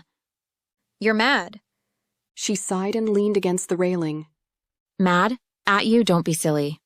She nudged her. But you felt the need to tell me, so I'm merely asking why. The frown stayed on her face. I didn't want to. It was the worst job I've ever taken. He was a good man, Mercy. But if I didn't take it, someone else would have. I made it fast and painless. A tear formed from her eye that stunned Mercy. The mess was for the cops. He rounded the corner into his office and I got him in the heart. It was quick. Mercy put her arm around Rose's shoulder. Then I'm glad it was you, really. It could have been so much worse. Thank you for taking pity on him. And her. Rose gave a half-hearted smile. I couldn't even keep the money. I made an anonymous donation to the homeless shelter for $600. Jesus, they paid that much. She nodded. Sons of bitches. They were serious. Big players, if you know what I mean. You like her, don't you? Rose's lips finally spread into a smile as a tear spilled over her cheek. She's smart, she's tough. Hell, she's even funny when she lets her guard down. She took a deep breath. I gutted a good woman. That feels awful, Mercy. Not nearly as awful as taking out one of your own kind. She nodded. I thought Judith would give you that one to test you. Don't worry, she was unstable. Better we take her out than the state. You know? They'd try to fix her, and it would be hell. Locked in a box, like a rabid animal, poked and prodded. I'd take a bullet before that. Mercy looked out over the city. Hard to believe I used to love it here. God, I hate Chicago. Sirens could be heard in a few different directions. The country is entirely more peaceful. She swallowed hard. Rose? Yeah? Would you look after Sylvia if something happened to me? Nothing is going to happen to you, she insisted. It will, and soon. But I need to know she'll be protected. She's tough, but she still has her moments. She's too naive, and just please promise me. Sure thing, she said with a nod. Of course, but something tells me this is part of your plan. She took a deep breath in. Yes, and it's either going to go my way or it's not. And if it doesn't, then she'll need you. That's what I love to hear, Matthew said as he stepped on the balcony. As I said, Mercy, you've made us more of a family. Now fill me in on your little plan. If Mercy had the guts, she'd rather jump off the balcony than lay her plan out for Matthew. Instead, she walked over and slid the door closed to give them privacy as she laid out her entire plan for them. That's either really fucking brilliant or terribly stupid, Rose said while shaking her head. I can't decide which. Matthew swirled his whiskey around in his glass before knocking it back. I think I have a backup plan if you're interested.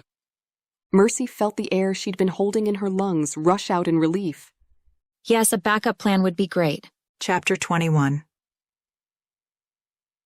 Sheila and I spent the next 3 days combing over old files on the dead child molester and interviewing parents of his victims. When they entered the home of Doris and Phil Stefanik, Murphy let her junior partner start the questioning. Where were you on August 23rd? Hunting trophies covered the walls and floors. Photos of both husband and wife in hunting gear with their kills were everywhere. We were here. It was a Saturday, and we were both off work. Mrs. Stefanik shrugged. We did some yard work. Then Phil made steaks on the grill. We settled in for a movie after that. She was giving too much information, a tell for someone trying to lie.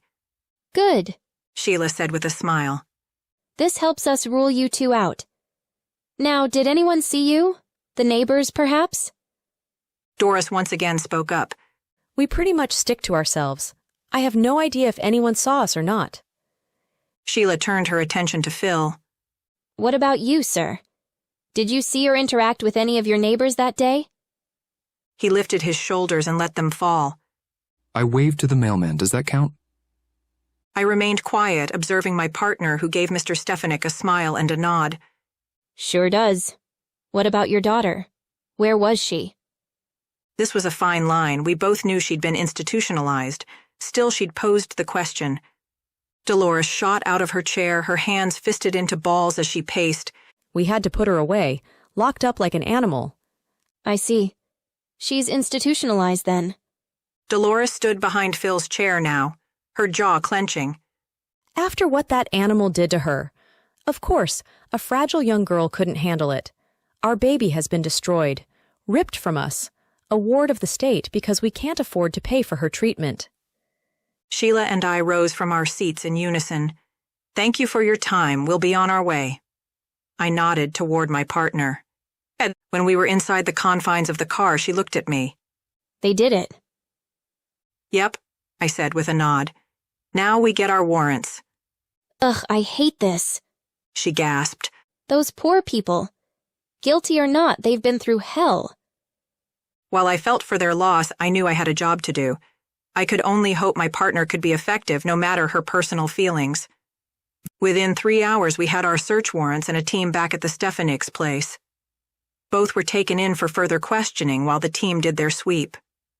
3 blades were taken into evidence that could have inflicted the type of damage on the victim. Tell me why we're confiscating only these 3, I asked. Sheila studied them for a moment. The skin around a penis and scrotum isn't taut like on an arm. The blade would have to be very sharp. The other knives wouldn't make the same sort of effective cuts. Very good. And the profile? She shrugged. The MO fits. They're insanely angry with the victim. He didn't just molest her, he did enough damage she's unable to try to resume normal functions.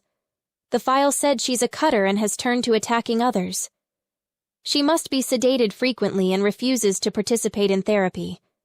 Before all of this, she was a successful, bright student with a high probability of academic achievement. Anything else? Hunters wouldn't puke. My thoughts exactly. My partner was astute.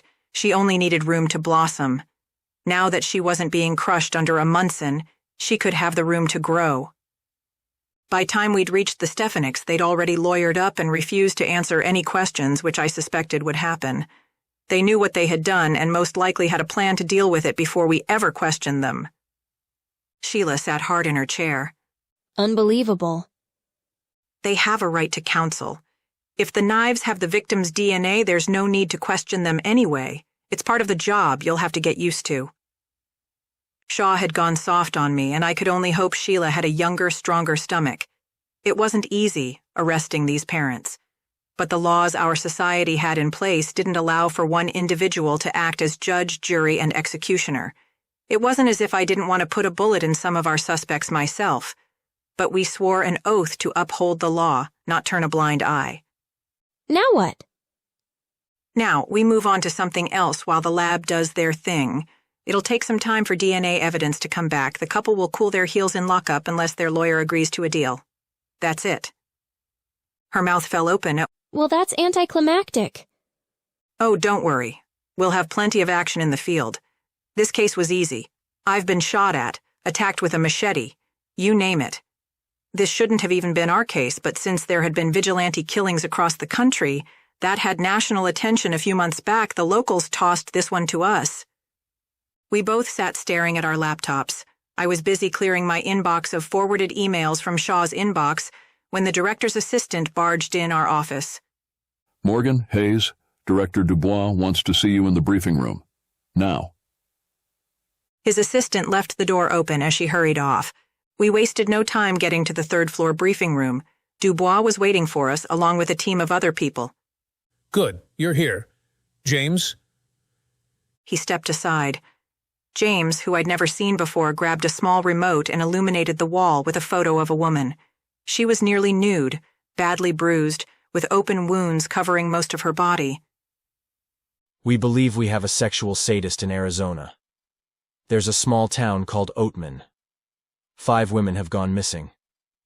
3 bodies have been recovered, and this victim escaped. She's too traumatized to give us much. We know it's a small shack somewhere in the desert where no one could hear her screams. He used countless methods of torture in between numerous sessions of raping and sodomizing her. DNA evidence has been collected from the victim, of which there was an abundance. She has no idea how long she's been his captive, but doesn't remember being home past July 4th. Dubois cleared his throat. Morgan, you have led on this case as you have the most experience with this sort of thing. Choose your team. Wheels up at 8. I grabbed the 2 analysts in the room. You 2. I waved them over. You want the field work? One declined, the other nervously agreed. That was no matter. I had an analyst I already trusted. Sheila followed me as I rushed to the elevator. I said, "Know a lab tech that would like to get out of the office?" I winked at her. "Someone smart and driven. Do not grab one of the senior members." Why not? Because you want people to owe you favors, that's why. You grab the lab tech. We'll meet back at the office. Her mouth fell open as she began to understand. I only needed competent help, nothing special. Giving opportunities to those who are passed up is an easy way to get respect and earn that favor bank. As she took off for the lab, I headed to see my analyst. Phil Jensen looked over the top of his glasses at me as I walked in. Hey, stranger. Phil, how would you like to take a road trip?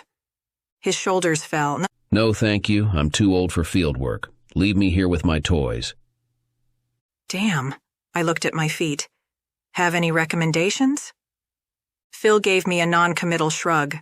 Jackie's relatively new. She burns the midnight oil a lot. She could probably use the vacation. She's a good strategic analyst, Murph. She could use the bump. Besides, I'm more into the data stuff anymore. Her mind works a lot faster than mine. Thanks, Phil. Damn, was my whole team ready to retire? I tracked Jackie down a few offices down. Wheels up at 8. I'm taking you on a field op. Me? She stood from her desk. Why me? Phil recommended you. Is there a problem? Shock was her problem. That much I recognized. But I wanted to give her an opportunity to object. I have a bag in my car, ma'am. With my team assembled, we boarded a small jet plane and headed to Arizona. Sheila sat next to me, practically vibrating. Relax, you've trained for this. I'm right here. I gave her a nudge with my shoulder. There's one more victim, and she could still be alive. We need to stay focused. Close your eyes and breathe. Even if you don't sleep, you'll relax. She did as I asked. Looking around the plane, it was easy to see the newbies. They were all freaking out. I did the responsible thing and headed to the front of the plane, then turned around to address them. First, thank you for dropping everything to take this case. We have one possible survivor who is counting on us to save her. I need you all to be on your toes. We're setting up base at a local hotel who have provided us with the fastest internet speeds, all of the coffee and rolls we can handle. Now, for you first-timers, dealing with local law enforcement can be a challenge. Remember, we're on their turf. We're guests. Treat them with dignity and respect, and they'll likely reciprocate. We're with the federal government. Isn't the whole country our turf? It was the lab tech Sheila had recruited. What's your name? He swallowed. Donald. Donald. Well, Donald, technically you're right. But this is their town, their people. They know every single nook and cranny, bad habit of every criminal, and they'll give you more insight in 5 seconds than you can get in 5 years if you shut up and listen. We're working with them on this one, not against them. Any more questions? I literally heard him swallow. No, ma'am. Good, now try to relax and get some rest. I need everyone fresh and ready to go the minute this plane comes to a halt. Returning to my seat, I could feel my partner once again vibrating. I looked at her. What? Sorry about Donald. I gave her a shrug. I've been through enough jurisdictional pissing matches. We need to be cooperative. When we finally landed, we were met by the local FBI. Agent Bodie, ma'am, I'm part of your tactical team. That's Johnson and Frederick over there. We've secured your ride, if you'll follow me. This was more like it. For Chapter 22. Author's note. This chapter is violent and filled with gore. This is your opportunity to turn it off if those things bother you. If not, enjoy this little piece of vengeance. Mercy followed Willie for 2 days, but every time she managed to get close, she'd freeze up as if lockjaw inflicted her whole body. She sat, feeling defeated, in a coffee shop when Rose plopped down next to her. Thanks for coming, she groaned. You called, I came. That's the deal, so what's wrong? Mercy cradled her coffee cup as if she were freezing. Paralyzing fear. Rose ordered 2 mocha cappuccinos. Well, I can fix that. After the drinks were delivered, she winked at Mercy. You have to do the deed, but we'll do this together. Rose, no. She shook her head. I have to do this. Oh, you'll do it. No one said you had to be alone while you did it. But I hung around Chicago for a reason. I had a feeling you'd need me, and I wanted to be close. She sipped at her drink, licking the froth off her lips. It was then that Mercy noticed something. You're sitting like an adult. Rose laughed at her. Excuse me? Good posture, feet on the floor. Hell, your knees are pretty close together, too. Mercy shook her head. Jamaica must have been good for you. She shrugged. You do realize that was to drive you crazy, right? What? Yep. She grinned as she lifted her cup. It worked, too. But damn if you're not the most polite person in the world. All the sitting on the countertops, putting her shoes all over the furniture, it was to drive Mercy nuts. Why would you do that? She wiggled her eyebrows. To see if you'd snap on me, you were so tolerant.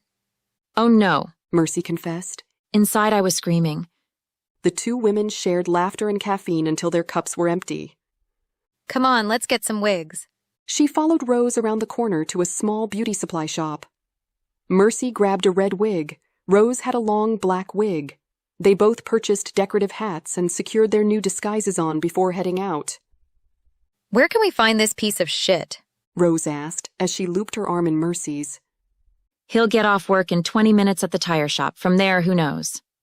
They walked a block away from where Willie was working and waited to see him exit. They stayed a block behind as he went to a pay-to-park lot. I got this. Rose hurried into the lot, snuck around the side of his car, and touched the bumper. He never even saw her. When she returned, they hurried to Mercy's truck. The Jeep roared to life. Rose held a smartphone watching the screen. Mercy drove where Rose told her to until she spotted Willie's rusted-out old Bonneville pulling into an old industrial center. Mercy parked her Jeep, tucking it in the shadows between two buildings. They made their way on foot, following the tracking device Rose placed on his car.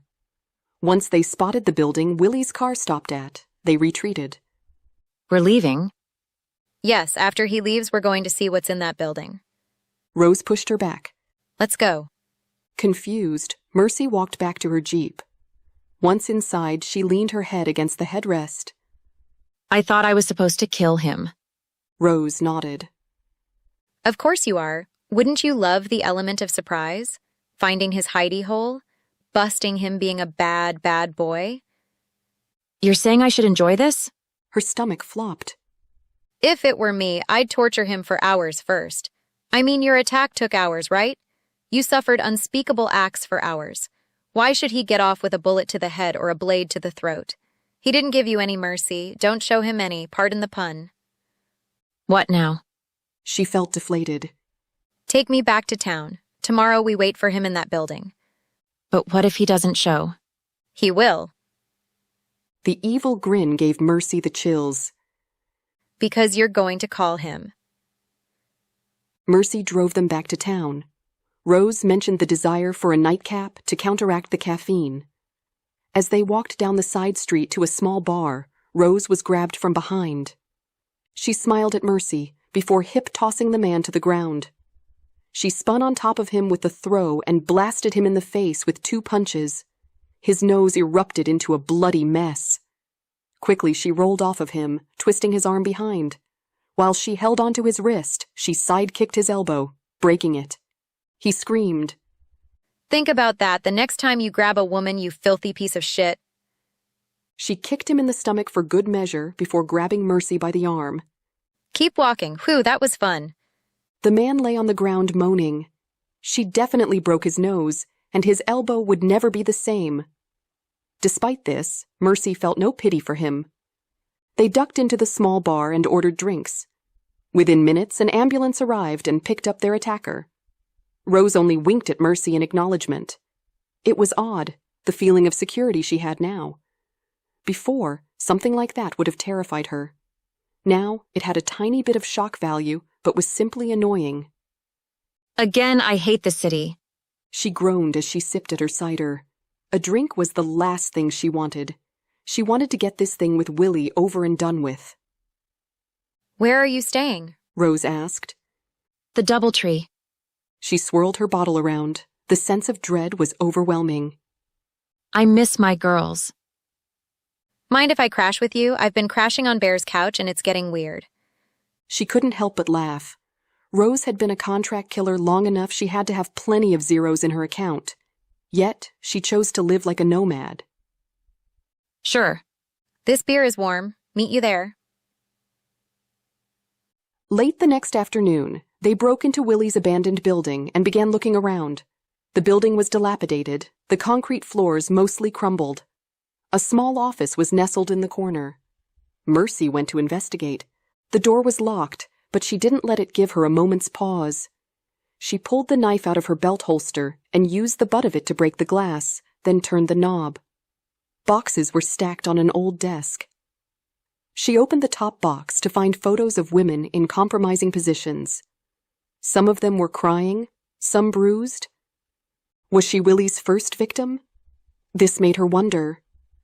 Mercy! Rose yelled. Mercy dropped the stack of photos and hurried toward Rose. She was staring at a concrete pylon. As she came closer, she saw what her friend was staring at. A naked woman was chained to the concrete. She was unconscious, with a deep laceration to her forehead. She lay on a dirty old army blanket. Dried blood rusted her hair, stained her legs, and oozed out from where the chains dug into her flesh. Rose? Her heart began to race. This wasn't part of the plan. If we would have come last night... Rose's face was pale as she nodded. I know. Trust me. I know. This damn chain is padlocked. I can shoot it, but I have no idea where that bullet will wind up. It could go into her. Mercy shrugged. That's what I'd want if I were her. Anything to end this? Stand back, Rose said, as she pulled a small gun from her boot. The bullet didn't end up in them, or in the woman, so she pulled the chain free, then wrapped the blanket around the woman before hoisting her up over her shoulder in a fireman's carry. I'm going to get her some help. You kill this fucking prick. If this doesn't give you the rage to do it, nothing will. She walked as fast as she could. Mercy watched as she exited the building and returned to the boxes in the office. Willie wasn't who she thought he was. She had time to figure out exactly how he was going to pay. After 2 hours, her phone chimed in with an alarm. Willie was off work. She dialed the number Freddie had found that was registered to Willie. Who is this? He answered. I'm all alone, Willie. Who is this? He repeated.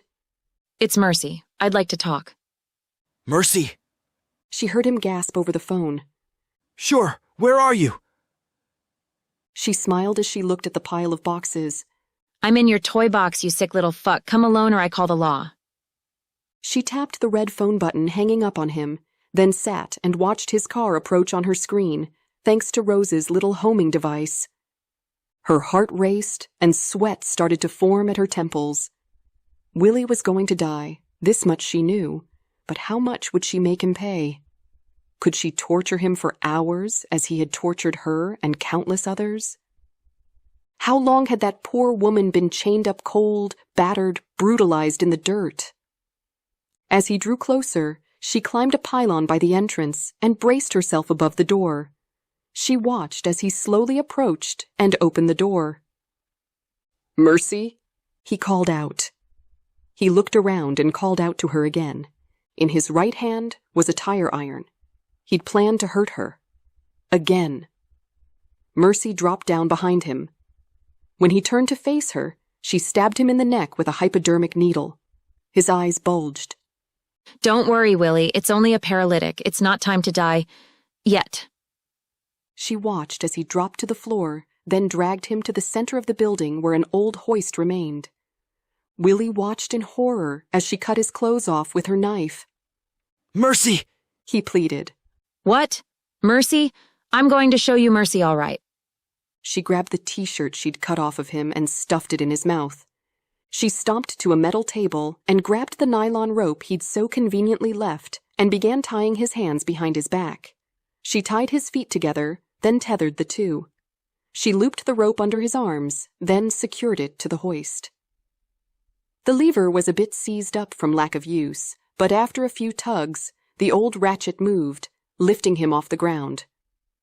I'll be right back. You be a good boy.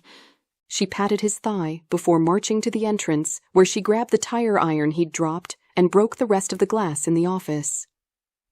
She carefully picked up shards of glass and put them in a lid from one of Willie's boxes.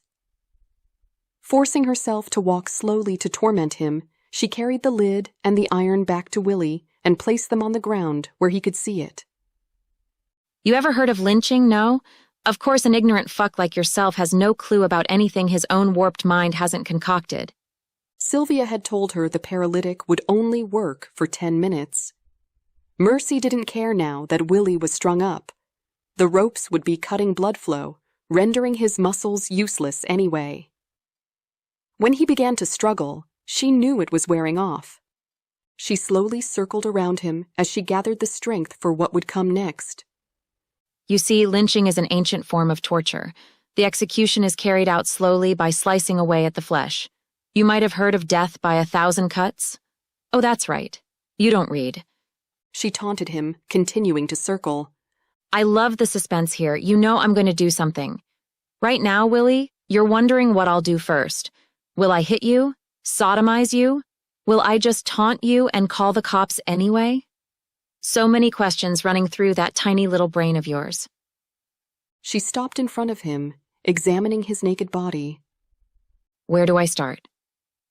He tried to cry out through the gag she made out of his own clothes.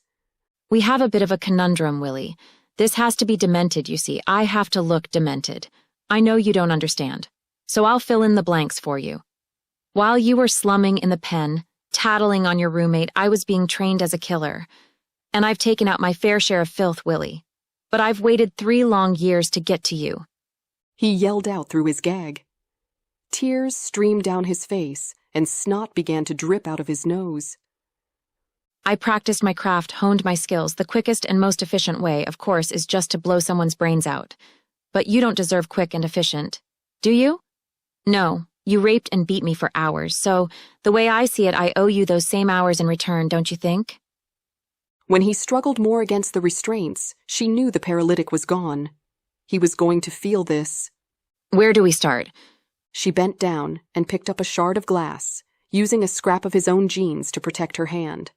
Then she dragged the sharp glass against his thigh, slicing it. Willie screamed as blood poured from his wound. Good, you can feel that. She knelt down, picked up the tire iron, then stood back up. Kind of like I felt having my jaw broke, the pain of having my flesh torn apart, the weight of you crushing my lungs against broken ribs. She pulled the iron back and swung it as hard as she could. He screamed into his gag again. She pushed her fingers against the ribs, feeling the movement and crunching under her fingertips. That'll do. She bent down and picked up a pile of photos. If she were going to do this, the motivation had to be constant. I don't need this anymore. Where should I put it? She waved the tire iron around in the air. You can hold it for me. His pleading screams did him no good as she circled behind him and shoved the tire iron up his ass. Blood and shit oozed out. The smell was nauseating. She walked around to the front of him to put some distance between her nose and his stench. Willie sobbed. His head hung. His breathing became jagged. Mercy picked up the jeans and another glass shard. This time she jabbed it into his thigh and left it there. I can see why you like this place, Willie. The industrial noise in the background keeps civilization from hearing your screams. It's a nice spot to do the real dirty work. Bile rose in her throat, threatening to spill the contents of her stomach all over the ground. She swallowed hard and choked back the tears threatening to form. The sobs continued, as did his muffled screams. She wanted to stop, just to slice his throat and be done with it. Torturing someone wasn't fun for her, and it wasn't who she was. But she stared down at the box, at all the women who deserved justice. Spotting a small shard of glass, she picked it up with her bare fingers, turned to Willie, and grabbed his limp dick. You've used this thing to hurt a lot of women, not just me. Want to know what it feels like to have someone rip you apart from the inside? She shoved the small shard into his urethra. Just like that. After another muffled scream, his head slumped, his chin resting on his chest. He'd blacked out. Oh, this won't do. You don't get to sleep through it. She pulled another hypodermic needle out of her hip bag and jabbed it into his neck, pushing adrenaline into his body. His head shot up as he screamed. One eye had filled with blood from a broken vessel. Quickly she worked, jabbing glass into him. His arms, legs, chest, hips, everywhere. Eventually, he stopped screaming and only cried. Do you have any idea, you fucking lowlife, how it feels to have every inch of your body hurt? You do now, don't you? All that glass continuing to slice away with every movement of every muscle. All that pain is almost blinding. I'm guessing by now it's turned into a burning sensation. Possibly just numbness. She looked down at the photos again. You didn't just take sex from these women. You ruined their lives for your sick, perverted satisfaction. You violated their minds, their souls. Look at me, Willie. Just fucking look. Look at what you made. I was a good person, a kind person, someone who helped others. Now I kill. It's the only way to rid myself of these nightmares. His sobs did little to shut her up. Oh, yes, Willie, I have nightmares. They're awful. I almost never sleep, unless I'm taking another one of you off the streets. Then I sleep like a baby. Well, it's time to get rid of my nightmare once and for all. With the knife in her hand, she sliced his belly. Blood sprayed out on her face. She hacked at him again. His blood was rushing, rendering her almost deaf, with the pounding of her own heartbeat throbbing in her ears. She was drenched in Willie's blood. His muffled screams became another sound as his guts began pouring from the wounds. As a final punishment, while he still had a heartbeat, she released the winch, dropping him to the ground, which shoved the tire iron out the small of his back. His body shook as he went into shock. Urine spurted out of his clogged urethra in multiple directions. This has gone on long enough. She reached to her hip, pulled out her knife, and slit his throat. Then she took the hypodermic needle, walked to the furthest wall, climbed up the pylon, and placed it on a ledge of the iron beam before returning to Willie. Blood was still surging from his neck. She walked out to her Jeep, reached in her trunk, opened a cooler, and pulled out an ice-cold bottle of Grey Goose. Slowly, she walked back to Willie, exhausted and relieved. The first call went to Matthew.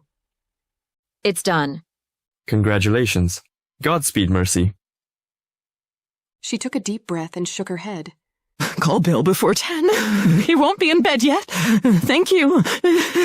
She hung her head. Bill would have to defend this heinous act. She hated to do it to him.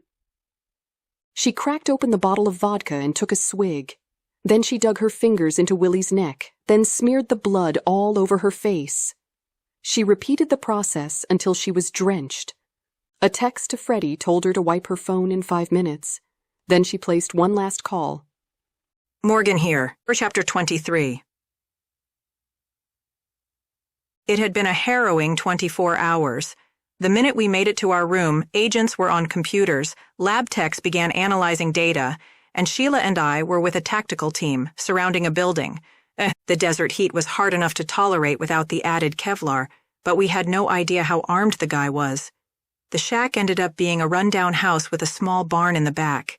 Sheila and I rounded the back to the barn. The tactical team began sweeping the house.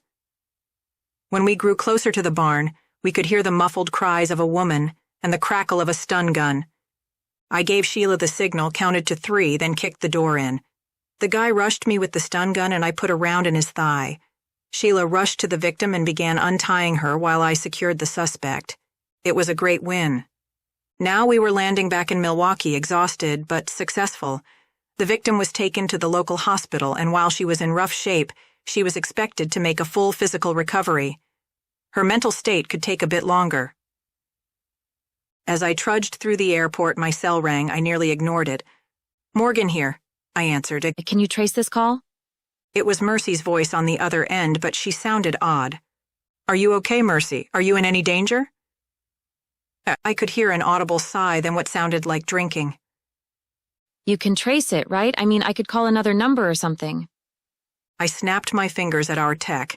He immediately dropped his bag on the floor and began digging, finally finding his little device and cord to plug into my phone. Why would I do that? I asked as he plugged in. The sound of liquid sloshing in glass echoed in the background. She was drinking something rather clumsily. I'm going to leave the phone on, but I really need to lie down now. Mercy, are you hurt? She refused to answer, but I could hear her softly sobbing in the background. She's in Chicago. He looked at me confused. Those are old empty buildings. They've been out of operation for quite a while. I covered up the mouthpiece and whispered to my partner, "Get the local PD on the phone. Mercy is to be left unharmed. Tell them I said so. Wait, call Miranda Bosley. She's in the SVU over there. She'll keep a level head no matter what the situation." She pulled out her phone and began dialing. Agent Sheila Hayes with the FBI. I need to speak with Miranda Bosley. This is an emergency, yes. Miranda had answered. Sheila began to fill her in best as she could. Mercy, talk to me. Say something. I tried to get her to respond. Give Bosley the coordinates. Tell her I'm on the way. Sheila, you're with me. I unplugged the text device and ran toward security. flashing my badge. We need on the next plane to Chicago. The guard radioed in. A golf cart arrived and we were rushed out to the tarmac and boarded a private jet. Who sat in the plane? Sean Kingston. Well, I was headed to Maryland, but when I heard a federal agent needed a lift, I couldn't resist. I knew I had to end the call with Mercy. Mercy, I'm coming. Hang in there, girl. Hang on, I'm on the way. Miranda too, whatever it is, we're there, but I have to hang up. Reluctantly, I ended the call. Sean Kingston, this is my new partner, Sheila Hayes. Sheila, Sean. I quickly buckled up, my nerves on edge. What had she done? What kind of trouble was she in? She sounded so distant, and the sobbing was horrible to listen to. She sounded like she was in agony. Whatever it is, we'll be in Chi-Town in a matter of minutes. Just take a deep breath. Sheila remained silent, for which I was thankful. She had no idea what we were dealing with, and neither did I. But I knew if Mercy had reached out to me, it had to be big. Serial killer big. Sean stared at me, observing me always. What? You're not okay? What's going on? Jessie is dead. We just closed a case and my special pet project just called and asked me to trace the call, so I'm a little on edge, Sean. His eyes widened. I'm so sorry. I had no idea. Had I known, I'd have sent something to his service. I was uninvited to his service. Sheila's eyes nearly popped out of her head, but she remained quiet. While your new partner is easier on the eyes, I'm reluctant to ask what happened to Agent Shaw. Why was Sean picking at me? Why did it have to be his plane? Again. Retirement. I sucked in my bottom lip, bit it hard, then released it. He turned away from me and looked out of the window. Told you, just a few minutes. We're taking off now. Hang on, we have clearance for a fast takeoff and landing. The jet surged forward harder than I'd ever felt. We climbed, but only for a brief time before leveling out. By the time my ears popped, we were already dropping altitude. Why were you in Milwaukee? I asked to break the silence. The new director wanted to hire my firm to chase your agents around like watchdogs. I politely declined. He rolled his eyes. Our contracts with the federal government don't include babysitting duties. Sheila and I had run the emotional gamut, on edge as we invaded the shack and barn, elated we'd saved a girl, shocked and worried about the call from Mercy, and now the director was following up on us. That brewed a rig. I wasn't sure how my partner was handling it, but I was feeling like burned toast. The plane touched down. Marked cars waited to take us to the crime scene, thanks to Miranda. Do you know what happened? Sheila asked the uniformed cop. A woman sliced a man up pretty bad, then bathed in his blood. Looks like something out of a horror flick. Mercy, Jesus, what had she done? It had to be her rapist. But why call me? She must have been pissed. She shoved a tire iron clear up his backside. He shivered. Thank you, sir. Sheila closed her eyes and leaned her head back. She turned and looked at me. Whatever this is, I have your back. I gave her one nod, then anxiously stared out of the window. When we finally pulled up, they had Mercy cuffed to a gurney in the back of an ambulance. Her face, hair, and chest all saturated with blood. She did look like the cover for the movie Carrie. Before I could get to her, Miranda Bosley stepped in front of me. Whoa, Agent Morgan, you should know she's asked for counsel. Got it. May I check on her? She gave us the thumb and stepped aside. Sheila stayed at my side as we headed toward the ambulance. I could hear one of the uniforms bitching. I don't see why we have to be so delicate with her. Did you see what she did to that guy? I gritted my teeth and continued putting one foot in front of the other. Mercy's hair was crusted with blood. Remnants of dried blood and bits remained on her face. Hey, Mercy, you okay? She nodded. Is any of that yours? I asked, pointing to the blood. Mercy shook her head. Do you need me to call anyone? Who? My dad? My mom? Who? Sylvia doesn't need to see this. Quiet sobs escaped her. He was doing it this whole time, all the B&Es. If we would have seen it, just once. We could have stopped all of this. I'd still be normal. Miranda approached. Take her to the hospital for observation. I'll post one of my men outside her room. Yes, ma'am. The EMT grabbed the door to close it. I'll check on you later, I called out as they closed the second door. Miranda stretched her neck back and forth. You'd better come see this. We followed her inside the building, which was now lit with portable floodlights. On the floor was William Jacoby. A tire iron was indeed lodged inside him. He had glass protruding out all over his body. Hey, she called one of her people over it. Let's give our friend some gloves. The officer handed over a box of neoprene gloves. Once their hands were covered, Miranda led them to a small office with several file boxes stacked. They're filled with victims, photos, tapes, trophies. He'd been at this for some time. She stalked him, Sheila blurted. Found his stash and made him pay for it. Reaching in a box, Miranda pulled out an envelope of photos and handed them to Sheila. Look familiar? Sheila looked at the first photo. Oh my God, it's the same woman. Miranda nodded. And now she's going to be tried for murder. For once in my life, I hated my job. I hated the law and my part in it. Mercy found what no one else had. She took a rapist off the streets. She'd already suffered enough. But that's not how the justice system worked. She'd be tried, or she'd be convicted, and most likely she'd die in jail. It was all wrong. Very, very wrong. As much as I wanted to run to Mercy's side, I had a partner to educate. Come with me. My voice cracked a little, but no one seemed to notice. We approached the body and stopped a few feet away. What do you see? Sheila had bags under her eyes, but she studied William Jacoby's injuries. While there is obvious sexual abuse, it wasn't for pleasure.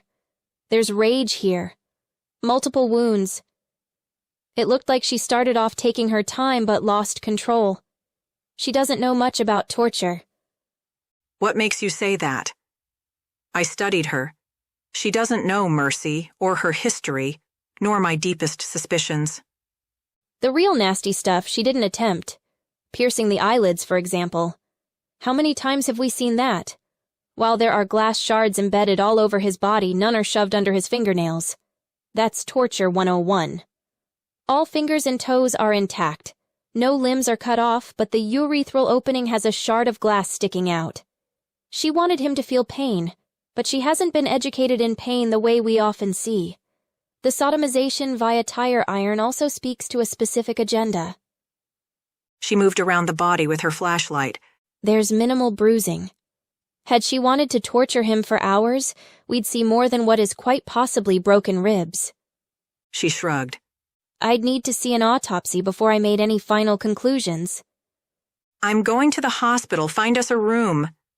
My voice was hoarse. I'll find a room on the way to the hospital, she said with objection. After all, I said I had your back and I meant it. Very well then. I was in no mood to argue, and she was trying to prove her loyalty. We hitched a ride to the hospital with Miranda. Not a word was spoken en route. After showing credentials, we were led to Mercy's room. Outside the door, we were greeted by a doctor leaving. Detective Bosley. We have to stop meeting like this. She nodded. How's our girl? He looked at the tablet computer in his hand. She has no injuries, but she's clearly traumatized. After your team took samples of blood from her skin and under her nails, we gave her a shower. Nurses gave her a mild sedative. She was already quite sedate, Sheila blurted. He offered a slight smile. Yes, well, traumatized victims often seem quiet and calm, but inside they're screaming. We just gave her something to take the edge off. Again, she's under the influence. I cannot stress that enough. Anything she says is completely inadmissible and off the record, Miranda assured him. But Agent Morgan and I know her intimately. We just want to be sure she's okay and knows she's not alone. After a heavy sigh, he stepped aside. Do not upset my patient. After all, she is my patient until she leaves this hospital. Understood, I said to speed things along. Finally, Miranda opened the door. Mercy was lying in a reclining position, her hands in leather restraints. She stared at a television that wasn't even on. Whatever they gave her must have been working. Her head flopped to the side and she blinked rapidly several times. Hey, guys. Her voice was quiet, almost a squeak. Hey, Mercy, how are you holding up? I slowly advanced to the bed, stopping an inch from the side. She giggled. This is some good shit. I feel pretty fucking spectacular right now. You should try some. Maybe there's a wine glass around here. Oh yeah, she was doped up. You know that anything you say right now is completely off the record. You're under the influence and have asked for counsel. She shrugged. What's to hide? I called you. I was there with it. How did we miss it, Murphy? You're an FBI agent. I'm a pretty smart cookie, too. How'd we not know about him? Miranda stepped forward. He was so clumsy in your case, it was as if it was his first time. Experienced rapists are usually more careful. Miranda, where have you been? She rolled her head away and closed her eyes for a minute. When she rolled it back toward us, she furrowed her brow. You should have seen my place down south. It's so pretty. Heard you're a moonshiner, she teased. And that's pretty badass. Mercy giggled. You know, you shouldn't be here. People will talk. They'll think we're in a soror. A sir. A sorority? Sheila offered. Mercy gave one clumsy nod. Who is she? I like her. Mercy. This is my new partner. Sheila Hayes replaced Jack. He retired. Pussy? Mercy slurred. The three of us laughed. My thoughts exactly. I put my hand on her forearm. We might be on the opposite sides of this thing, Mercy, but know that I'm sorry. I'll be here for you as much as I can be, okay? That's why I called you. I wanted to give you this win. After all, you chased me to Timbuktu and back. She chuckled, then sniffed. If someone was going to get me, it should be you. There aren't too many suspects I've gotten drunk with, I offered her, teasing. But you get some rest now, Mercy. We'll do what we can to make this as painless as possible. Tears began rolling down her face. This never should have happened. I shouldn't be here. I love you guys. We could have been having drinks instead of this. I'm sorry.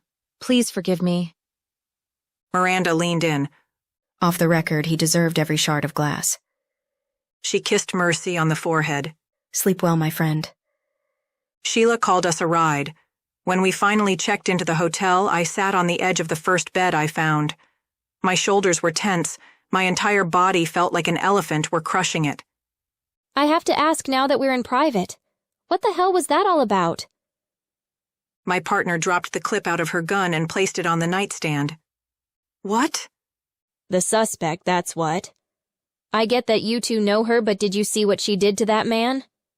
She kicked her shoes off. That detective kissed the suspect on the forehead. Who does that? I leaned over the bed, cracked open the fridge, and pulled out a handful of little glass bottles. You're going to need this. I'm about to tell you the worst bedtime story of your life. Oh, wow. Okay, no gin. It tastes like shit. By the time I finished Mercy's story, Sheila's eyes were filled with tears. Now she understood what this young woman had endured, partly at my own hand. Chapter 24. After 3 weeks, Mercy's murder trial was set for 3 months out. The prosecution wanted a slam dunk. The district attorney had to recuse herself because she knew Mercy and the special prosecutor wanted a big win. She was going to one of the worst women's correctional facilities around while she waited for her day in court. There was nothing Miranda or I could do to move her. We tried. The judge was less than sympathetic. Sheila and I came to Chicago to meet Miranda for drinks. As we sat around the cozy Four Top staring in our cocktails, Miranda slapped the table. You know how we can help our girl? She had crossed her arms over her chest, emulating an indignant child. How's that? I asked. We sit on her side of the gallery. It's not much, but it does show the jury we are there to support her. She sighed. It's small, but it matters. They'll see us there, law enforcement, supporting her. Maybe it'll give them pause. Sheila lifted her margarita. You know, it only takes a few sympathetic jurors. Surely Bill Jones is a good enough attorney to go for a jury trial. That was it. That was the only thing we could do without violating our duty or landing ourselves in a shit ton of hot water. I was sick of worrying about the bureaucracy. We did our jobs. She was in custody. We followed procedure with exception of the hospital room visit. We left feeling somewhat subdued. Sheila and I grabbed dinner and coffee to be absolutely certain we were legal to drive before heading back to Milwaukee. The following week at the office was brutal. I'd been dodging the legal department as long as I could. Finally, Director Dubois gave me a direct order. So I sat across the table from one of our lawyers, knowing full well why I was there. You do realize you'll be called as a key witness. I sat looking at the suit, irritated. I've been on the stand numerous times, Counselor. I know how to do my job. He looked over his glasses at me. Yes, but you have a unique history with this defendant. Are you certain it won't cloud your judgment? Leaning back in the chair, I glared at him. Are you here to prepare me or just insult my intelligence? I see a restraining order was issued and signed by a judge in the matter. That will come up in court if Ms. Connell has a decent defense. When I refused to reply, he turned the page in his file. Why were charges never brought against Sylvia McDermott? I'm not the district attorney. I'm a field agent.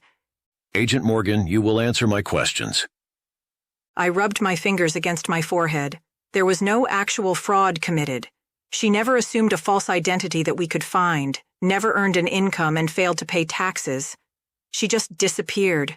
Mercy Connell financially supported her. Hell, she could have written Sylvia off as a dependent as far as we could tell. No life insurance on a nurse? Come on, Agent Morgan. He huffed and closed the file. Having had quite enough, I stood from the chair and gave him the most condescending smile I could muster. The mother never cashed the check. It was returned to the insurance company, unendorsed, still sealed in the envelope. As I said, we could find no evidence of a crime, so McDermott was released. Did she have knowledge of Connell's plan to murder William Jacoby? This guy was pissing me off. When I am asked that question on the stand, my answer will be that I do not know. I never questioned Sylvia McDermott on the matter, but the report stated McDermott was in shock when she learned of the events in Chicago. I stormed out of his office, grabbed my things, and headed home. I'd had enough, and my conflicted feelings on Mercy set me on edge. When I walked into my rental, I looked around. My home life was still quite empty without Jessie in it. The bureau had changed. Hell, I'd changed. Pulling my cell phone out of my pocket, I stared at it. Was Sean Kingston sincere in his offer of employment? Placing the phone on the counter, I uncorked a bottle of wine, poured half a glass, and sipped while staring at the cell phone. Working for Sean meant setting years' worth of established morals aside, but then again so did working for Dubois. I hated kissing his ass at every corner, and the bureau wasn't what it used to be. After finishing the first glass, I refilled it, dialed Sean, and put my phone on speaker. I didn't want him to hear my breathing, or any other reactions. Murphy, this is a surprise, he said as he answered. No. I'm not going to beat around the bush. Does your job offer still stand? He was silent for a moment before answering. Of course. How dirty is it, Sean? Don't sugarcoat it. I need to know. I could hear him take a deep breath and slowly let it out. While you're still an agent with the FBI, I cannot get into specifics, but as I've conveyed in the past, you take the jobs you want. Pass on the ones that jeopardize your morals. That's it. But you only get paid for what you do. Pass on everything and you'll be one hungry girl. My index finger did a dance, tapping on the side of the glass. Benefits? Murphy, I fly in a private jet. How bad do you think it is over here? You own the place. Sean laughed. No, I don't. I'm just the face. Every person here is part owner. You'll be an owner too. Really, I think we should talk about this in person. I glanced at the clock and I started drinking wine. 2 glasses mean 2 hours before I can drive. Hold, please. I could hear him clearing his afternoon. I'll be there by 6. 2 hours. I had 2 hours until he showed up. With nervous energy, I began straightening my apartment. It was not the ritzy, high-class surroundings he was used to, but it was nice. Still, with my schedule, I'd been a bit sloppy. By the time I'd finished straightening up, I had a little less than an hour until his arrival. I would have to change into fresh clothes, as rushing around my apartment had made me a bit sweaty. I had no desire to negotiate while smelling like a gym. After a quick rinse in the shower, I settled for khaki pants and a dress shirt. I managed to get another glass of wine down before the bell rang. Sean was wearing his usual suit, toting a briefcase. We sat at the breakfast bar. Murphy, Understand that until you sign an employment agreement and confidentiality agreement, I cannot talk about specifics with regard to our business. Any human resources type questions, I can answer. Yes, as an agent of the FBI, if he were to divulge less than savory business, I would technically be on the hook to report him and his colleagues. The fact that it was potentially that bad gave me pause, so we started off with benefits. You work as much as you want. Either finding clients, field work, whatever you can do to further the business.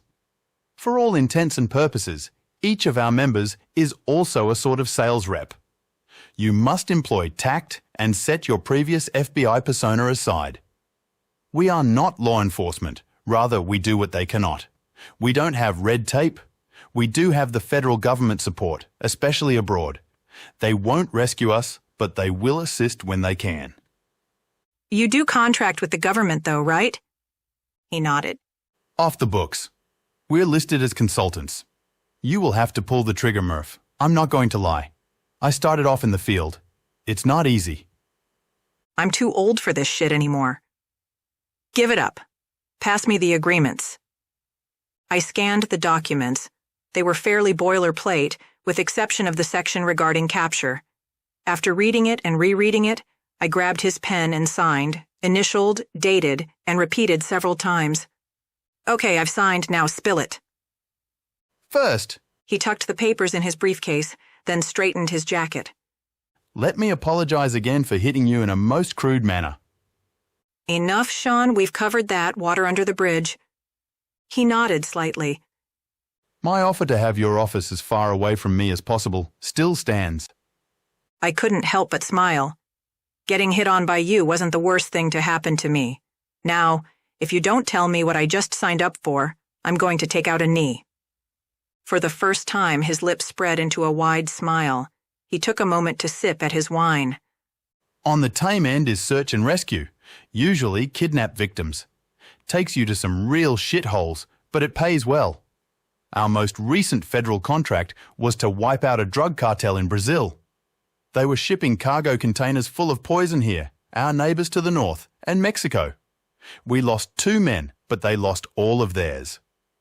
Still a form of law enforcement. What else? Contract kills, Murphy. That's the worst of it. We don't take many, and you can pass on them. That albino you sniffed out? He's a big player in the field, highly regarded on the Hill. He has connections that far surpass mine. The CIA love to use him to do their dirty work. My ass came out of my chair like it had a spring on it. Mercy. Mercy worked for him. That was the only explanation. She'd been with him numerous times. He came to her father's funeral. Put your FBI hat away, Murph. It'll only drive you crazy now. I was right all along. Mercy was a killer. Sean nodded. A very effective but highly selective one. I'm sorry, what do you mean? I reclaimed my seat and clutched my wine glass, seriously considering opening a second bottle. He leaned back in his chair and stared at me for a moment. Now I have to embarrass myself. You intrigued me, Murphy. That much is obvious. So, when I saw your obsession with this woman, I did a little digging. Matthew has no reason to hide anything from me, so I approached him under the guise of hiring her. He's quite fond of her. As it turns out, your girl Mercy, she only kills bad guys. She's taken contracts on child molesters, rapists, child abusers, the sort of people that make the rest of us sick. She's never taken a hit just to take a hit. At least, that's how he tells it. That's it. I'm opening a second bottle. Hope you don't mind Moscato. That's about all I have left. He said nothing as I popped the cork on another bottle and filled our glasses. I tried to take inventory of my feelings, but the adrenaline rush was overwhelming. My gut had not misled me, but how did I feel now that I knew the truth? Mercy was a vigilante. But is that really why she went after Jacoby? Would the trial reveal the truth? Sean stayed while he finished his glass of wine, welcomed me aboard, and abruptly left. Maybe he was worried he'd offend me. Maybe my self-reflection was off-putting. Either way, I was left alone, sitting at my laptop crafting my resignation letter, as nervous as I was about the new venture. The thought of handing this to Dubois was more intoxicating than the wine. That was it. I was now just Murphy Morgan, not special, not an agent, no badge, just me. What would become of Mercy? This has been Fugitive, a Vigilante series. Book 3. All rights reserved. No part of this book may be copied without express permission from the author or publisher. Thank you for listening to the series thus far. Coming up next, Nullified, a Vigilante series, Book 4. Book 4 completes this series. Thank you for listening.